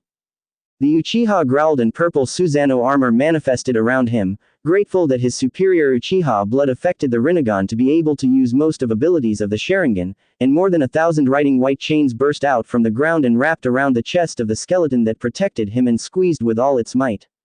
The man studied the chains from inside the Susanoo carefully, noticing that instead of the blue chains that Zetsu insisted that Naruto used they were colored white. Naruto held up both of his hands to the sky, black and white chakra rolled in each hand, and he cupped them over his head and he shouted. Dualism release. Ramen bludgeon. The chakra in his hands mixed together and extended high into the air, forming a blue club that could just barely scrape the sky. Naruto grit his teeth under the weight and brought the gigantic weapon down on the Susanoo. Madara cursed under his breath and held his hands up as well. Two purple Susanoo arms reached up to block the attack but the heavy weapon broke through and smashed against the chest with earth-trembling force, cracking the armor but not breaking it. This was enough. The white chains, made completely out of spiritual chakra, broke through the small holes in the defense and wrapped around the Mon's body, restraining his arms and squeezing the air out of him. One of the thousands of chains unwrapped from him and punctured the back of his neck and the Uchiha roared in rage when he felt the one tails being forcefully dragged out of his body. Naruto planned to use the almost intangible spiritual chakra to wrest the tailed beast out one by one and seal them away for the time being, seeing as the chain could both directly enter the person and restrain with its overpowering spiritual presence, while the physical chakra chains could hold the person but not enter the body, unless it included deadly force that will draw blood. Madara's Rinnegan glowed and he yelled, "Almighty push!" The chains shattered and his right hand pointed at Naruto, who looked on in shock at the sheer strength behind the ability, and growled. Universal pull. Ga. Naruto choked as an invisible force wrapped around his throat and pulled him to his opponent. Madara's hand gripped the other Mon's neck and he clutched mercilessly, a grisly grin on his face and his ringed eyes shining joyfully at finally having the cursed maker in a bad position. Naruto clawed against as the Uchiha lifted him off the ground. The red head spat and bit stubbornly at the hand, his teeth grit in effort and glaring blood and hate at the Uchiha, until, step off bro. His left foot snapped upwards and solidly nailed Madara under his chin, releasing him and having him flip backwards back to his feet. The red head spat to the side looked up in time to catch a downward double chop smash from a fully manifested purple Susanoo courtesy of the Uchiha wielding the Rinnegan. The landscape was delved into thick, palpable silence as the cursed maker was crushed by the twin-fisted attacks of the giant purple warrior. Miles away from them Orochimaru hissed under his breath and created more clones to spread out, skimming the edges of the fight zone to make sure no curious ninja ventured close to disturb the two fighters. He had already pushed away more than a few people from going close and he was being run ragged at dissuading Iwa ninjas, especially those close to the Tsuchikage, from getting a closer look. They had binoculars and telescopes, a few people even had the privilege of knowing distance-based jutsu or dujutsu, like the Hyuga clan. That thought was not what the student of the cursed maker's concern. He was given the job of keeping people from getting chakra poisoned and he was going to do that. There was already a thick cloud of chakra that domed around and over the fight zone that was severely killing off the creatures that formerly inhabited the area, and once when he was too late to intercept a Konoha hunter ninja he watched as the masked Inuzuka get burnt alive from within with the combination of Madara's and Naruto's chakra, as well as the tailed beasts. He would have to make sure Naruto didn't hear about it, so he carefully buried the remains of the unfortunate ninja. Madara brought down both of his fists again and again, creating deeper and deeper grooves into the ground. Striking the spot with as much tailed beast chakra and brute strength as his Susanoo could hold, mercilessly bashing down without remorse. The Uchiha snarled and unsheathed a purple blade from the samurai-like guard of his completed Susanoo, using it to slash and destroy the area Naruto was in. His anger began to subside and he began cackling evilly, reveling in the swift victory over the double S rank as he continually destroyed the area. It was the third hour of their continued fighting and it was getting harder fighting Naruto. He cracked a grin and stopped pummeling the spot Naruto was on. Do you see, cursed maker? I am the pinnacle of power. I am the one that stands above all, including Kami. Not even you, a filthy Uzumaki brat, can even dream of defeating me. He yelled at the smoking crater. His eyes far from sane in the wide, deranged grin on his face, the man lifted his arms to the sky and the air thickened with energy, even the cloudy sky spiraled above him, with him at the epicenter of it all. The truth-seeking balls hovered around him, now 7 in number, and a cloak of sparkling white energy shrouding his body, covering him in a white robe with 8 black commas around his collar and another 8 in a circle on his chest. A hooked staff manifested in his hands and he cackled evilly, power and energy exploding around him in toxic waves, charring the earth and breaking it at the very seams. Madara slowly lifted off the ground and hovered into the air, his staff raised and pointing at the sky as he rumbled for all the world to hear. I am Madara Uchiha, and I am God. The sky darkened as the sun set in the horizon after his declaration and the pale moon shone, looming over the world like the mad Uchiha that hovered in the air. He looked at the moon with his purple-ringed eyes and a small frown twitched on his face before it returned to a full-bloomed grin. I still need the 9 tails before I attain full power. His eyes looked down at the burning crater that Naruto lay in. He could still feel chakra ebbing from there but it was too weak to pose any threat to him. He shook his head and laughed boisterously. So this was your last hope, a feeble old man with nothing more than legends and myths to his name. Quote. He thrust his right palm, his free hand, down and forcefully yanked the man from the hole using one of the Rinnegan abilities at his disposal. Naruto shot to his hand and the Uchiha crowed at the state of the man. Black eyes in both his eyes, 2 fractured femurs, dislocated elbows and shoulders and a shattered sternum. The world watched on in horror, struck with fear to the ground at the weak state of the old Uzumaki. Unarguably the strongest man on the planet had been reduced to a pile of breathing bones and bruises. You've lost, cursed maker. Now you can do nothing as I take the Kyuubi from your pathetic granddaughter's body.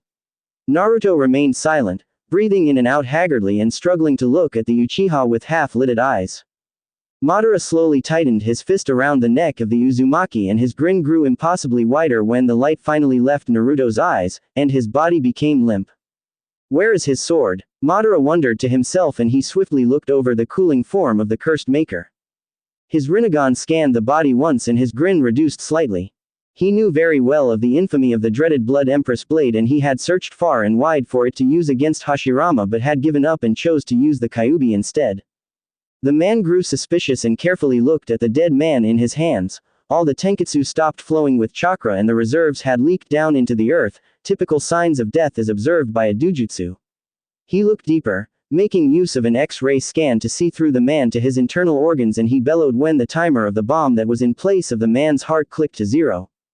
And the soul-infused shadow clone, which alone could substitute for a true living being if not for the fact that it was still a copy of Naruto, imploded, forcefully dragging Madara in closer with force before blasting the Uchiha higher into the sky with fires that scorched unforgiving and a shockwave that violently resonated through the mad Uchiha, enough to unsettle his very bones. He plummeted to the ground and smashed straight through, head first and burned beyond recognition. A yard away from the crater Madara had been laying waste to, close to the rim of the hole, a figure crawled out from the ground and panted when he fully got out, gasping for air as he placed his hands on his knees. My ancient hip. He stood up straight and stretched. He winced when a sharp crack ran through his body, from his toes to his elbows. He grumbled tiredly and scratched his cheek, smacking his lip and strongly resisting the urge to create a cup of steaming hot coffee to slurp down. I'm really getting too old for all this shit. He muttered as he leisurely jogged to where his opponent had landed in, knowing fully well that a simple bomb wouldn't be enough to take down Madara. The man had indeed taken 2 or 3 blows from the blue Susanoo of the mad Uchiha before he could switch with a soul-infused clone and hide away, but it was mainly the immortality granted to him by his lordship over blood that sustained his life. The fact still remained that even though he couldn't die when his sword was close to his body, he could still feel pain from being crushed under continued attacks. Admittedly, When he dropped the sword after Kushina's death, his natural life cycle continued again. He grew older, despite his Uzumaki heritage, so that still made him an immortal old man that looked no older than 30. The moon was shining bright enough to illuminate his path and the wind that blew cooled down his body, but he still quietly seethed. Those Akatsuki kids were playing with fire. I knew nothing good came from gathering all 9 beasts and I warned them too, but did they listen? No. Don't listen to the 64-year-old man, he's too old and senile to know the difference between a ticking time bomb and a motherfucking heart attack. Blood silently listened to her master rant, trying her best to share in his pain by listening to him release all the load he kept in him. I mean, why the hell did that Nagato brat think it was a good idea to threaten the whole world with the fucking 10 tails? And why the fuck did those other brats follow him? Did they think he would succeed? There is no way you can toy with the 10 tails and succeed for Kami's sake. A fair distance away he could see the form of a man slump out of the hole in the ground, half his body burned off but healing again, even his robe remained clean and reformed. Naruto growled, "Why did I even humor those kids? I should have shut them down when I had the chance. Master, if I may speak, I think I should be brought into this fight." Blood the Vampire Empress muttered to her master in her humble but still very demonic voice. Naruto nodded curtly and unsheathed her, reaching over his left shoulder with his right hand to do so. It seems so. He clasped the sword tightly and a thick blue chain wound down from the darkness of his sleeve and connected to the base of the sword. Blood took this as her cue and she in turn connected to her master and the blade turned a deep purple, a combination of red demon chakra and blue Uzumaki chakra. The man twirled the chained weapon in his hands as he jogged faster to the healing man, who was panting for air on his knees, tightly gripping the hooked staff to keep him upright and glaring bloody death at the Uzumaki who stubbornly refused to die. The connection between master swordsman and submissive vampire blade was one that linked their minds and their actions to perfection, making it that the thought of the master was the thought of the servant. It was also a sensation that placed the one-edged vampire blade in a state of utter bliss, so much so that she would willingly challenge Kami if she knew that it would please her master. History dictated that Blood was, once upon a time, the goddess of blood, slaughter and chaos. She had been overambitious and challenged Yami, the goddess of the underworld, to a fight for the throne of the dark world.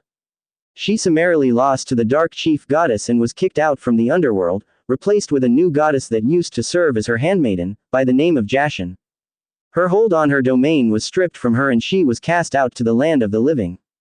Though, given her nature as a vampire, Yami took pity on her and allowed her to keep her domain over Blood, in order to survive in the new plane of existence she was being dropped on.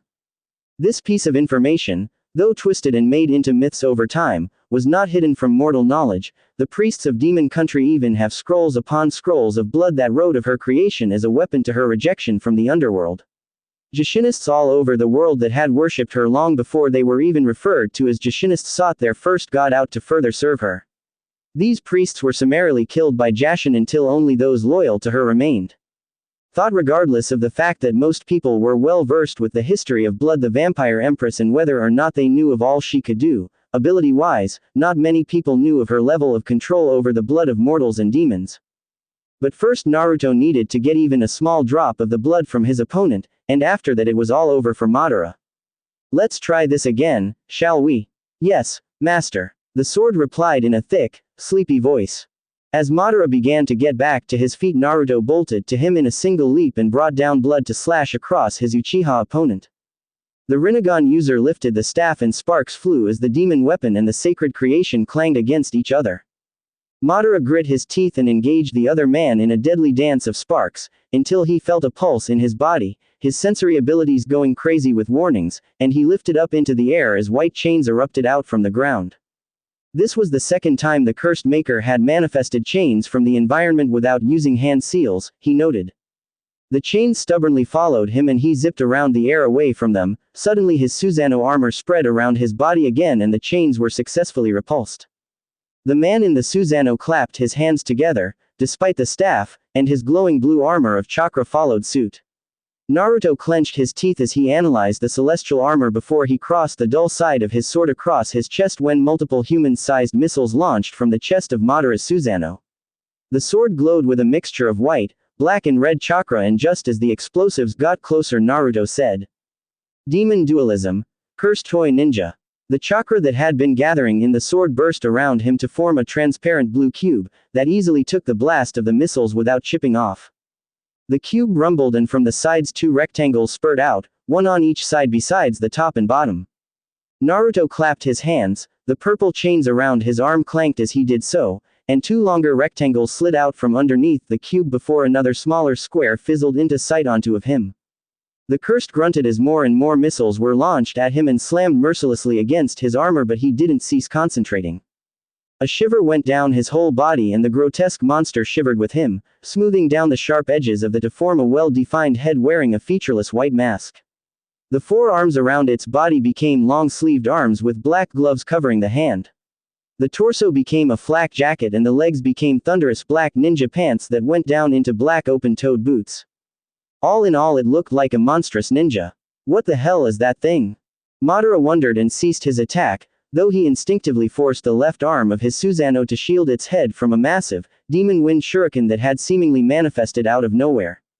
The created weapon dissolved as it clanged against the blue armor of the Uchiha, but not before the chakra that was used to summon it wafted onto the Susanoo, tuning the arm crimson red and creeping closer to Madara. The Uchiha hastily disconnected the arm before the foreign demon chakra could take over him. His eyes returned to Naruto, but what he saw was a fist to the face. How did he get in? It was miraculous that at this point in the fight Naruto was still able to pull off stunts that could briefly stun the death-defying Uchiha. Of course he was able to analyze them and counter for most of the part, but that didn't stop him from wondering why it was during this fight that he was learning abilities that he needed a few extra days to fully master. Then it was all tied together with the Uzumaki's sword skills. This was the 5th time he had to replace his staff of power, with the blood blade slicing through it with each powered support from her master. They were already fighting well past the realms of regular mortals, and there were stories and myths revolving around the cursed maker that Zetsu had informed him of. One said that Naruto was kissed by Kami, another said that he was deity posing as a human. Madara was tempted to believe them all, especially with the added fact that in spite of 2 hours of continuous battling between them he had been unable to tag in even a small scratch on the cursed maker, while was sporting bruised ribs and a broken left heel, which were both healing slowly. The Uchiha was just grateful that those wounds weren't caused by the vampire sword, or else all his years of planning would go up in a blaze of glorious fire. Though, again, with all the skill and strength of the cursed maker, Madara Uchiha could not for the life of him understand how Naruto appeared inside his Susanoo and how with all his efforts he wasn't able to throw the man away, even as the 8-armed cursed toy ninja fought against his Susanoo. The only guess he could come up with was that the vampire demon chakra he infused in the demon wind shuriken an, Fuma shuriken. I forgot to clarify in the last chapter, had given him a small open window to rush through the impenetrable defense. A quick spark flashed through his purple-ringed eyes as he ducked a knee to his chin and drove his fist into the Mont's unprotected stomach, the first tag in 2 hours, thrusting the man back, but Naruto regained control in the air and created a paper plan to stop him from leaving the blue armor. The cursed maker launched right back to his opponent, but an invisible, but very solid, force slammed his right arm, where his weapon was held, and he was thrown off his plane, but not long enough, since he created another one and had the former one explode. He felt sweat drop from his head as he looked around. He was sure that it wasn't a gravitational attack that had hit him. His eyes zeroed back on Madara and the Uchiha grinned evilly at him before the Uzumaki felt a quick pulse, like the environment had turned black and white then back to normal less than half a second later, and a solid punch reached his cheek, shattering the bone and even dislodging a few teeth from his mouth. Blood spurted from his mouth as he again was thrust off his created but held back from escaping the Susanoo by a well-timed gravity pull, which suspiciously didn't come from the Rinnegan holder. Naruto spat out a few loose teeth from his mouth and his purple eyes looked around frantically for the cause of the attacks. He could already feel his teeth regrowing and his cheek mending. The pulse caught him again, the world flashed black and white then returned to color, and there was a savage clubbing blow to the back of his head that most definitely broke the back of his head, snapped his neck, and another blow, whether a kick or a punch he didn't know, smashed into his sternum and fractured it. The man was prevented from falling out of the armor yet again, but his right arm was stretched out to his side. He felt a fist wrap around his wrist for sure that time, and then 2 black rods manifested from thin air above his arm and was summarily stabbed through his shoulder and elbow, preventing him from moving and suspending him in place. Fingers grabbed the back of his neck and yanked him up, His senses were blaring madly this time, but he remained confused by the situation, until Madara flew up close to him with a head cleaver in his hands. Naruto's head lowered as exhaustion from having his chakra leached from him got to him, and he observed the Uchiha from behind his overhanging red hair, studying the situation as best as his hazy mind could allow him. "What the hell did you do to me?" he growled in a quiet voice, glaring at Madara with bloodshot eyes. The other man chuckled at the vulnerable position of the cursed maker. "Wouldn't you like to know?" He lifted the weapon above his head and brought it down on the chained arm of the cursed maker. There was a violent spark of light that blinded the Rinnegan holder briefly, and the crackles of light fell around them, some falling on his invisible assailants, and that was when a shimmering form caught his eye. He saw a flash of purple eyes and long, uncontrollable, spiky black hair. Invisible clones. Why have I never heard of them before? The Uchiha rubbed his pained eyes, while Naruto looked to the side, at his sword arm, and muttered. "Blood, now." "Yes, master." The sword shouted, and as Naruto let go of the weapon it morphed back to its human form, this time in a different attire than her time mourning her separation from her master in Hidden Sound. She was in a short white dress that barely passed her mid-thigh, with a red lines crossing each other over her chest and back. There was sliver-segmented armor covering her arms and legs, winding down to her wrists and ankles but never passing them. She also wore thick red boots and thick brown gloves that blacksmiths were known to use when handling hot objects. Her blaring white hair was tied into a loose bun, and her face was paler with white powder. Her small lips had red lipstick on them, further making her chin-length white fangs more noticeable and also clashing well with her dreaded red eyes. The two final fixtures to her combat clothes were the white cloth wrapped around her forehead that read Cursed Maker and the purple chain that connected into her back in her skeletal system.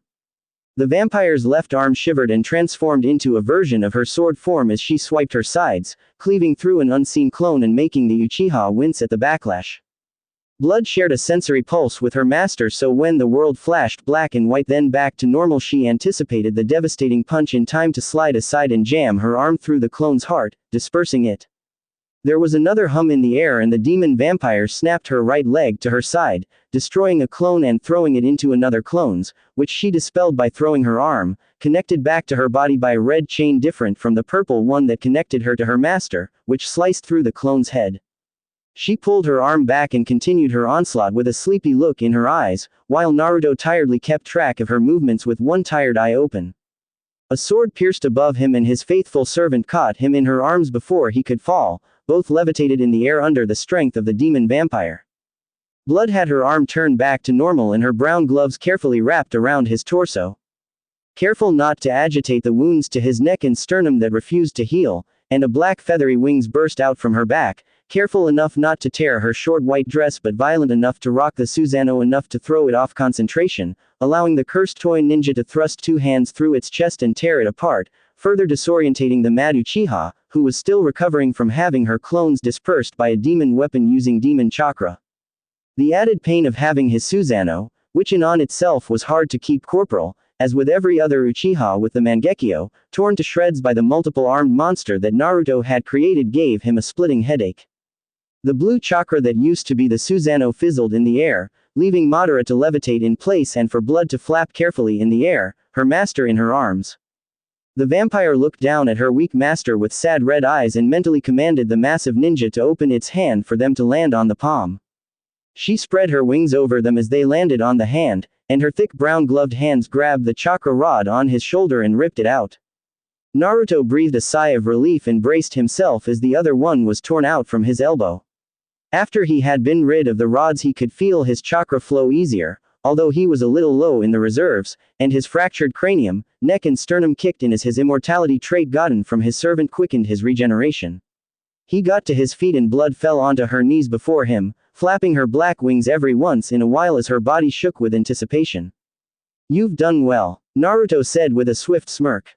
He patted her head and the vampire shivered in pleasure, aided by the intimate connection with her master that connected directly to her skeleton.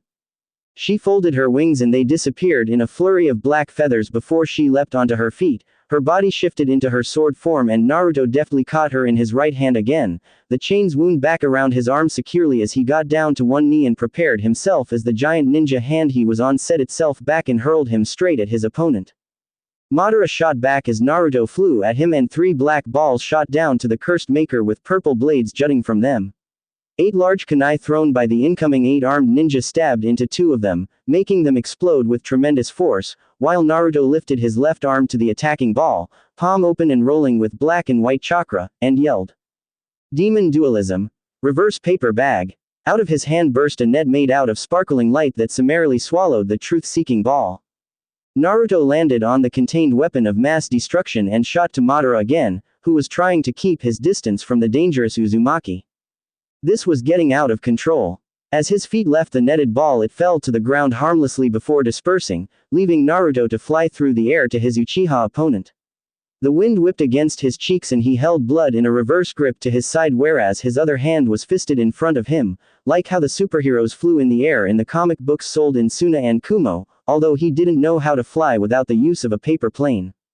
Out of nowhere, Naruto threw his blade forward and the deceptively long chains around his arm unwound as the weapon soared further away to Madara.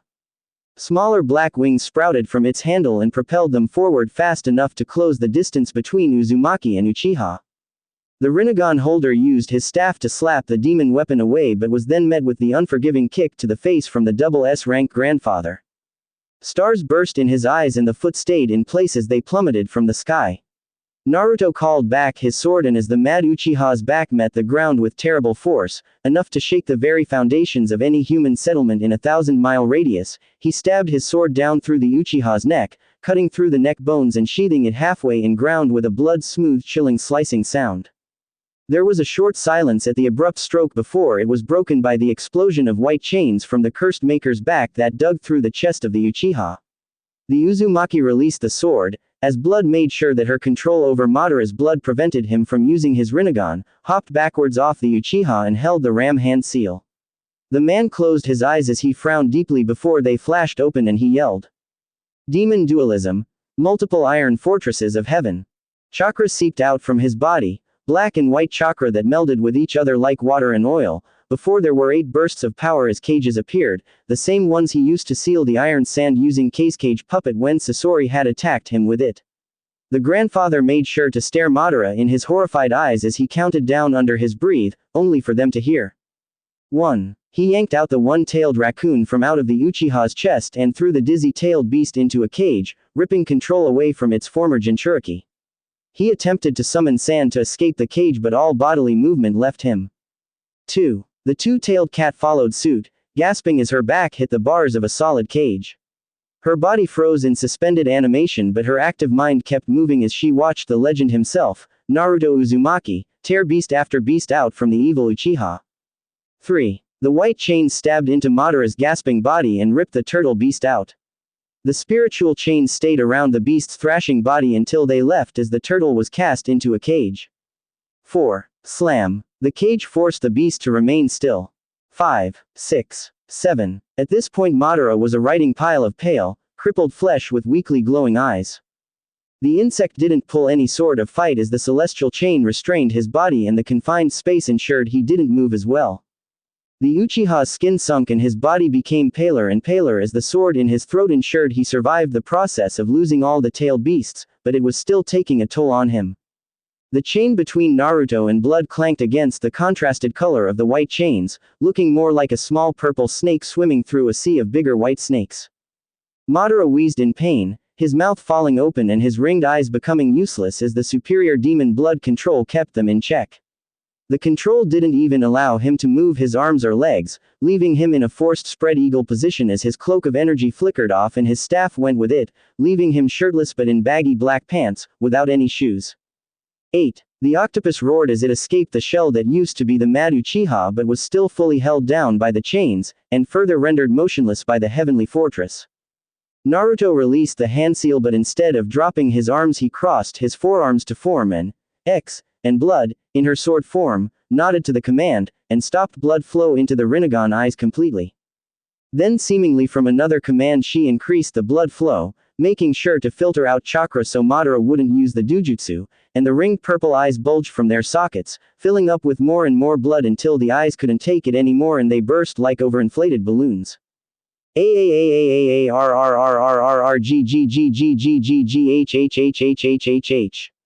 Madara's scream echoed around the deathly silent landscape, piercing the ears of the silent-tailed beasts and sending chills down their backs. Naruto's purple eyes, smoldering with toxic fire, looked around at the caged beasts and then down to the dying Uchiha, who was just being kept alive by the regular flow of blood from the demon vampire. Naruto slowly walked up to him and the crunch of the ground against the Uzumaki's sandals signaled his approach, making the Uchiha silent. The cursed maker regarded the former legend with an angry gaze and his killer intent fell on the other man like a bag of boulders, scorching hot boulders that sealed his mouth shut and drove terror of pain and death unimaginable through his body in violent torrents, increasing his blood pressure. He saw his body get burned. He saw maggots eat his flesh. He saw wild animals feasting on his festering carcass. At that moment he found out that the color of death's eyes were purple, before his heart exploded in his chest. His blood filled his lungs and rushed up through his throat, flowing down from his mouth unhindered. He choked pitifully and looked for whatever strength he could to crawl away from death, even though he couldn't see death. Death was able to make a blind man see ways he could die, that was enough reason to run away from death. But he couldn't. The demon weapon was pulled out from his neck and more blood pumped out from his body, leaving his body like he was a balloon deflating.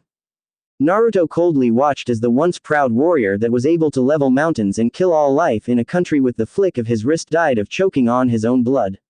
The white chains that flailed in the air returned back to Naruto. The cursed maker closed his eyes and inhaled deeply, and then he grunted as a sword slid into his back and out his chest, piercing through his heart. There was a playful chuckle in his ear and Zetsu said, "I'll be taking those beasts, thank you very much." He pushed more and his eyes curved upwards in glee. And don't worry, Makoto would die a very painful death. He didn't count on Naruto driving his elbow into his head and throwing his chained sword after his airborne body, stabbing into his own chest and pulling him back. The red head lifted Zetsu up into the air with the sword and a sinister smirk settled on his face. "Got you," he said and smiled widely. "Don't think you can get away from old man Uzumaki that easily." Zetsu attempted to melt through the blade and escape through the ground but Naruto tutted and blue chains escaped the sword that wrapped around the plant creature. "Now how should I punish you?" he hummed to himself as the sun rose behind him. 10 minutes later. Special medical facility. Hidden Sound Village. Grass country. Makoto ground her teeth and glared at Kabuto, who didn't want to look at her.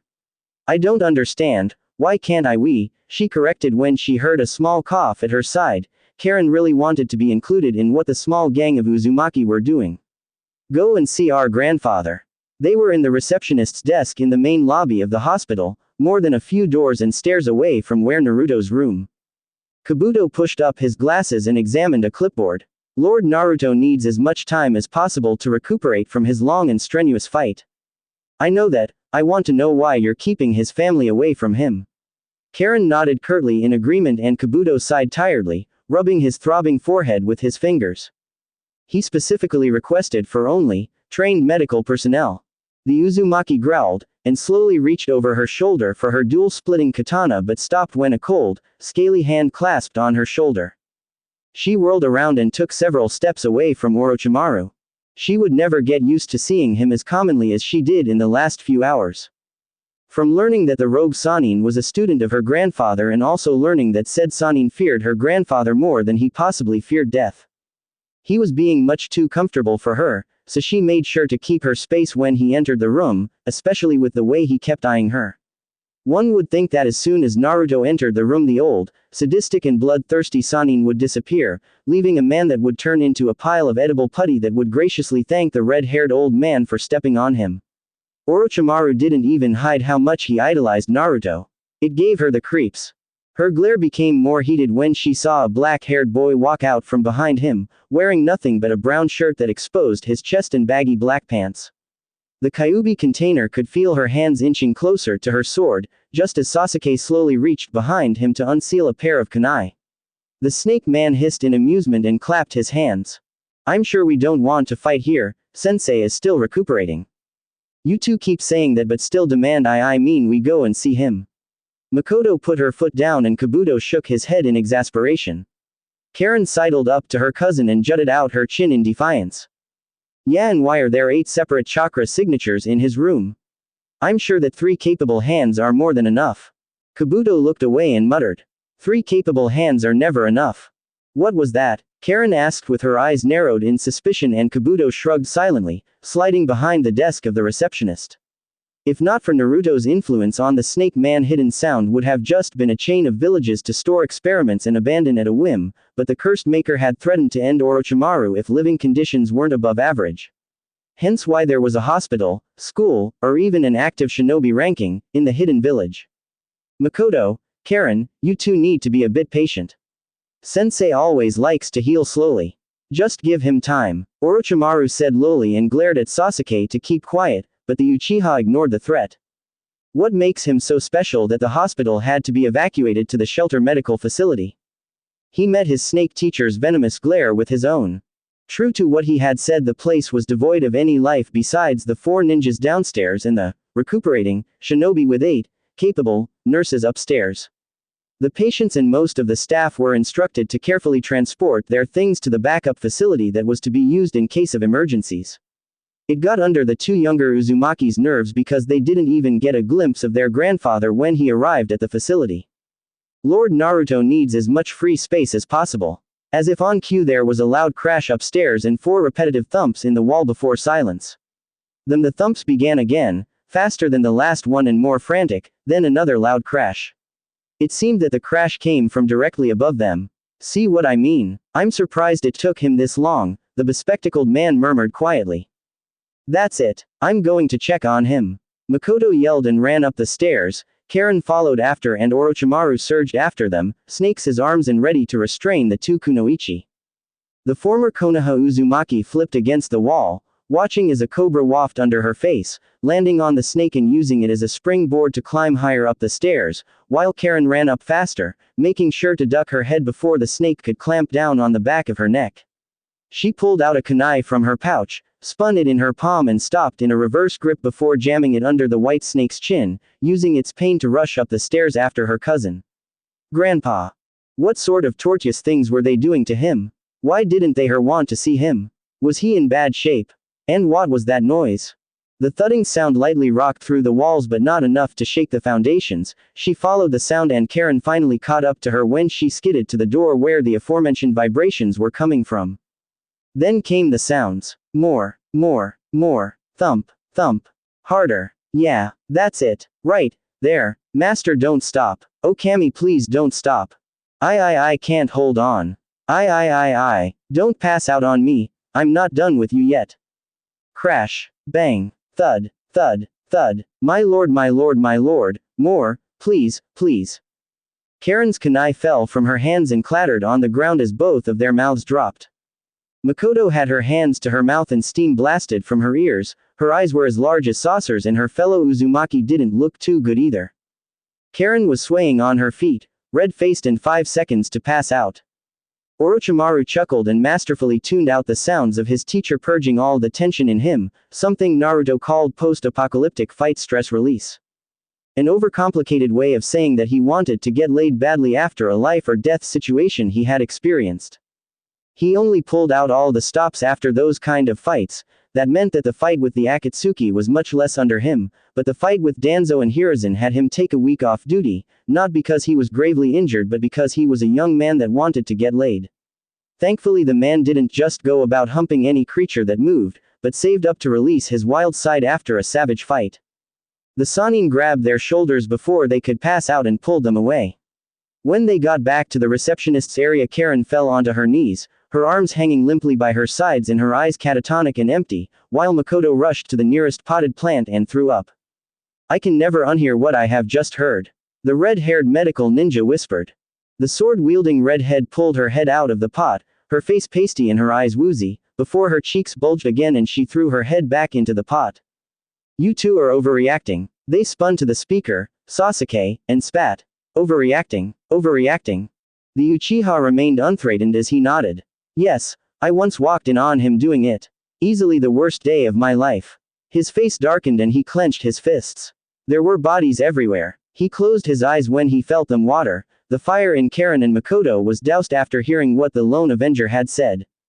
I'm so sorry, Karen said quietly. We didn't know. No you didn't, Sasuke shouted. A teardrop fell from his eyes at his outburst. Shadows crept up under his eyes as he looked anywhere but at them. No you didn't. The noise stopped and this threw the 3 younger ninjas back to the memory of listening. Possibly 2 hours later, Makoto warily looked at her chipper, happily grinning grandfather with bloodshot eyes. Her body was shaking and she twitched at any slight movement from the oldest living Uzumaki. Karen though could not look at him. Both girls yelped when the man clamped both of their shoulders, tried to leap away from the dangerous man but failed when the deceptively strong grasp on them held strong. How about I see what you can do with your berserker mode, kiddo? The poor girl gulped. The Uchiha turned to the oldest Uzumaki with a stubbornly raised chin, and they all knew who the old man wanted the girl to test it out on. Haven't I suffered enough? The black-haired boy asked, and a sinister smirk crossed Naruto's face when he heard the question, vaguely aware of what the boy meant but not completely sure. No, dear child, you haven't. At that very moment, high up in the blackness and void of space, Zetsu floated inside a room-sized box with an extension of Naruto's soul constantly assaulting their sanity.